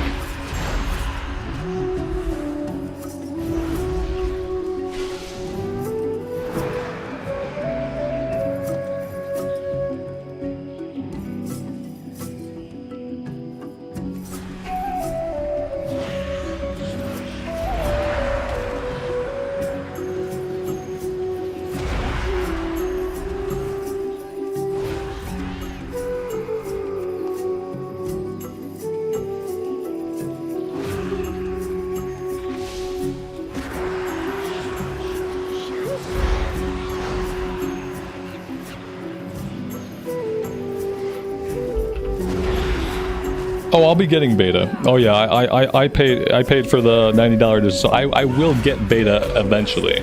I'll eventually get it whenever they open. Like I have it installed and everything, so like they just have to make the servers work. That's all. I have another update for the War Within beta. Okay, so like updating is probably not going to fix anything. I think a couple of you guys mentioned there was an update a while ago. Oh, that's thunder. You guys hear that? That's real life thunder. That was loud. That was loud and intimidating.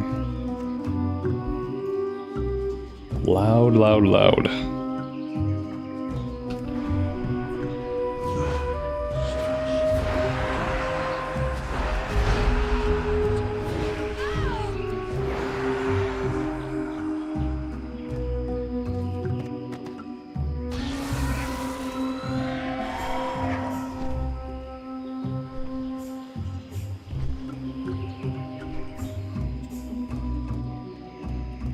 What brings you here? May the eternal sun shine upon thee.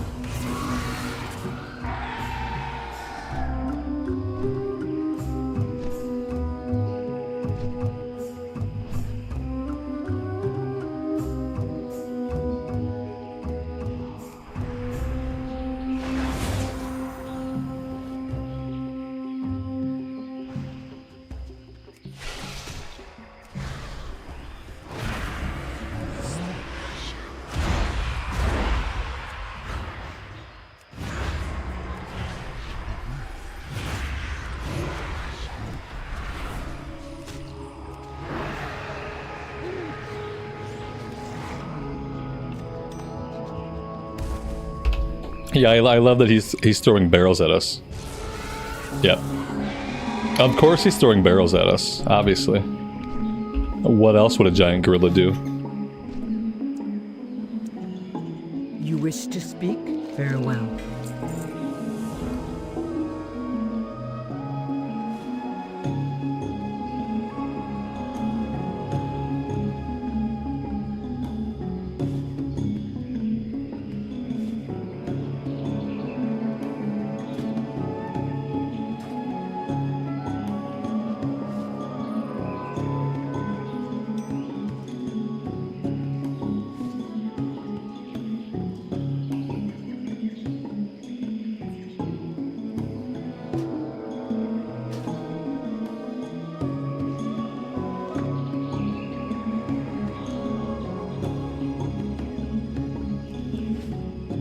We had a bunch of upgrades. It turns out we had a bunch of upgrades. We can't quite do the time walking dungeons yet.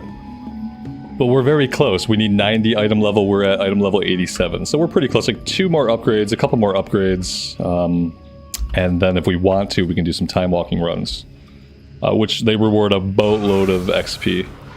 I don't want to grind them. I want to save grinding them until we're level 60. And then once we hit 60, we're going to grind time walking dungeons from 60 to 70. That way we don't really have to quest in the Dragon Isles again, because I've quested there quite enough already.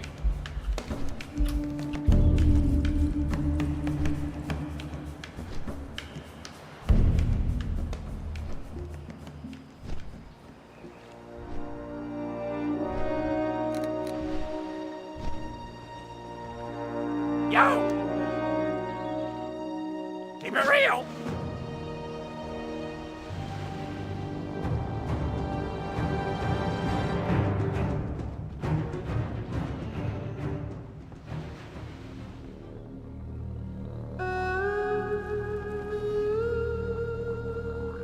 Can I help you? Have a good one.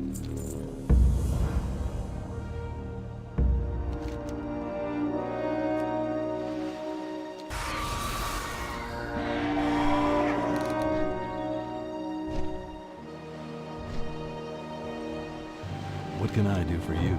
For the Alliance. Be careful.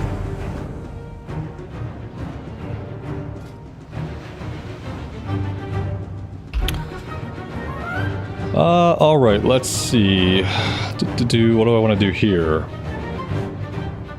After damaging or healing a target below 35% HP, gain 5% increased damage and healing. I think that that's just like an obvious must-have.